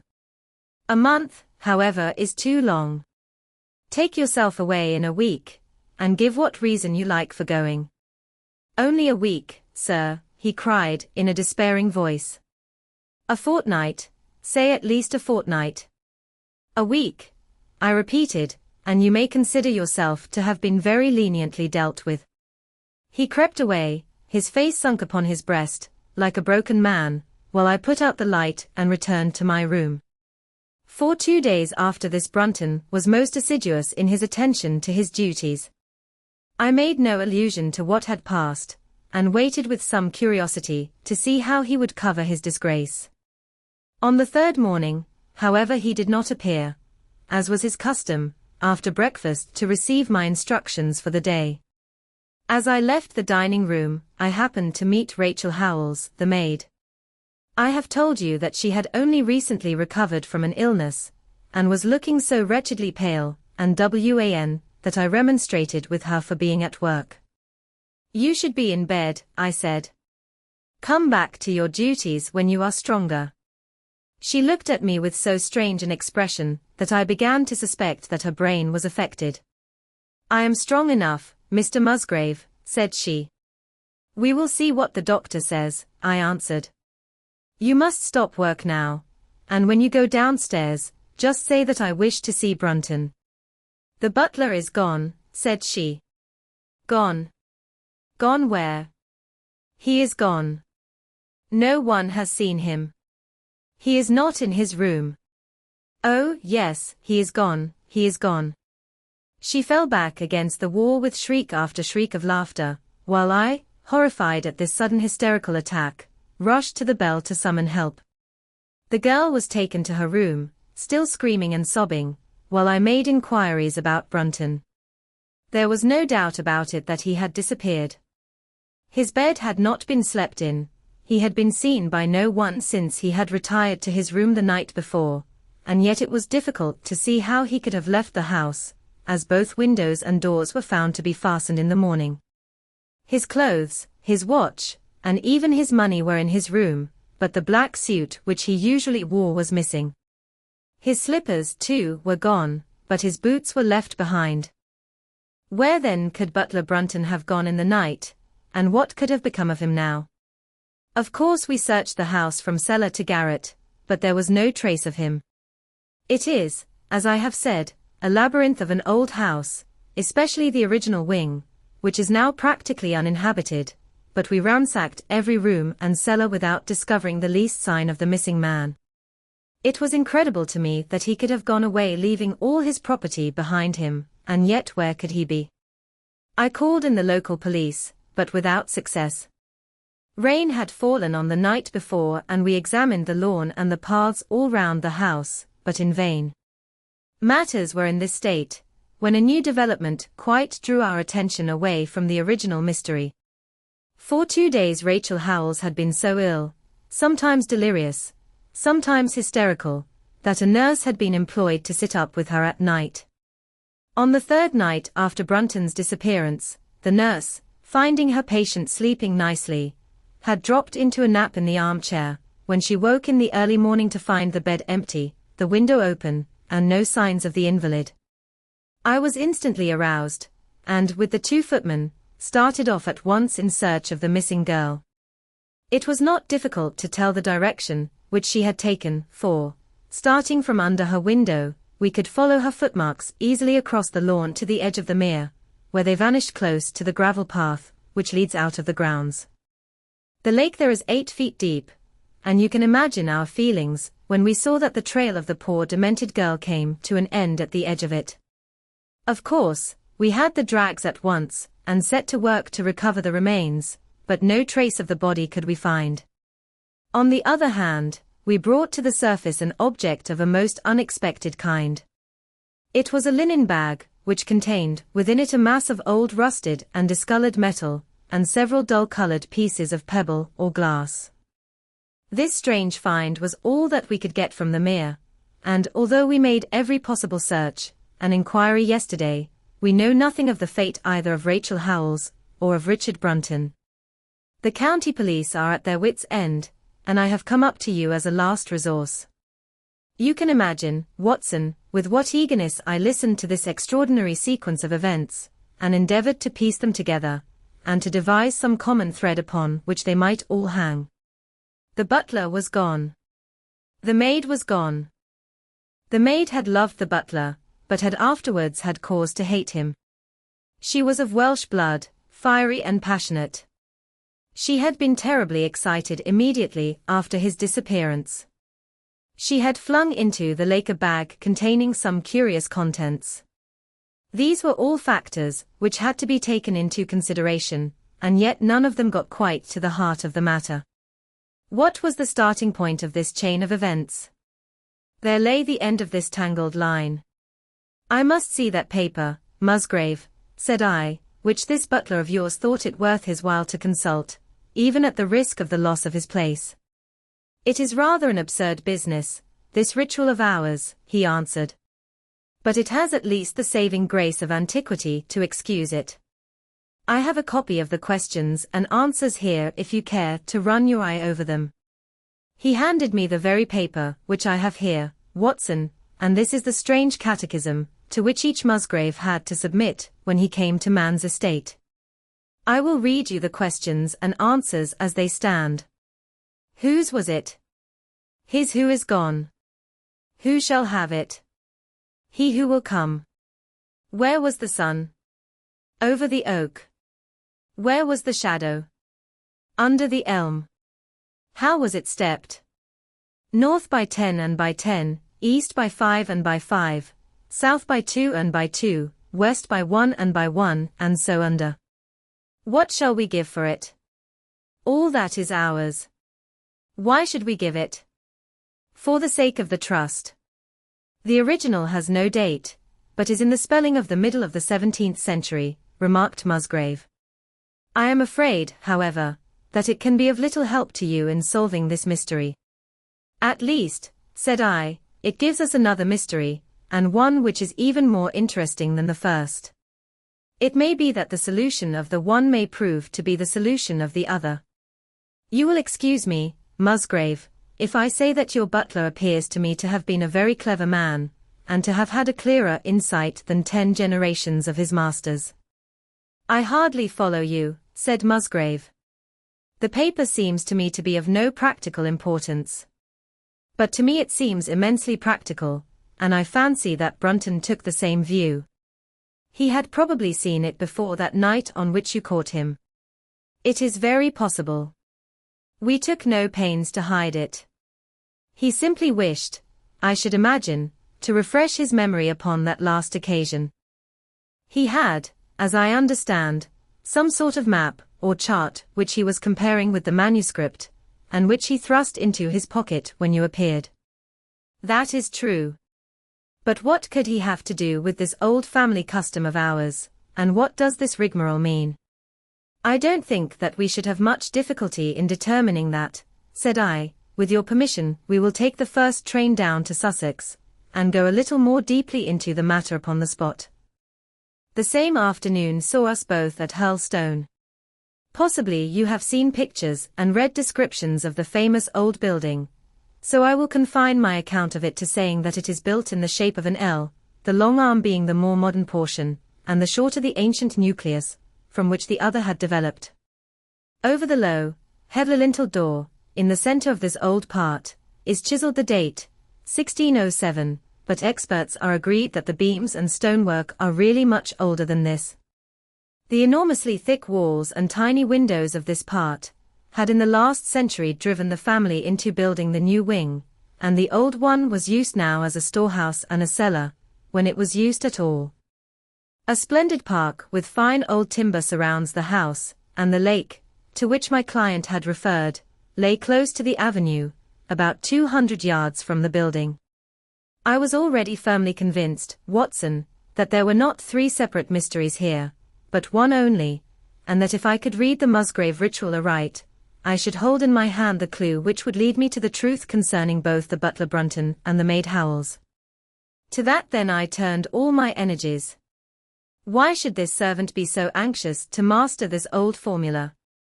Evidently, because he saw something in it which had escaped all those generations of country squires, and from which he expected some personal advantage. What was it then, and how had it affected his fate? It was perfectly obvious to me, on reading the ritual, that the measurements must refer to some spot to which the rest of the document alluded, and that if we could find that spot, we should be in a fair way towards finding what the secret was which the old Musgraves had thought it necessary to embalm in so curious a fashion. There were 2 guides given us to start with, an oak and an elm. As to the oak there could be no question at all. Right in front of the house, upon the left-hand side of the drive, there stood a patriarch among oaks, one of the most magnificent trees that I have ever seen. That was there when your ritual was drawn up, said I, as we drove past it. It was there at the Norman Conquest in all probability, he answered. It has a girth of 23 feet. Have you any old elms? I asked.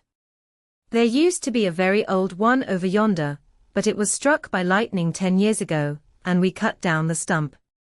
You can see where it used to be. Oh, yes. There are no other elms. No old ones, but plenty of beeches. I should like to see where it grew. We had driven up in a dog-cart, and my client led me away at once, without our entering the house, to the scar on the lawn where the elm had stood. It was nearly midway between the oak and the house.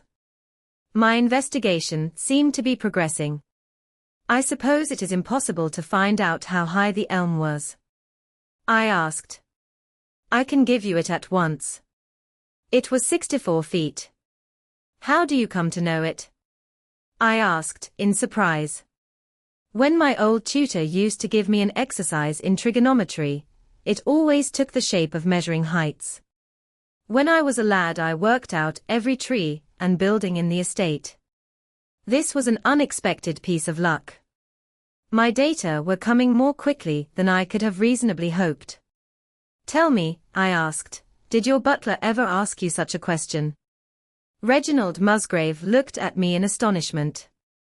Now that you call it to my mind, he answered, Brunton did ask me about the height of the tree some months ago, in connection with some little argument with the groom. This was excellent news, Watson, for it showed me that I was on the right road. I looked up at the sun. It was low in the heavens, and I calculated that in less than an hour it would lie just above the topmost branches of the old oak. One condition mentioned in the ritual would then be fulfilled. And the shadow of the elm must mean the farther end of the shadow, otherwise the trunk would have been chosen as the guide. I had, then, to find where the far end of the shadow would fall when the sun was just clear of the oak. That must have been difficult, Holmes, when the elm was no longer there. Well, at least I knew that if Brunton could do it, I could also. Besides, there was no real difficulty. I went with Musgrave to his study and whittled myself this peg, to which I tied this long string with a knot at each yard. Then I took 2 lengths of a fishing rod, which came to just 6 feet, and I went back with my client to where the elm had been. The sun was just grazing the top of the oak. I fastened the rod on end, marked out the direction of the shadow, and measured it. It was 9 feet in length. Of course the calculation now was a simple one. If a rod of 6 feet threw a shadow of 9, a tree of 64 feet would throw one of 9 to 6, and the line of the one would of course be the line of the other. I measured out the distance, which brought me almost to the wall of the house, and I thrust a peg into the spot. You can imagine my exultation, Watson, when within 2 inches of my peg I saw a conical depression in the ground. I knew that it was the mark made by Brunton in his measurements, and that I was still upon his trail. From this starting point I proceeded to step, having first taken the cardinal points by my pocket compass. 10 steps with each foot took me along parallel with the wall of the house, and again I marked my spot with a peg. Then I carefully paced off 5 to the east and 2 to the south. It brought me to the very threshold of the old door. 2 steps to the west meant now that I was to go 2 paces down the stone-flagged passage, and this was the place indicated by the ritual. Never have I felt such a cold chill of disappointment, Watson. For a moment it seemed to me that there must be some radical mistake in my calculations. The setting sun shone full upon the passage floor, and I could see that the old, foot-worn grey stones with which it was paved were firmly cemented together, and had certainly not been moved for many a long year. Brunton had not been at work here. I tapped upon the floor, but it sounded the same all over, and there was no sign of any crack or crevice. But, fortunately, Musgrave, who had begun to appreciate the meaning of my proceedings, and who was now as excited as myself, took out his manuscript to check my calculation. "An under," he cried. "You have omitted the an under." I had thought that it meant that we were to dig, but now, of course, I saw at once that I was wrong. "There is a cellar under this then?" I cried. "Yes, and as old as the house. Down here, through this door." We went down a winding stone stair, and my companion, striking a match, lit a large lantern which stood on a barrel in the corner. In an instant it was obvious that we had at last come upon the true place, and that we had not been the only people to visit the spot recently. It had been used for the storage of wood, but the billets, which had evidently been littered over the floor, were now piled at the sides, so as to leave a clear space in the middle. In this space lay a large and heavy flagstone, with a rusted iron ring in the center, to which a thick shepherd's check muffler was attached. "By Jove!" cried my client. "That's Brunton's muffler. I have seen it on him, and could swear to it. What has the villain been doing here?" At my suggestion a couple of the county police were summoned to be present, and I then endeavored to raise the stone by pulling on the cravat. I could only move it slightly, and it was with the aid of one of the constables that I succeeded at last in carrying it to one side. A black hole yawned beneath into which we all peered, while Musgrave, kneeling at the side, pushed down the lantern.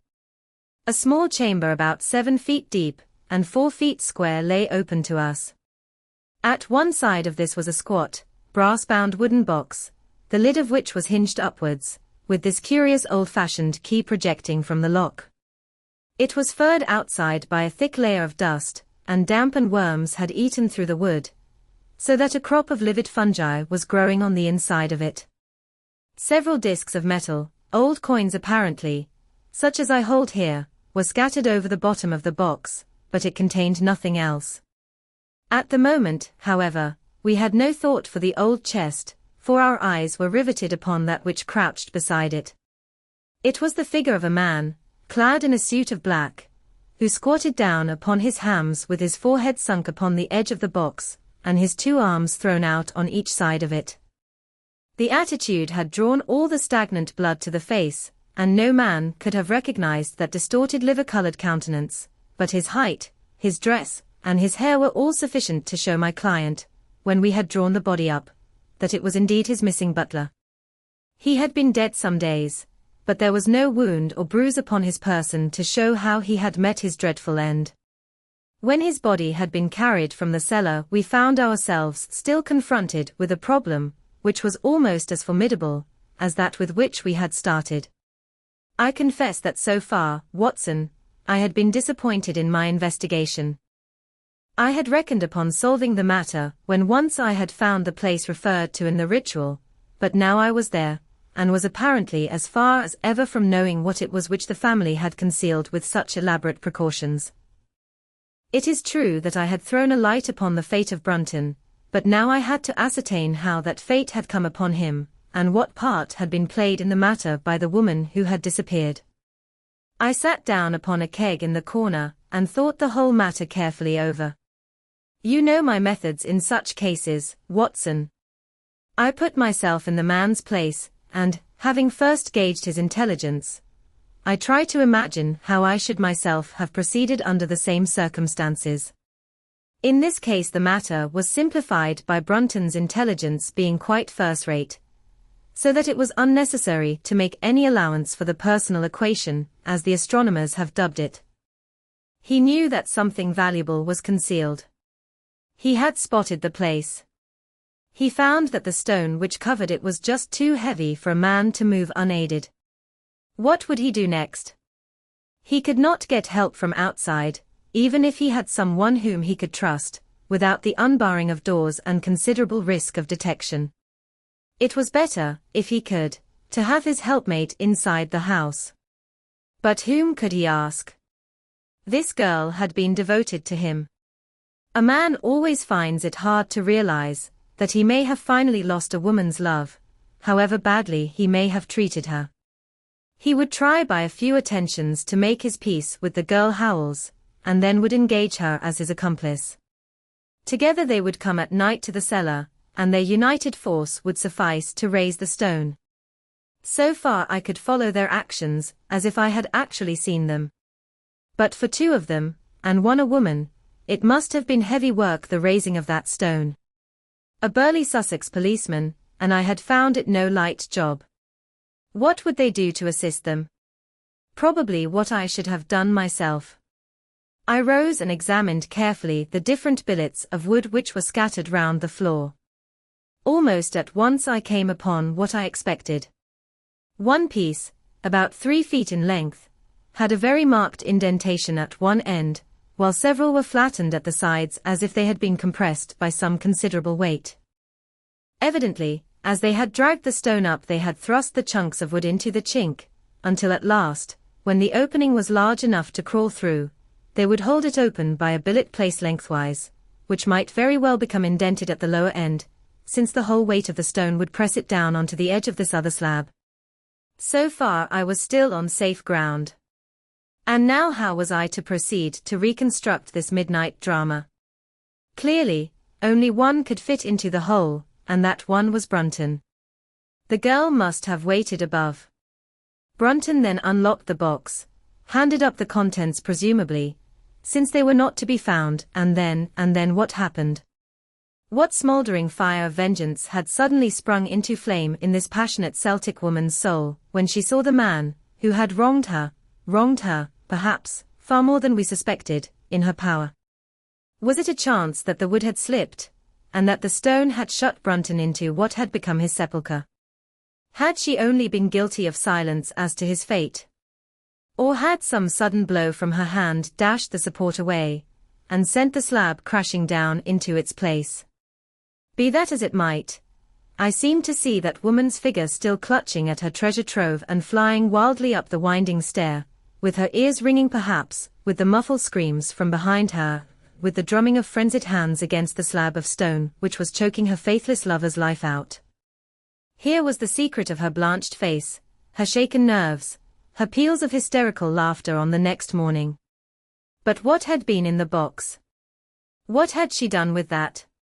Of course, it must have been the old metal and pebbles which my client had dragged from the mere. She had thrown them in there at the first opportunity, to remove the last trace of her crime. For 20 minutes I had sat motionless, thinking the matter out. Musgrave still stood with a very pale face, swinging his lantern and peering down into the hole. "These are coins of Charles I," said he, holding out the few which had been in the box. "You see we were right in fixing our date for the ritual."